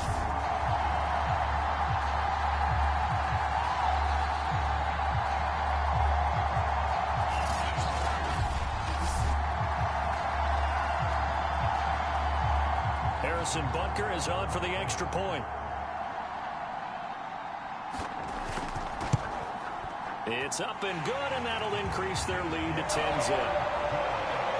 So that drives 7 plays in length, and it's capped off with a Kansas City touchdown.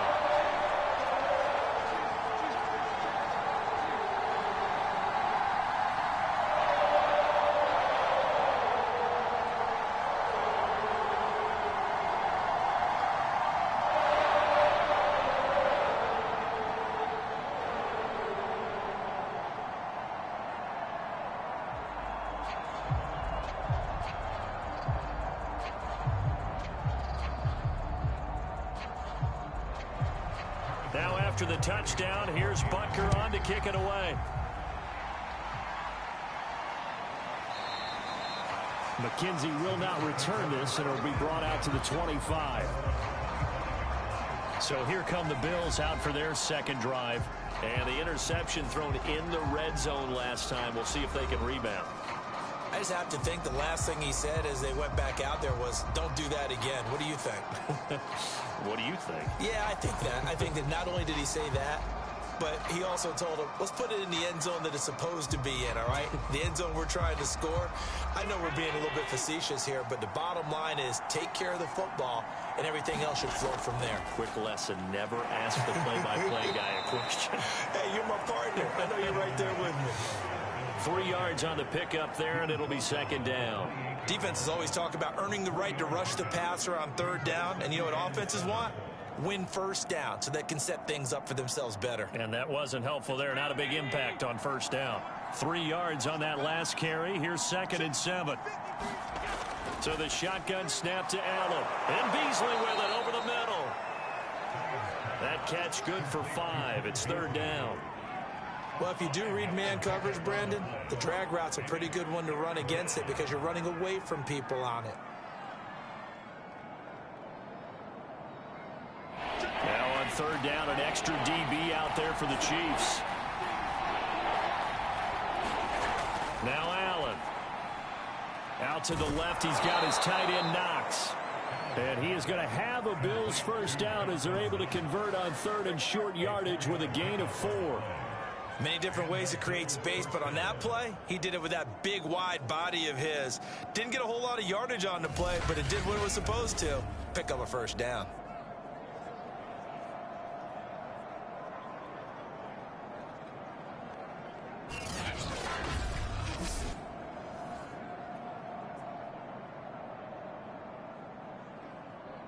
So here's a 1st and 10 at the 38. A play fake to Singletary, and now it's Allen. Steps away. Nice work to get 7 out of that, and it's 2nd down. Well, he did a nice job keeping his eyes downfield, waiting for someone to get open. But once the pressure forced his eyes down to see the rush, it was time to make a break for it. 3 yards remain for 2nd down.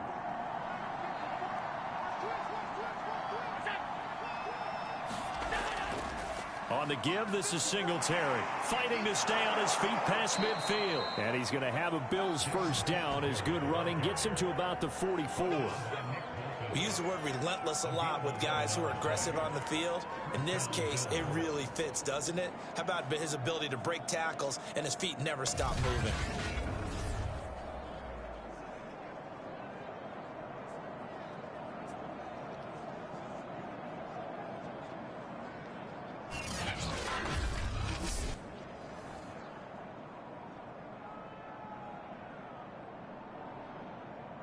So now 1st and 10 in Chiefs territory at the 44-yard line. Working out of the shotgun. Here's Allen. And this will be incomplete. Physical play on the football there, and it's 2nd down. So much about defending the pass is being able to be right there at the moment the ball gets to the receiver, and he was right in his hip pocket, helping force that incompletion. After the incomplete pass, here now is 2nd and 10. Allen now looks to throw. Throwing middle, but it's incomplete. Certainly appeared to take away his first read, and by the time he tried to look elsewhere and find an open target, the coverage was too good. That one falls incomplete.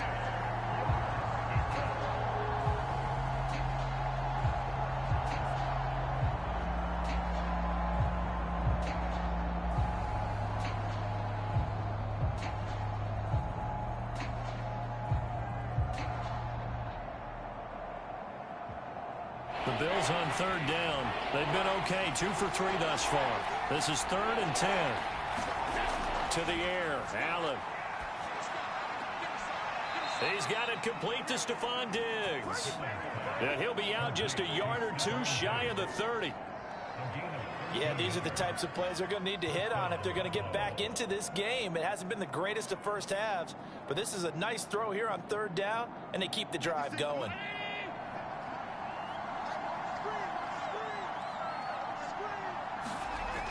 Now Allen again. This is brought in by the tight end, Tommy Sweeney. Heck of a broken tackle and able to work this down near the 23. 7 yards, the pickup there. That's a staple of this offense. Drag route to the tight end. Yeah, he's unable to use his size to break off much more yardage after the catch, but still an effective gain nonetheless.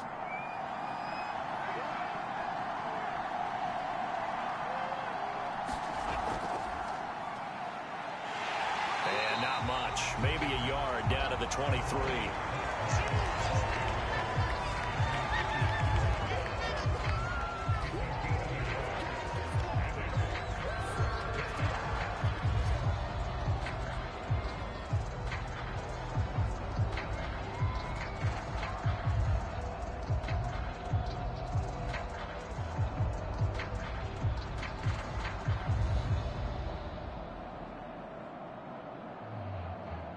So they need 2 yards here on third down. Remember, they're already 2 of 2 on third down conversions on this drive. Now Allen. And finding Emmanuel Sanders here. And they are able to stop him, but he does take it all the way to the 2. A very important third down conversion right there, because when you're trailing and find yourself this deep in enemy territory, the kicker's not even part of your thought process. You got to make it pay off with 6. Nice connection right there to set up first and goal.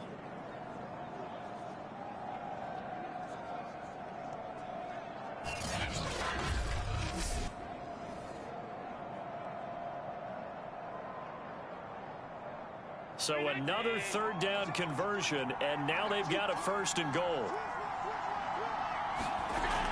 Singletary. Nothing doing there. They're going to wind up holding him at the 2. No gain there, and it's going to set up second and goal. So stuffed from the 2. Now what? You know me pretty well. What do you think I want here? Play action? Definitely. Let him get outside and create. And if he has to run it, he has a little bit more space. Second and goal, and they will try again from the 2-yard line. Moss. And he is into the end zone for a Buffalo touchdown. Zach Moss taking it in from 2 yards out. And the Bills draw a bit closer. Just power football there down near the goal line. Give it to him. He's able to push his way across. Yeah, they went heavy there. Sometimes you have those big offensive linemen come in, have to report like they're eligible. But all they're doing is getting a good stance, blocking, and getting their runner across the goal line. Out comes the kicking team here for the extra point.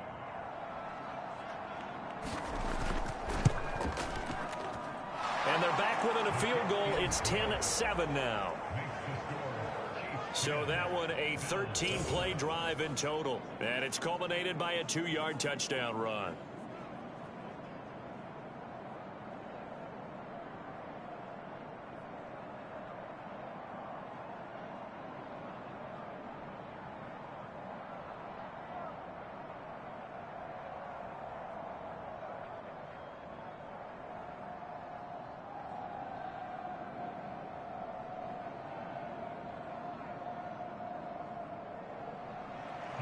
After the touchdown, Bass to kick it away.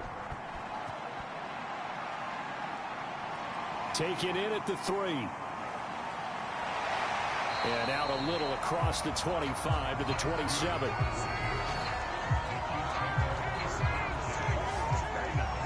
Set to take over, Patrick Mahomes and the Chiefs. Last series, the ball never hit the ground. 6 of 6, touchdown pass, so whatever he did then, do it again, right? Yeah, it reminds me a lot of when I watch the best quarterbacks throw 7-on-7 or even routes versus air. They're accurate. The receivers catch it. The ball never touches the ground. Or if you want to take it to basketball, a well-executed fast break, right? Pass, pass, pass, finish at the rim, basket. Yeah, ball never hits the ground there either. The KC offense out of the huddle, ready for their next drive. Mahomes now on first down. It's Kelsey on the ground. And they'll get him down after a pickup of 8, 2nd and 2. And there's a completion to the tight end. And look at the size of these players nowadays. At that spot, 6'4", 6'5", and up. A lot of guys used to be basketball players, somehow came back to football. And that's really good for the game of football. You get better athleticism, great hand-eye coordination, guys who know how to control their bodies when they run their routes. On play action, it's Mahomes. Man open is Robinson. And he is down deep into Buffalo territory. A big play there for KC. Pretty good yards after the catch there on that crossing route. Is a crossing route good for a quarterback because the receiver's coming across his line of vision? They love those kind of throws. And how many times have you seen any of what we call an in-breaking route? The quarterback really turns it loose, doesn't he? Has a lot more confidence because he can see the play right in front of him.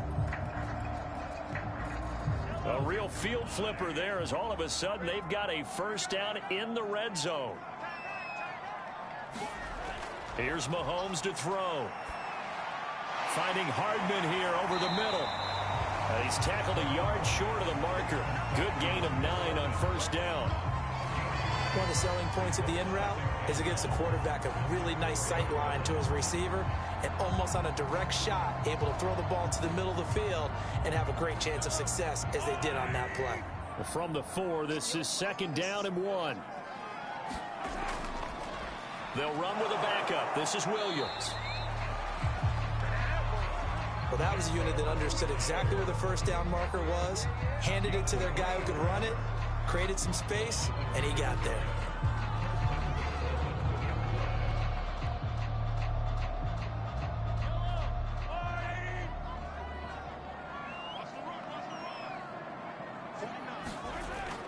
They'll run. Here's Burton, the fullback. And he's going to take it into the end zone for a Chiefs touchdown. Mike Burton taking it in from 2 yards out. And the Chiefs add on to their lead. And that's why you have the fullback, Charles. Couldn't get it in the play before with a smaller guy. Turned to a little more power. They score it. And now it has to warm the hearts of a lot of old school football fans. They love when they get to see a little bit of power football.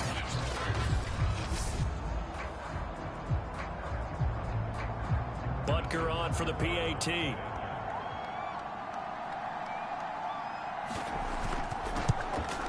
It's good to make it 17-7. 5 plays there on that drive. And it's culminated by a 2-yard touchdown run.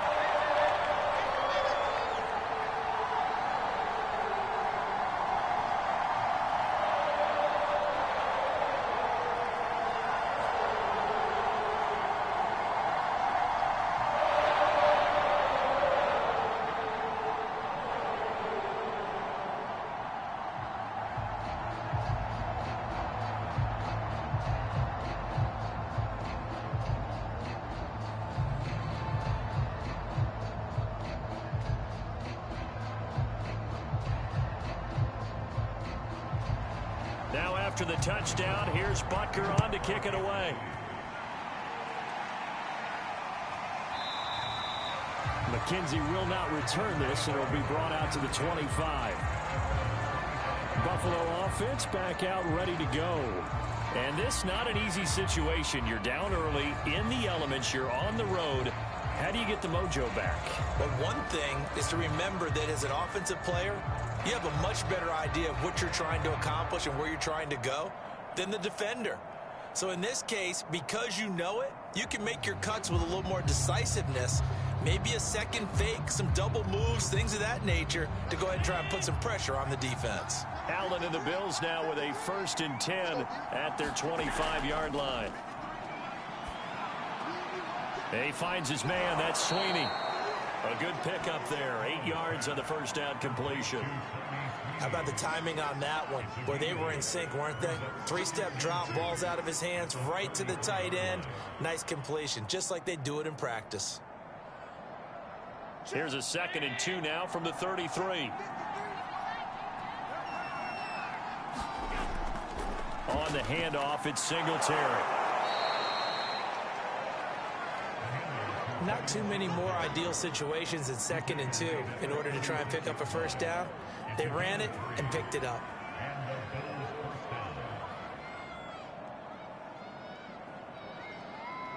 So from the 36 now, 1st and 10.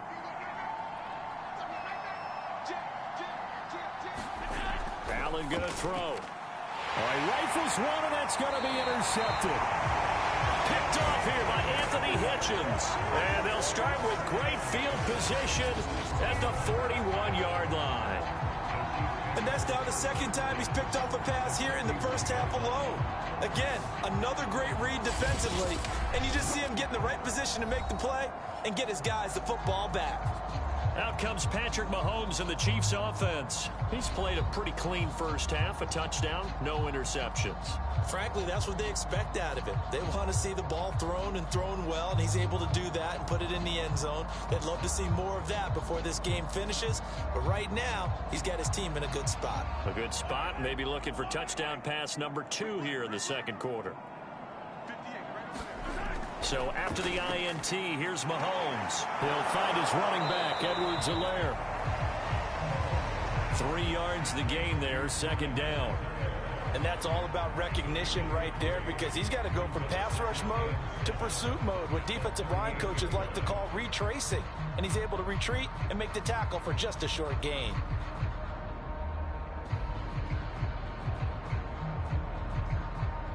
Second and 7.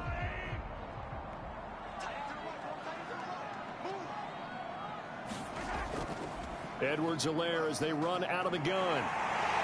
And he works it past the 30, almost to the 25. And we've hit the 2-minute mark in this first half of action.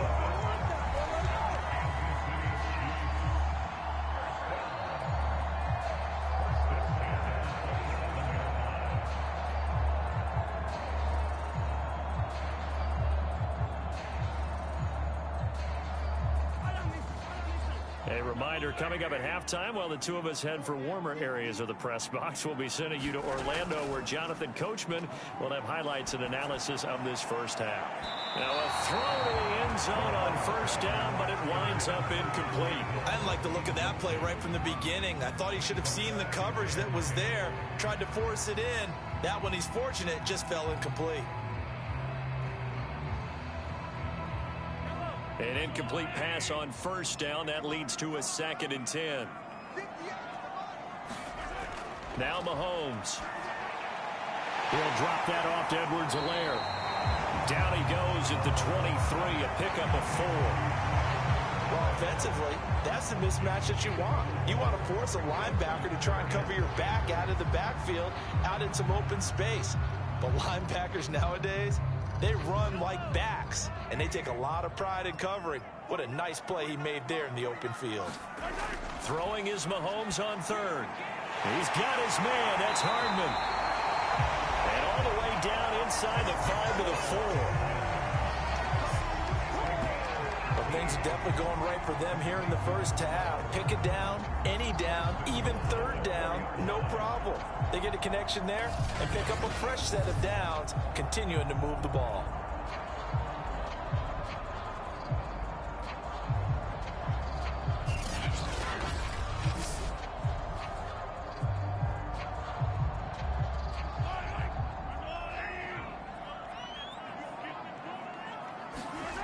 Now here's Mahomes. And that'll be caught. Touchdown, Kansas City. DeMarcus Robinson. DeMarcus Robinson with his 2nd touchdown here in this first half. Able to grow their lead. There was no going through the progressions on that touchdown pass. Yeah, nor was it necessary. His receiver won that route early, presented himself. No reason to wait. Go ahead and put it on him and score a touchdown. Butker now to add the extra point.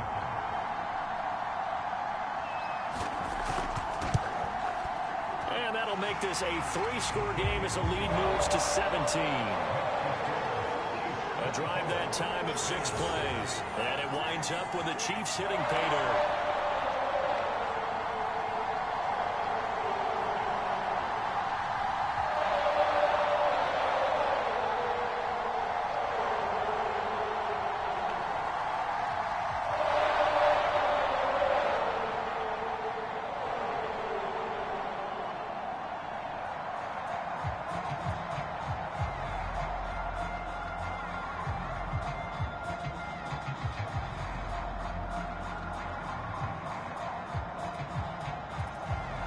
Now after the touchdown, here's Butker on to kick it away. McKenzie will not return this, and it will be brought out to the 25. The Bills going to take over now late in this first half. And with a little under a minute remaining, they may try to put something together here just to try to cut into that deficit.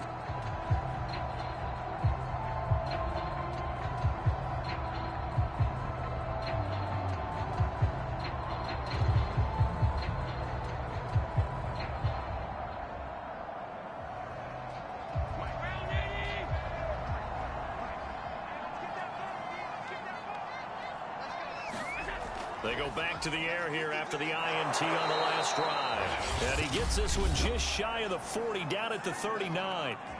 Now the Bills are going to use the first of their timeouts as the clock will stop with 55 seconds to go until halftime.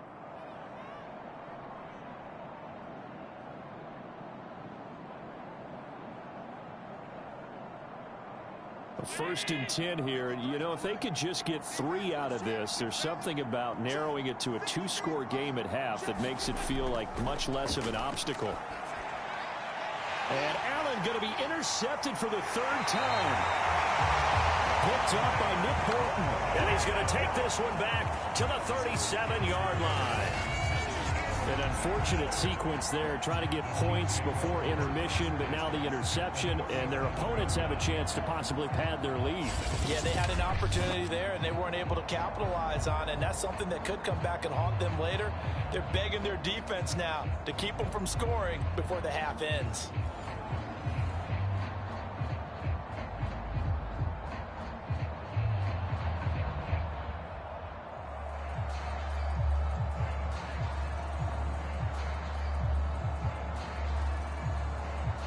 Line of scrimmage, the 37 on 1st and 10.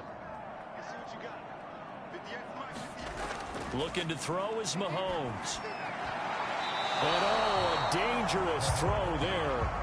Nearly intercepted on the sideline, but it's incomplete. But defensively, you're over there trying to catch your breath and try not to show the offense that you're a little bit fatigued. You're right back out there after the turnover. Now they've got to work towards getting another couple of stops and forcing them into at least a long field goal situation. So after the incompletion on 1st, now 2nd and 10. Mahomes going to throw. Complete. The tight end, Kelsey. The Chiefs will use the first of their timeouts as they'll stop it with just over 40 seconds to go in the first half.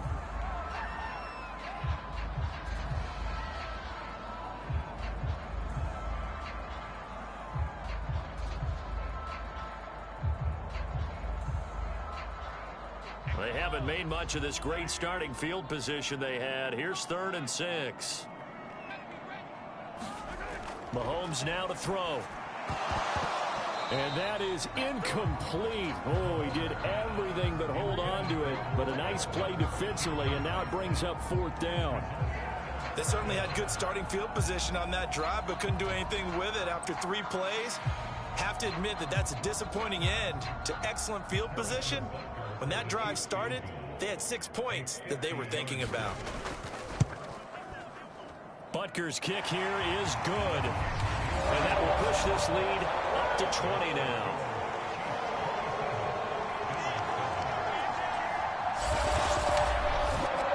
They got the interception, but very little movement after, and that forces him to settle for 3. And it does feel like settling when that happens, doesn't it? It certainly does, but we got to give a lot of credit where it's due, and that's to the defense because they ran onto the field.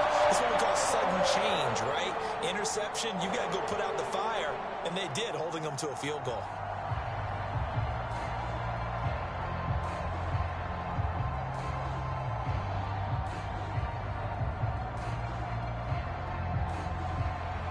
After the field goal, here's Butker to kick it away. From his end zone, Isaiah McKenzie. And they will wrangle him down a couple yards shy of the 30. Back now comes the offense. Madden spotlight time as we shine it on Josh Allen. So with the 3 interceptions, how does he erase those from his mind and just focus on this drive? I think he may need some help from the coaching staff. Maybe the offensive coordinator says, okay, let's do a few of the shorter throws, quick rhythm throws where the ball's out of his hand quickly into a receiver before the defense can react. Maybe not take so many shots downfield just in case. Get your confidence back up, and then later on, you expand the targets again. The KISS method. Keep it simple, stupid, right? I love it. I love it. Buying time to his left. And they'll wind up getting this to the 37. Gain of 9. Now the Bills will use the second of their timeouts as the stoppage will come with 23 seconds to go till halftime.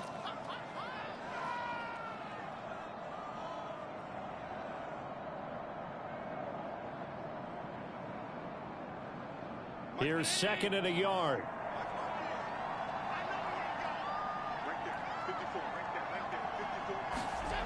To throw, it's Allen. And he finds Beasley complete. And he'll go out near midfield at the 49. It's been a very one-sided game so far. They got to change what they're doing right now, don't they? You can't wait till the halftime speech to make an adjustment. No, you can't, because if you're doing it right, you're adjusting from series to series, and they need a big adjustment here to try and put some points on the board. First down, and they're going to throw with Allen. Isaiah McKenzie hauling it in. And he's out of bounds as he gets this down to the 45. A gain of 6 there on first. Timing is everything, and they work on this cut all the time. They work on all the timing patterns, and this time it paid off for them. Worked him to the center of the field, cut it to the outside, ball's delivered, gets both feet down for the completion. Looking to throw again on 2nd down. Allen, and that's incomplete. Clock stops with 10 seconds left. Let's face it, if you want to get back into the game, these are the kind of throws you got to hit. He's wide open right there. Got to be able to get it to him, don't you think? And those are the throws that haven't been available to them every time he's dropped a pass. Yeah, that's a big miss.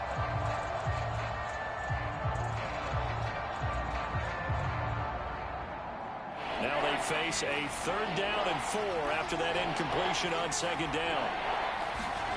Allen to throw once more. And this one caught by Beasley. And he's going to get this down near the 30-yard line.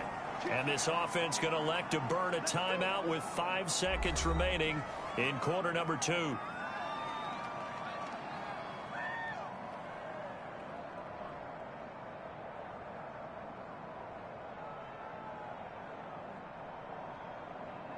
So even though it's first down, here's the field goal unit on now to try to get 3 before halftime. It'll come from the right hash. It's a 47-yard attempt. And this one is going to just tuck into the bottom left corner as he gets it to go. And that will move the deficit from 20 down to 17. Well, maybe a little bit of an anxious moment there as that ball got closer and closer, but it does curl in. Yeah, actually did a little bit of a slow dance there with the left upright, didn't it? But had just enough space, as you said, for it to curl in.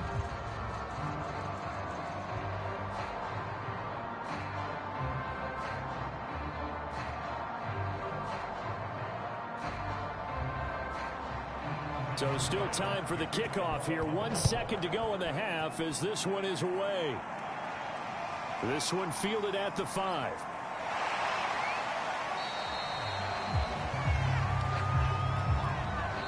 So we reach halftime in what's been a fairly one-sided game so far. As we'll head down to Orlando, that's where we find our man Jonathan Coachman at our EA Sports Halftime Report. Coach. Okay, Brandon, thanks very much, and welcome everyone to this abridged version of the EA Sports Halftime Report. All right, Brandon, thanks very much. Welcome everybody to our abbreviated version of the EA Sports Halftime Report. The snow certainly making conditions difficult, and it's not likely to get better anytime soon. As we turn it right back over to Brandon and Charles. All right, Coach, thank you, and we welcome everyone back for quarter number 3.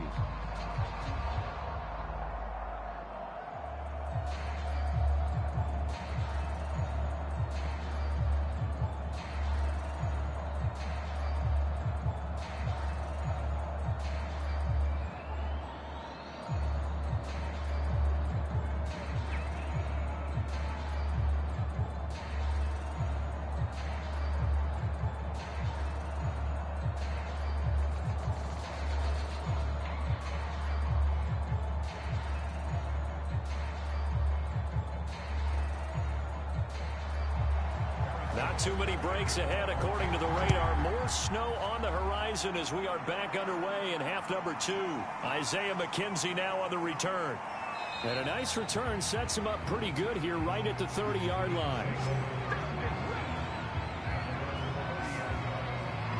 Josh Allen leads the offense out for their next possession. And he's looking to take much better care of the football here in half 2 after 3 first-half interceptions. We don't have to just look strictly at the numbers here. You know what else happens to a team when you turn it over 3 times like that? It erodes confidence in you. And it erodes confidence in the offense. And now you have the defensive guys looking over and saying, what is going on here? And instead of playing for the team, they're playing angry and mad at their teammates. The Bills come to the line to start their next drive. And you have to think, Charles, down 3 scores already. They need to play an almost perfect second half to have a solid chance. And that absolutely starts with finding some way to put together a touchdown drive here. They need to be smart, fast, efficient, get the ball into the end zone, and do it again multiple times in order to have a chance to win this game. 3 tight ends in the ball game here on 1st and 10.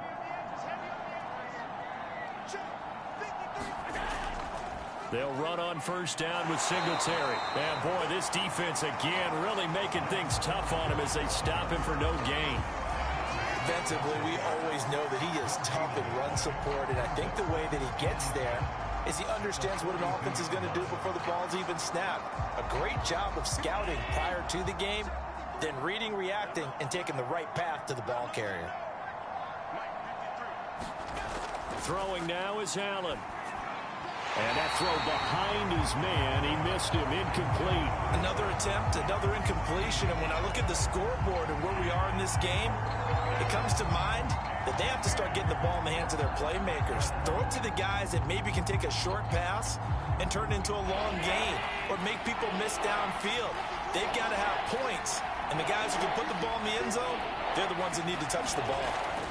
Throwing is Allen on 3rd. Now he'll dump it underneath to his running back, complete. And he is going to have a Bills 1st down as they're able to get the 3rd down conversion. One of my old teammates called me the other day when he was watching the game. He's like, man, trying to watch an NFL game and trying to account for their passing game, that's difficult. And just when you think you get everything covered, here comes a back out of the backfield. And in this case, he picks up a 1st down.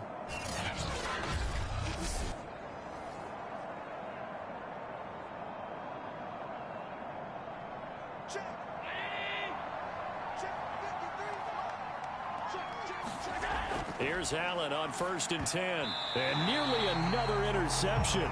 Well, it would have been his 3rd of the game, but this time he couldn't hang on. I'm trying to decipher what's going on out there because I don't know if he's just getting bad reads. I don't know if the defense is confusing him. I don't know if he just has, bad info and intel before he snaps the ball. But he's made some pretty bad decisions with the football lately. Yeah, several bad decisions on the interceptions he's thrown in. Frankly, that should have been another pick right there. Now this one complete on the slant route. And he'll be brought down with a 1st down as the tackle's made at the Chiefs' 32-yard line. But one of the ways that quarterbacks keep all the receivers alive in a play, never lock in on any one guy. Make sure you keep your eyes moving, scan the field. And here he finds the open guy for a nice pickup.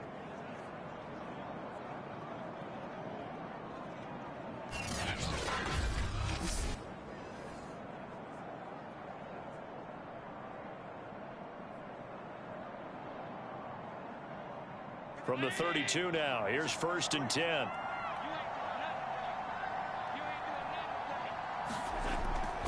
They'll run on 1st down. Singletary.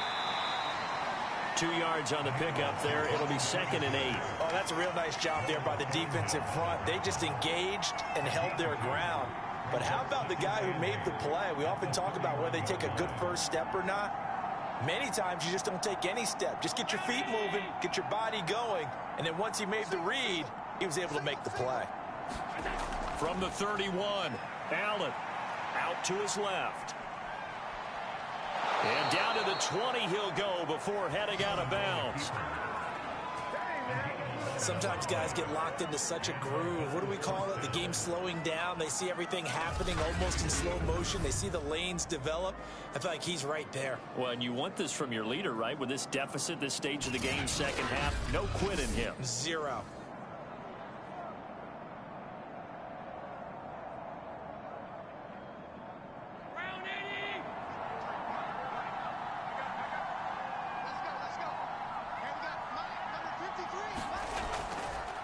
On first down, Singletary. And he is going to lose yardage here.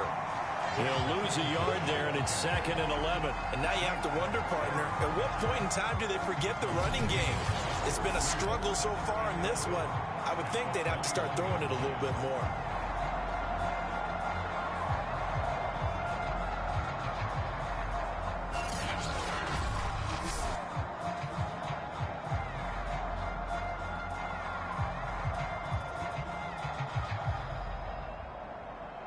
Maybe just a slight detour on what's been a strong drive. Here's 2nd and 11.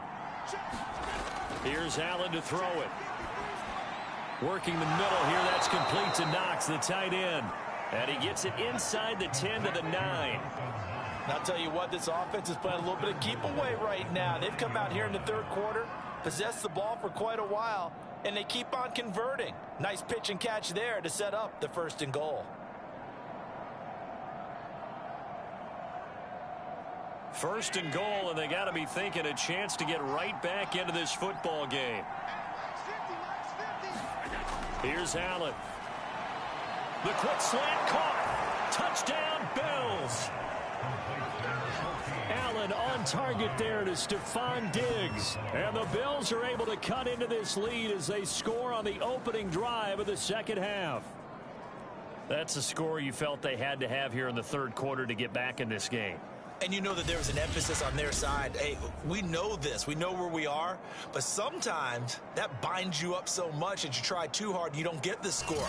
A perfect combination of urgency, yet relaxed enough to get it done.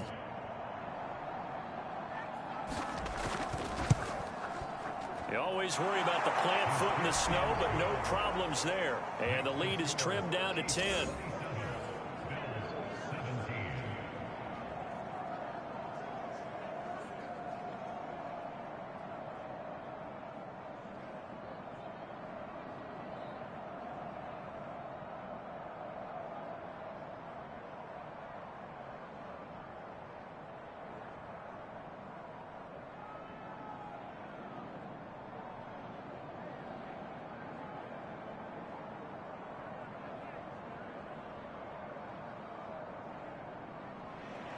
After the touchdown, Bass to kick it away.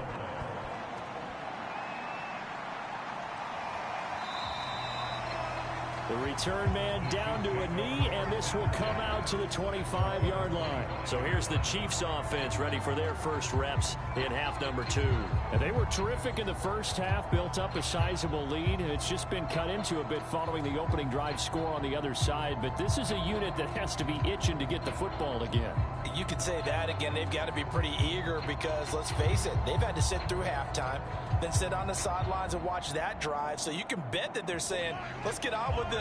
We got to go out there and get some more points.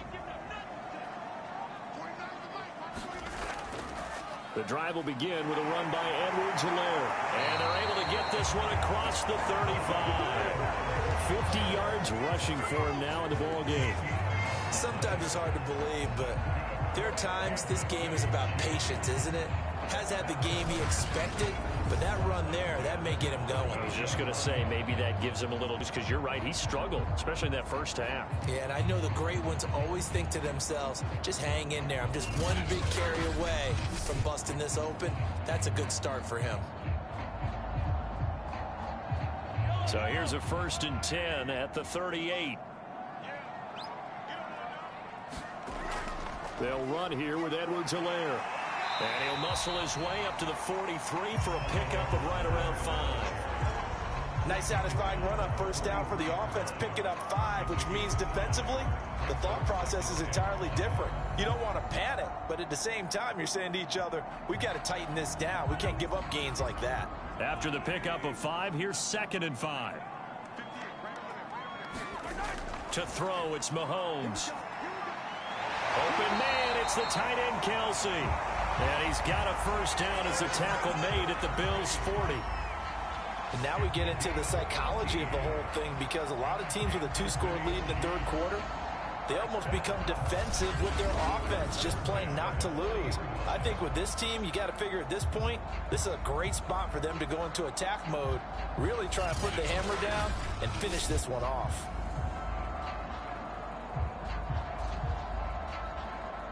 So 1st and 10 now in Buffalo territory, right at the 40.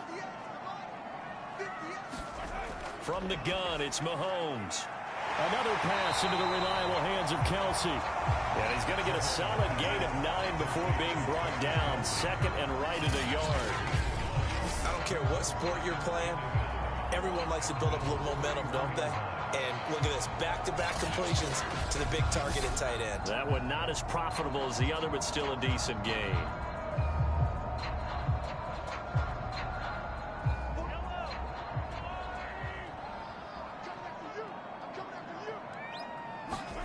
Play action. Now it's Mahomes. Finding room to the 20. And he's got a first down as the tackle made at the Bills' 14. 2nd and short, that's a rundown, so it's definitely a good time to go play action if you're feeling it. And they do so and pick up a first down.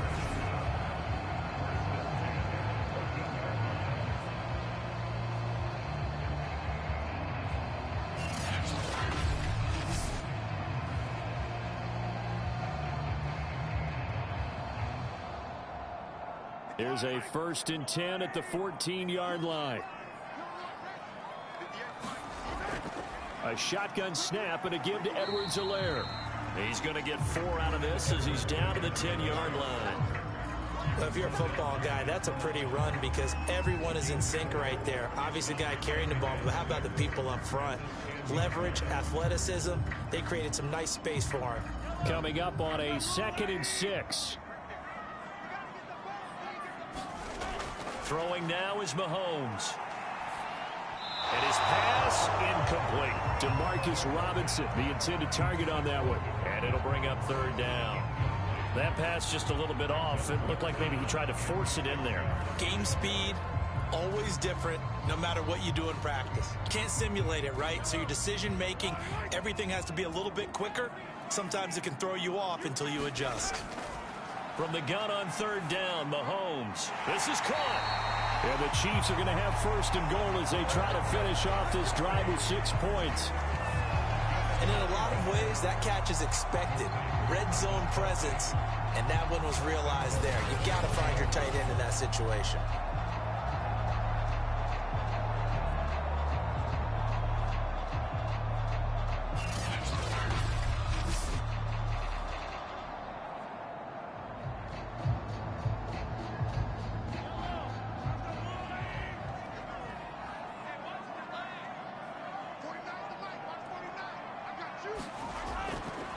They'll try to run it in, going option right. And he is in. Touchdown, Kansas City. Patrick Mahomes keeping it himself from a yard out. And the Chiefs are able to extend their lead.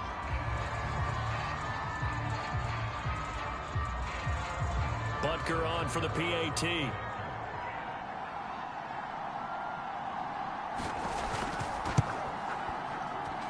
And that'll make this a 3-score game as the lead moves to 17.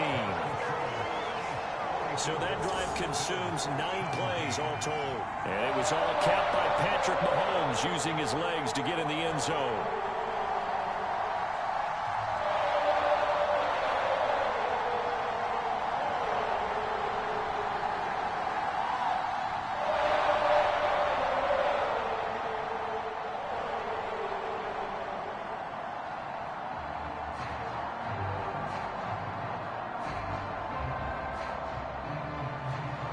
After the touchdown, here's Butker on to kick it away. On the return, it's McKenzie. Now a hit and a loose football. And it's picked up by the Chiefs. And they're going to be set up in the red zone right around the 17-yard line. So problems compounding themselves here on the return. They just give up the touchdown, and now they lose the football. Yeah, partner, things are starting to unravel a little bit for them right in front of our eyes. They're going to be looking for some answers, and quickly.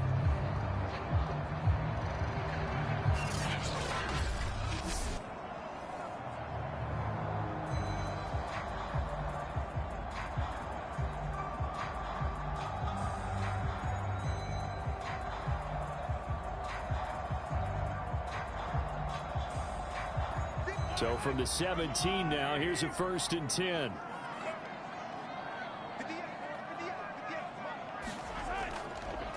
Now a carry for Edwards-Helaire. And he'll be stopped after a gain of only a couple down to the 15-yard line.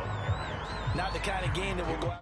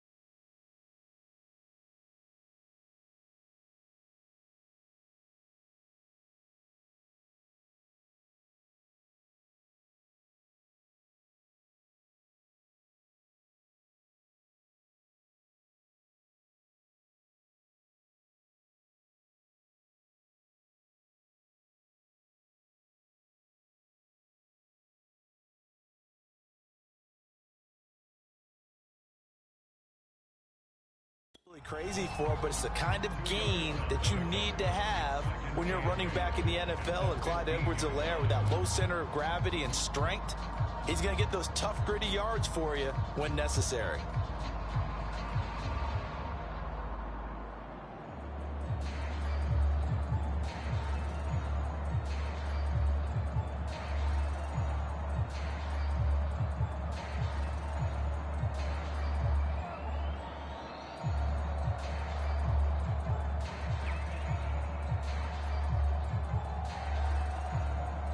The last run got a couple. Here's 2nd and 8.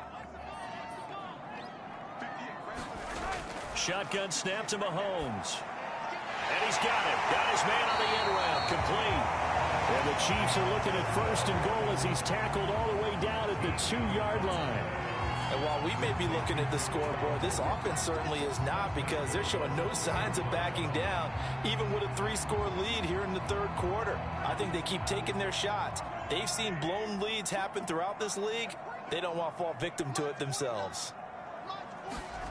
Mahomes taps this forward. It's a jet sweep.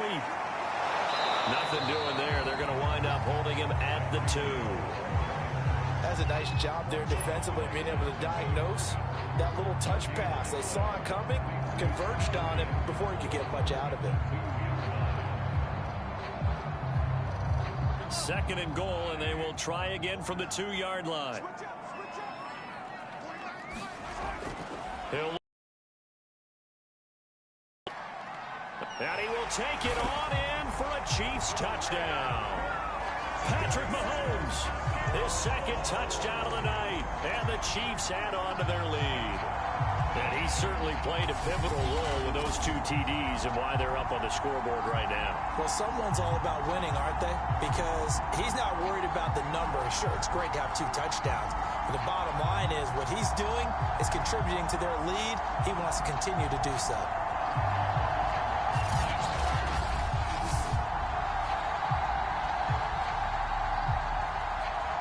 Butker now to add the extra point.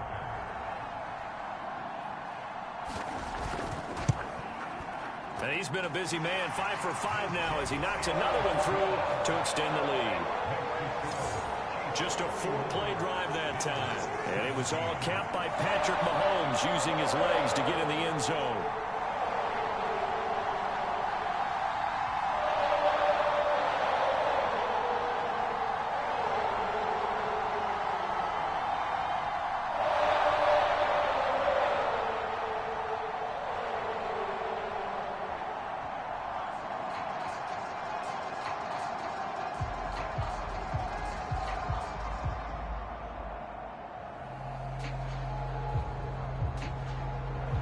Now after the touchdown, here's Butker on to kick it away. McKenzie returning it. And not much happening on the return as he'll get this to about the 23.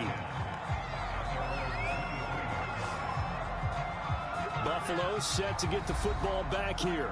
They've got to dig down deep. I mean, they need something right now, really anything to cling on to. This offense has struggled. Partner, join me in a walk to their locker room at the half, okay? Because I think what we would have seen is an offensive coordinator and his assistant coaches getting together with all their positions, then coming together as a group, going over adjustments, and then the head coach coming in and just screaming, wake up. Yeah. Let's get moving, guys. I'm kind of glad we weren't in there at halftime, actually. I mean, you think you might have turned it on us, too? Yeah, but right now, whatever was said hasn't been working. And he'll take this one up close to the 25-yard line. Give him a couple on the carry there, 2nd and 8. You know that old expression, it's not my night? It hasn't been his so far. I don't know if the legs are a little bit heavy. Sometimes having to hang out all day and play doesn't exactly play to your advantage, but it's been a tough go for him. And every time he looks up, somebody's there defensively. That was the same case on that play. And that falls to the ground, incomplete. A nice job of bodying him up defensively, and now it brings up 3rd down. He did an okay job of absorbing the hit, just couldn't secure the football through the catch. And he was right there on the spot and forced the incompletion. That's something defenders work on all the time. If you're there, make the contact, but continue to work your way through the receiver so that you can't possess the football and turn it into a catch. And he is going to have a Bills 1st down as they're able to get the 3rd down conversion. Well, we talk all the time about playing situational football, and right now I think the scoreboard is dictating what they need to do. Where they are in this game, they've got to push the ball downfield, take their shots, try and get big chunks of yardage in a short amount of time. That was a nice play there.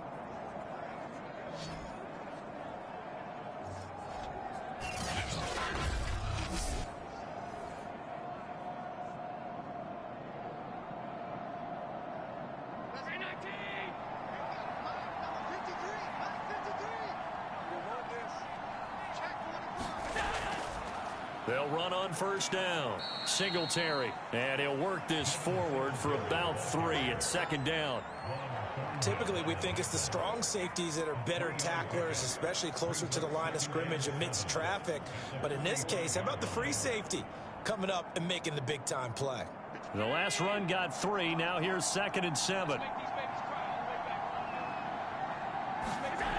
Working out of the shotgun. Here's Allen. And a quick throw here. That's complete. And he'll be brought down on what's going to turn out to be the final play of this 3rd quarter. 1 quarter remains here as we wrap up the week on a Monday night. This is the National Football League on EA Sports.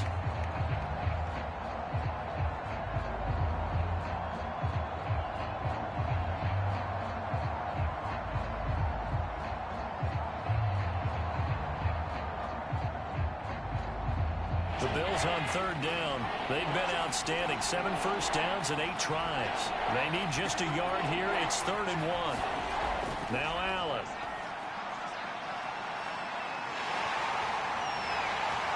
And he's going to have to eat this one as down he goes. Chris Jones able to drop him for a loss of 2, and that will bring up 4th down. We've been around this league for a while, and many coaches never pull their starting quarterback, almost no matter the situation. In this case, though, I think he's got to make a decision. He's taking a pretty good beating out there. Yeah, with the deficit, maybe not wanting to risk an injury.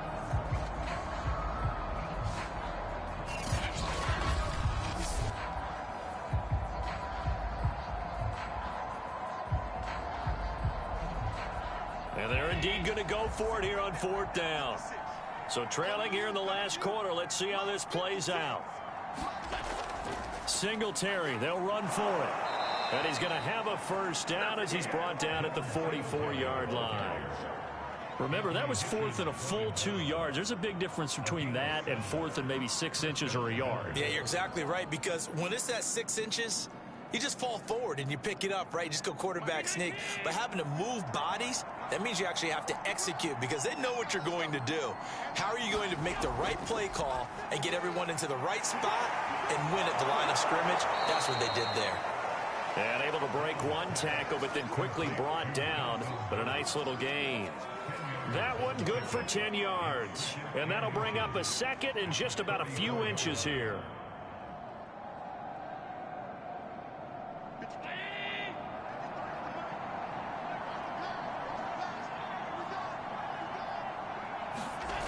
From the gun, it's Allen. Looking for Beasley, got him on his slant. And he'll be brought down with a first down as the tackle's made at the Chiefs' 23. Well, this game was decided a while ago, and that completion there, it's going to artificially inflate his passing numbers. So right now, the only one really applauding probably his agent as he thinks about angling for a new contract.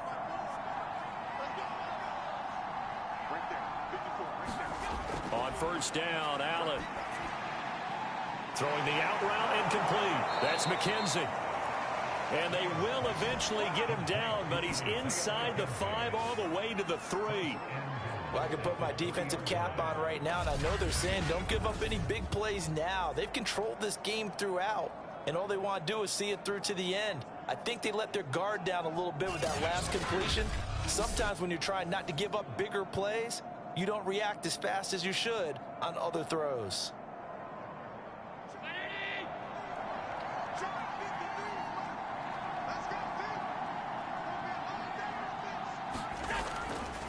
They'll look to run with Moss. And this time they were ready for him as they'll stop him right at the line of scrimmage. Call it a full 3 yards in the wrong direction there. Brings up 2nd down. This is a tough situation offensively because down 3 scores, the field goal kicker's not even going to come into play here. As an offensive play caller, though, you know you have to take chances. This is a time to get creative.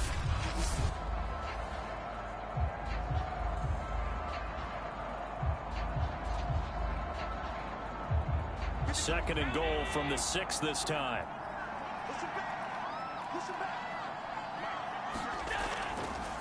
On the counter, this is Singletary. And he's going to press this one forward as they stop him right around the 1.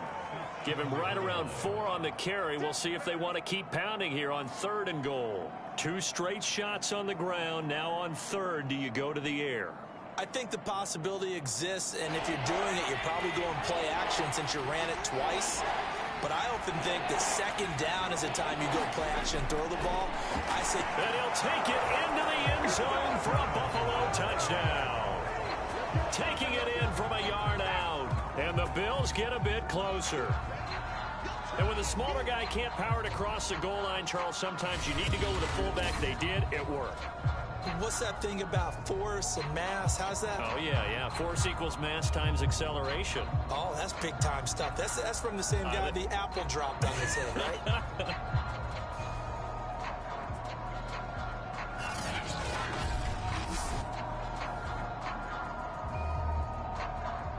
So Allen breaks the huddle, and his guys will go for 2 here. Allen will try to throw for it.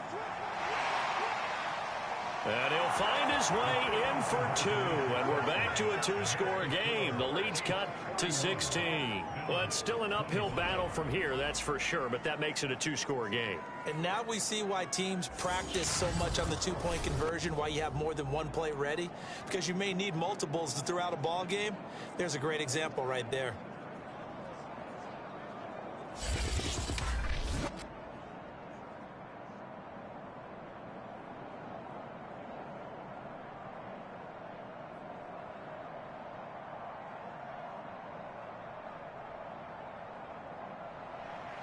After the touchdown, Bass to kick it away. This will be fielded inside the 5.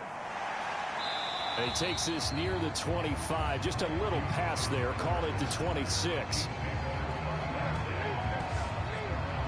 The KC offense and Clyde Edwards-Helaire getting the ball back here. He's toppled the century mark already, receiving the football, closing in on that on the ground, too. They've really had trouble handling him. I think from what we've seen in this game, his success through the air has started to open things up for him on the ground, because now he's loosened up the defense, right? They've got to play just about every snap as if another receiver can get downfield on them, and he's been that receiver. Now they bring him back to the backfield. I think his yardage running the ball will increase as this one goes on. Well, they might need to devote some extra attention to him, something just to stop the momentum he has. Now a pass that's taken.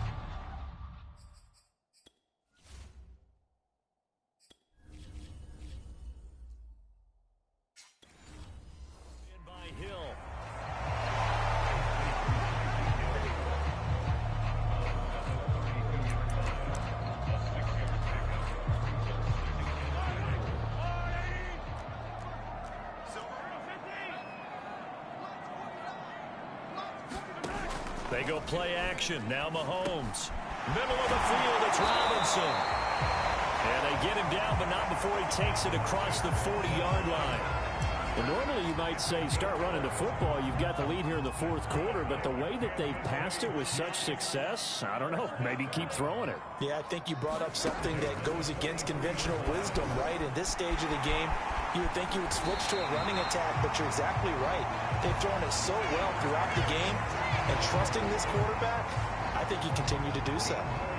He's starting to fall into the category of not fair, because when he's on target throwing the ball, he's dangerous. But when you add in his ability to make plays with his feet, almost impossible. Yeah. Travis Kelce, 20. And all the way in for a Kansas City touchdown.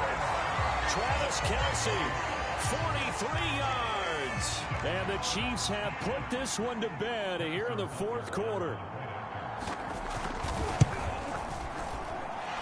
Extra point by Butker is on target. And that pushes the lead up to 23. Now after the touchdown, here's Butker on to kick it away. Taken at the goal line. And up to about the 26-yard line, just across the 25.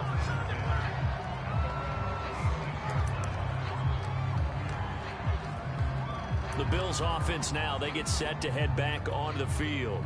And for them, a touchdown their last go-around. Obviously, they'll be hoping to do that again. And when you start plotting for this drive, when you start thinking to yourself, okay, what are we going to do? You don't go away from what you did before because that worked, but you have to be prepared for wrinkles and counters because you know they'll make some adjustments. And that is incomplete. Oh, the coverage a little too good there, and it's second down. To throw once more on 2nd and 10. Allen going deep for Diggs. A fight for it, and this is caught. What a catch. A big play here for Buffalo. At this stage, there's nothing left to do but to keep firing. And if you're a play caller, you may go off your sheet and use some things maybe you hadn't planned to in this game. Maybe that was one of them there that worked. He's got the hook up with Diggs. And they are able to stop him, but he does take it all the way to the 2. And again, it's Allen. He will find Diggs in the end zone. Touchdown, Buffalo.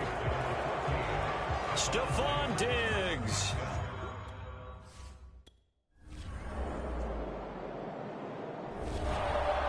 A Well, Charles, it's one thing to win. It's another thing to win and put up the amount of points that they did. Boy, were they clicking on offense. They can't help but feel great about themselves, can they? I mean, what a game to put up that number of points, continually feeling they're moving the ball and things are working and clicking. They think that they can bottle this and carry it with them. And as an offensive coordinator, you just don't think you can do anything wrong. Whatever you call, run, pass, it's all going to work. That's called being in the zone.